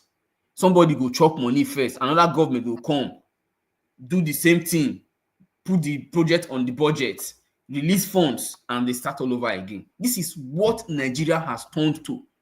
So some people in 2025 want us to remain in 1865, in the age and times of technology, when we can build our country as fast as possible.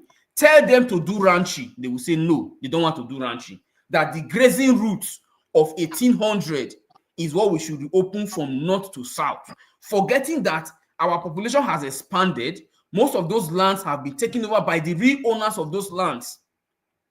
They want us to open grazing routes. They want to still continue to herd cattle from north to south in a 2025 age of technology. We have a big problem.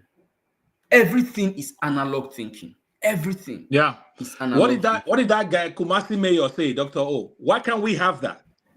That Kumasi Mayor, you saw that video. The guy say, if we find cows roaming around from the airport to wherever, he said we will kill them and feed them to prisoners. Yes. Etudo, when I landed in Nigeria on July 29, 2024, last year, a friend picked me up from the airport, and on my way home in Abuja, cows were the first citizens that welcomed me. Shy. And this is just living. Immediately you get out of that airport, Nnamdi Azikiwe Airport in Abuja, the cows were I was like, hi. They couldn't even disappoint me to say I will not see cows. No, they did not. They said we will not disappoint you. I was like, and I said, so you mean cows are still roaming in Abuja? My friend was like, welcome to Nigeria. Nothing changed. Everything has gone worse. Those are the first citizens.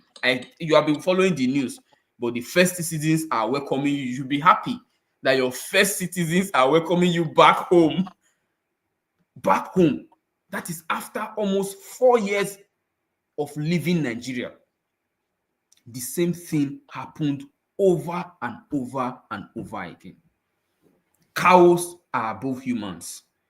Were we not on this platform on Twitter when Wasapi or whatever they call that terrorist listed the categories of citizenship in Nigeria? He said cows. No, I think he said Fulani, Hausa, Yoruba, cows before Igbos. And what even pained me most, see, I don't even care about those. I don't care about those people. How about the elected official that said close to the same thing at the National Assembly? The woman.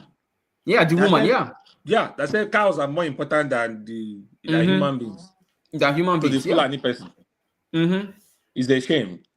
Yeah. It's a shame to come from Nigeria. It's really sad. It's sad. Anyways, Jimmy, look, I don't know, man. I gotta run, but it's been fun. It's been fun, bro. Can Jimmy hear us? I don't know that if you can hear. He's talking and we can't hear him. I can hear you guys. Oh, okay. Yeah, the mic is on. I can hear you guys. Yeah, I unmuted myself. Jimmy, let's do whatever we can to make sure PO gets in there so that we can all move back and make Nigeria great again. Otherwise,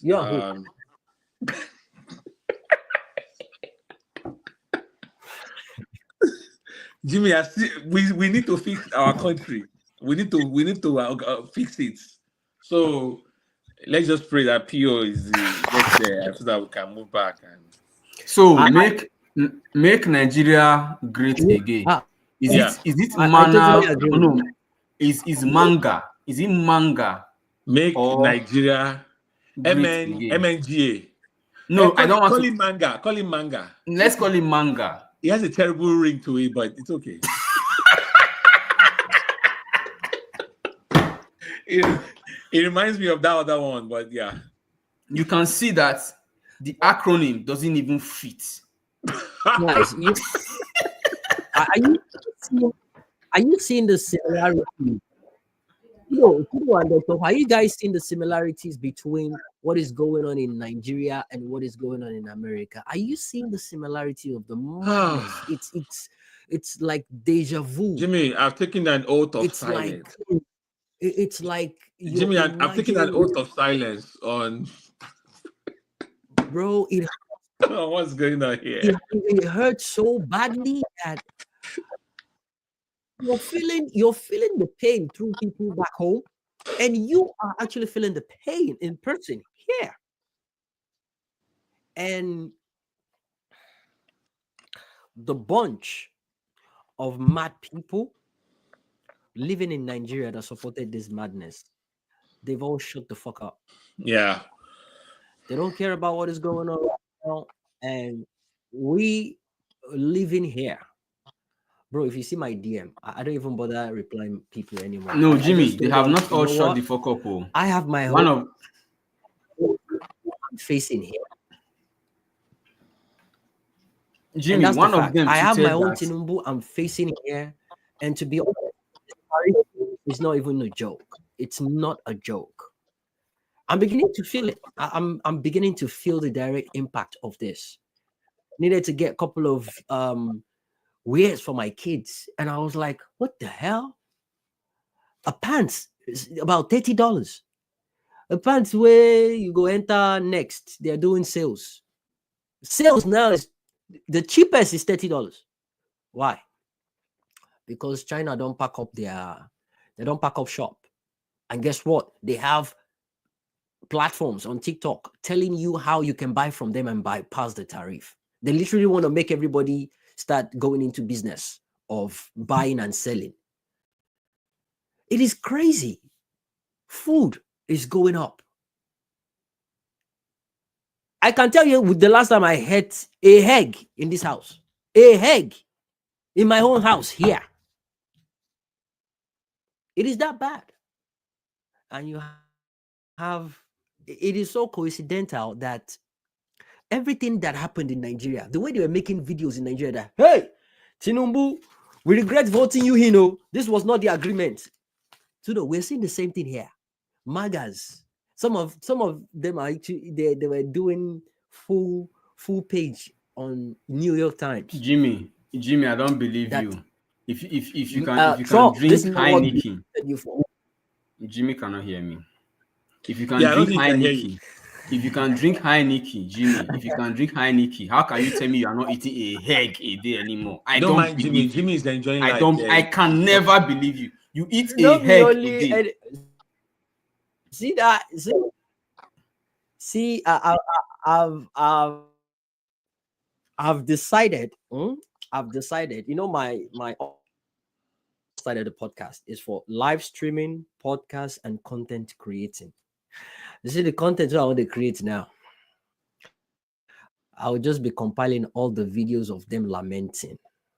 If they are lamenting about Gary, I'll look for Gary Jebu here. I'll buy, and I will drink with correct sparkling water. If it is egg and indomie, I will chop a egg times 5 in front of camera with toothpick. I will use my credit card to pepper them. I will show the difference between myself living in a system that works and them living there. The madness is unbearable, guys. The madness is unbearable. And another thing that shocked me, Dr. Ho, another thing that shocked me, there is this particular person that's been disturbing me to help him and support him regarding his business. I did all I could last year for him. This person is a friend. We went to the same secondary school. We went to the same secondary school together. And it was like, I think the 4th time the person would need my help. And I made it clear to this person my position. I helped the person. And the person reached out to me again. They needed help for one thing that came up again. And that was where I drew the line. And we lost contact since then. Dr. Ho, I was checking my WhatsApp and I saw status. I really check my WhatsApp status. And guess what?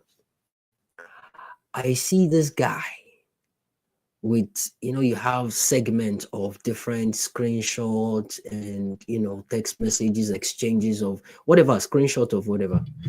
And I see this guy having a conversation with someone in the is it CBEX or what did they call that nonsense where then they invest into? Is it CBEX? This guy invested 5 million naira, lost 5 million naira in CBEX. Someone that is asking me for help. You in Nigeria, you're telling me Nigeria is difficult. You had 5 million naira to invest in CBEX. See, now God will punish you and your generation. Now God go make sure say that CBEX does not return that money back. I'm letting you know the extent at which people are so mean and they make you look like you are stupid. And to me, sometimes I feel like these guys are just pretending. They get money. They just want to collect, whatever it's almost as if they are saving and they are investing into something, and they want to ask you for some, and whatever they get from people is what they use to hold body, while what they hustle for, the money they use to they make from businesses or whatever they're doing, they invest it into something. So they think they're smarter than people that are legitimately hustling and working hard to make life better for themselves. It is sad. It is sad. And on TikTok, you see, it's not just that guy. On TikTok, we have loads of people lamenting that no send money back home, or don't send money to anybody back home. They have money to invest in CBEX. If that thing did not happen, you won't have any clue on more. You see, the madness that will befall people. People don't understand the crack and the damages this so-called obedient for Trump has caused. I even heard they're sending in more troops now to do everything they can. They are going after this Burkina Faso guy, America. Apparently, they thought Trump would leave Africa alone. Okay. Well, we're seeing everything playing out now. That's the sad part. Again, I have no problem with people supporting who they believe can make life better for them. But when you start wishing death on your fellow comrades simply because of, and you don't, man, you see, hey, I'm here to remind you. I am here to remind people, to let them know it's not going to be business as usual. But in the meantime, it's not going to change the fact that we have a country to save. I'm just not ready to do it. A lot of, anyway, let me not go there. But the point is, it is when we come to realize that this is what we have to do and we're ready to do it. I'm not ready to waste my time. That's the thing. I'm not ready for anyone to be talking nonsense, telling me I should come down home and do the needful. I'll do everything I can within my own power. I'll do everything I can within my own capacity. I've already started doing. I've already started working, and we'll see how it goes. And for now, I believe Nigeria need help. And I'm in as much as some crazy things can be discouraging, it still boils down that it is our land, and there's no way we can escape it. There's no way we can shy away from it. It is our land, and we have to do whatever it takes to fight and push for it. And that's just the honest truth. Nonetheless, it's not going to be easy, but we'll throw everything at it. We'll throw every single thing at it. It's just painful. It's just painful that we saw this was going to happen. We called it for what it was, but people were not listening. People did not listen when we spoke about this in Nigeria, and when it was about happening in America here, people weren't listening. And all we wanted was for people to just listen to what we're saying. And most of the people championing this, most of the people talking about this, they don't even live in the country. They do not live. They are not presently in America. There's going to be a huge protest tomorrow. I'm going to be part of that. It's a nationwide protest. And everyone is calling on Americans and well-meaning Americans and activists to get up. I spoke about Rihanna and Eminem's song. It was beautiful. They're pushing for Trump's impeachment. They're pushing for civil unrest. There's a protest tomorrow across America, 19th. I'll be part of it. People are going to see what it's like for in a working system when the people stand up against tyrannical government and say enough is enough. They're not having any more of this. So they'll see what's going to happen tomorrow. I mean, I already mentioned it earlier and I'm mentioning it again. The hotel is going to be flooded with different pictures from different states across the nation. It's going to be interesting. The people are going to be speaking with um, a loud voice.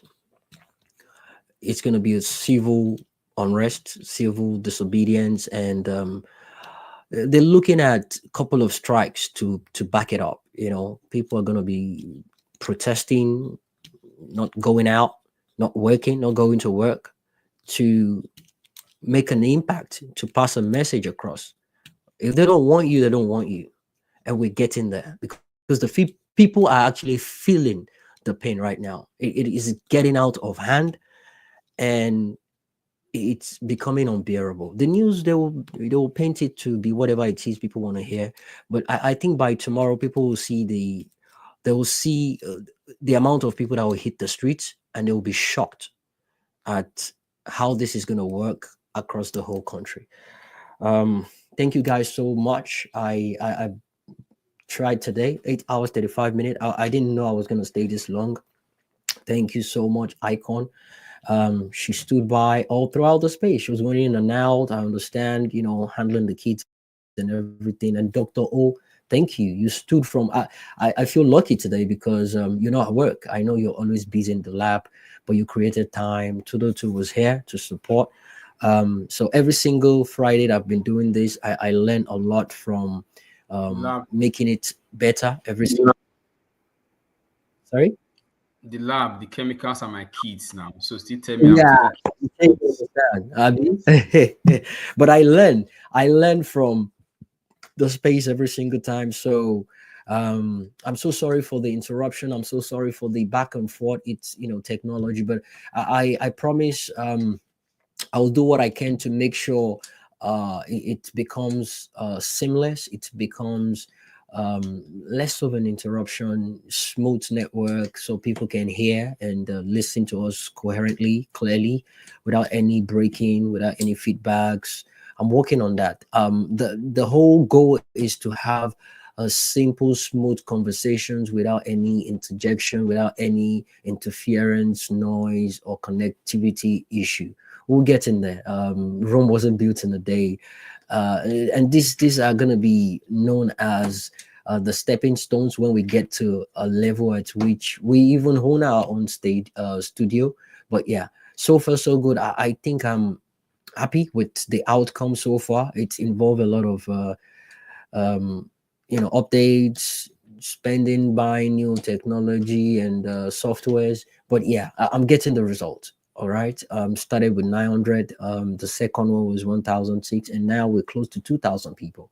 And this was considering the fact that the network was glitching in and out. People couldn't hear me, but it was a beautiful conversation.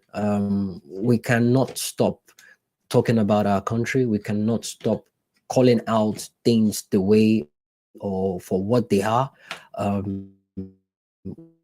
What is going on right now is a silent massacre in Nigeria.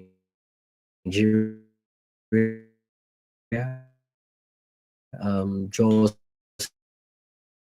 listed out the amount of people that have been killed so far over the course of 2, 3, 4. Gotta give. The people need to fight back. Again, we don't need to see pictures or proof of you fighting back or how you fought back. Let them be the one to show us video of what happened to them. And the question will be, where did this happen? Then why were you there in the first place? Let that be the argument. Let it not be we talking about complaining about how they're coming over to kill our people, kill the well-meaning Nigerians that are going by their own daily activities, going into their farms, destroying their farms, feeding their animals with their farm produce, and killing them. On top of that, it's uncalled for, totally unacceptable.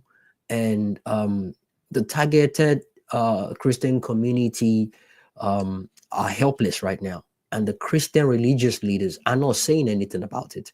They're not complaining about it. Look at the way a lot of people were shouting and talking about the whole Rumi thing that happened. No one is talking about this. How many people died during the Rumi jungle justice? I think, how many people? 13 people? Is it 16? How many people? We're talking about 51 people killed in their homes, including kids. Those ones were considered hunters, Abi, adult. Kids, 4-year-old, 5, 10, babies were slaughtered. And let's not forget that they kept repeating that they're going to retaliate, they're going to retaliate, they're going to retaliate. The retaliation might not even be in Hiromi or Edo. Then they're around here. Those headsmen or those Fulani headsmen, where are they from? Where is their governor? Why is their governor not coming to Benue or to Jos to come and negotiate compensation for the families? It's absolutely unbalanced. But I love the fact that it's a recorded conversation. People can listen to it to know what is actually happening in Nigeria. The media platform has been hijacked by the totalitarianism of a government going on down there. They would never hear things like this. They would never put it out there in the news. They've been prohibited from doing that. But that's where we come in. People like myself and many others that are doing exactly what we're doing. We're calling out the government for the hypocritical administration that they are. We call a spade a spade. We're not here to be politically correct. It's a different ball game entirely, and it's a different form. We're not playing fair. If talking is the only thing we can do, we'll keep doing it, and no one is going to gag us. No one is going to hold us back, because we still believe in one Nigeria.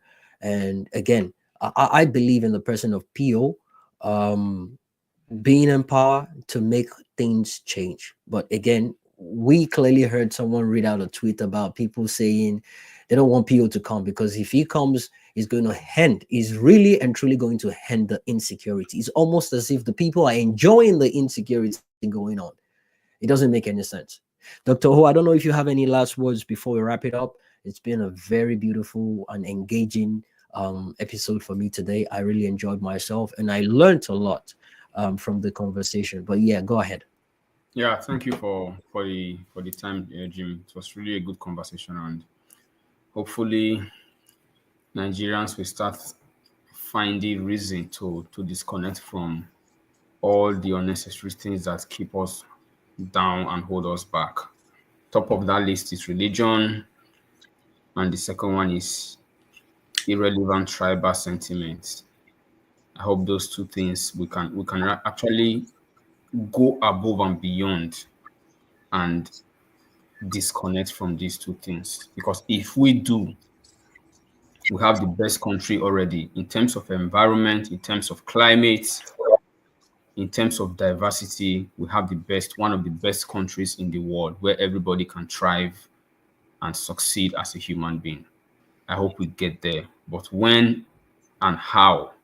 I know the how, but when is the problem. But hopefully Nigerians will come together and fight for a better country.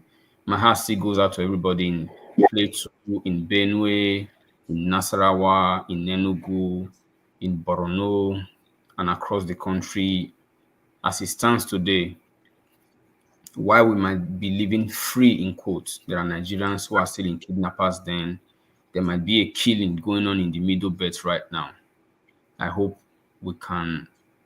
My heart goes out to them. I don't believe in prayers. I don't believe in God. I don't believe in all this wish-wash. What I believe in, we have to find actions that will lead to a better society for us all. And those actions have to be deliberate. And speaking up is one of them. The next is to start planning. And Jimmy, before you go, just one last thing. I made a tweet this afternoon and I said, if we want a better country, Nigerians have to stop going to church.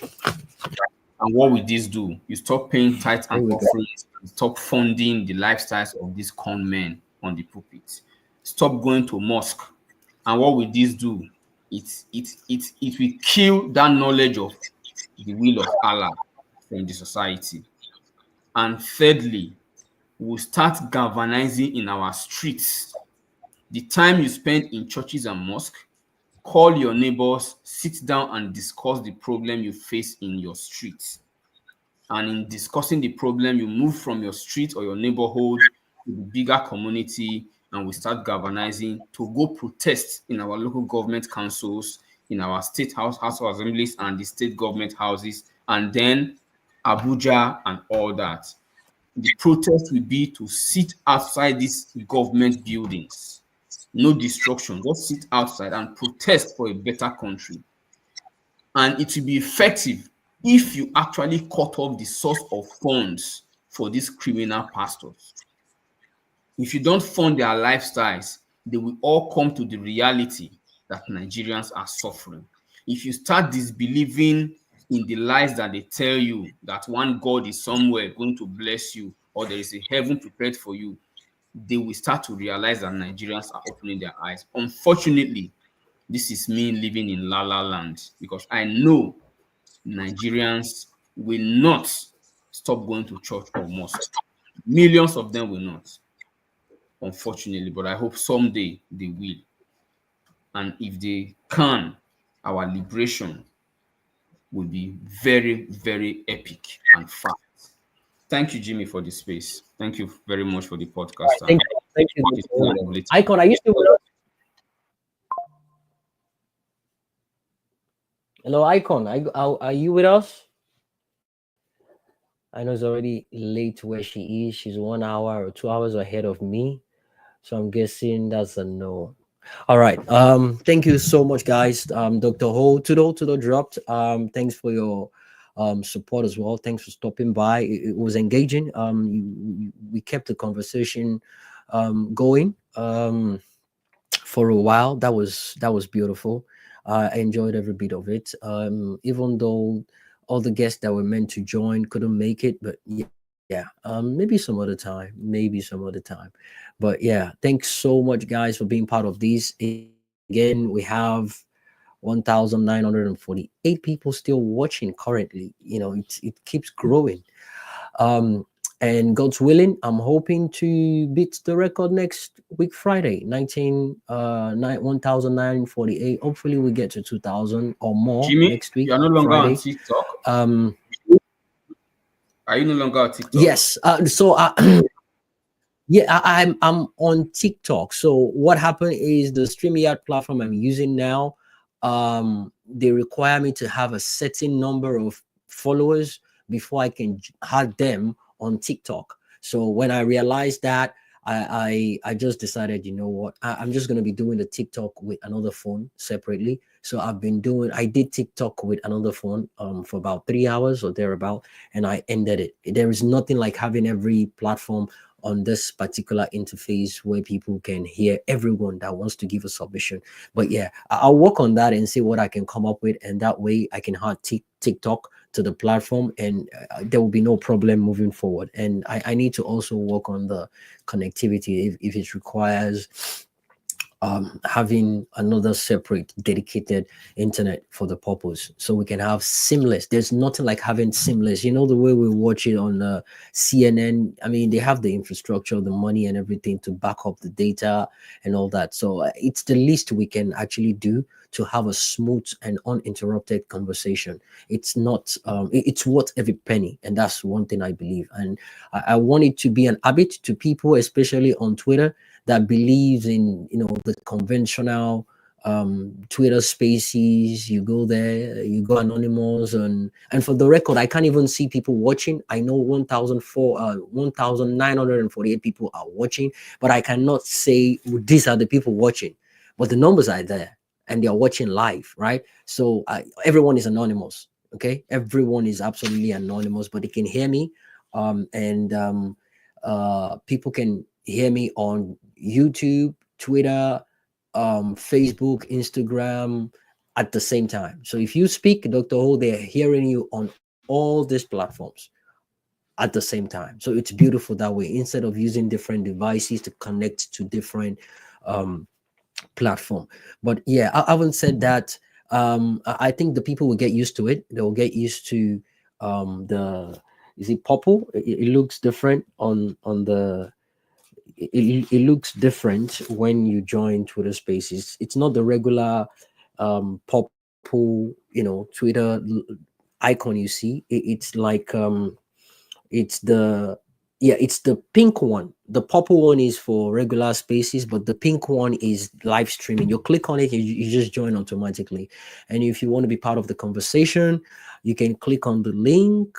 You will pop up on my interface end here, and I can bring you up and you be the part of the conversation. If you don't want your face to be seen, we can work on that as well. You have the access of muting your camera and muting your mic. But yeah, I think the people will adjust to this system. That's what happens when something is strange to the people. But as time goes on, when we persist and we're consistent on this, I believe the people will get used to it. And that's how, people innovate and change happens. So we're not, because people don't really join it, we're not going to stop. We're going to move ahead. They will be the one to catch up at the end of the day. So that being said, thank you so much, guys. I had a great time. I enjoyed every single part of it, and I hope next week Friday is gonna be a beautiful one. Normally I hint on the next topic, but it doesn't really do the job for me. Off the cuff with Jimmy. I always like to keep the people guessing what is going to happen. I want to be speaking on matter arising, moving forward, social political issues, and religious issues. These are main issues that are actually holding us back as a nation, and we need to take care. Jimmy, your national anthem is louder than your voice. Your national anthem is louder than your voice. Yeah, I deliberately. And my wife said I should tell you. So, and my wife said I should tell you they have changed the Nigerian national anthem. Why are you playing the old one? Exactly, I deliberately didn't want to play the new one. We really didn't want to play the new one. I made it an habit at the beginning of my podcast and at the end of my live streaming. I refuse to be part of the new so-called national anthem. This is what I grew up knowing. This is what I heard the old one. Now, this is the one that speak to what we want to be as a nation, to what we want as Nigerian. The whole old school one is not even talking about unity. We're not even freaking united, for crying out loud. But yeah, that's another topic for another day, to break down the lyrics of the national anthem and what it means. The new one, or the old one that they brought back, is not doing justice to it. And frankly, a lot of people are not buying it. And the people that can even sing the lyrics, they're almost close to their graves. So it's not what we need right now.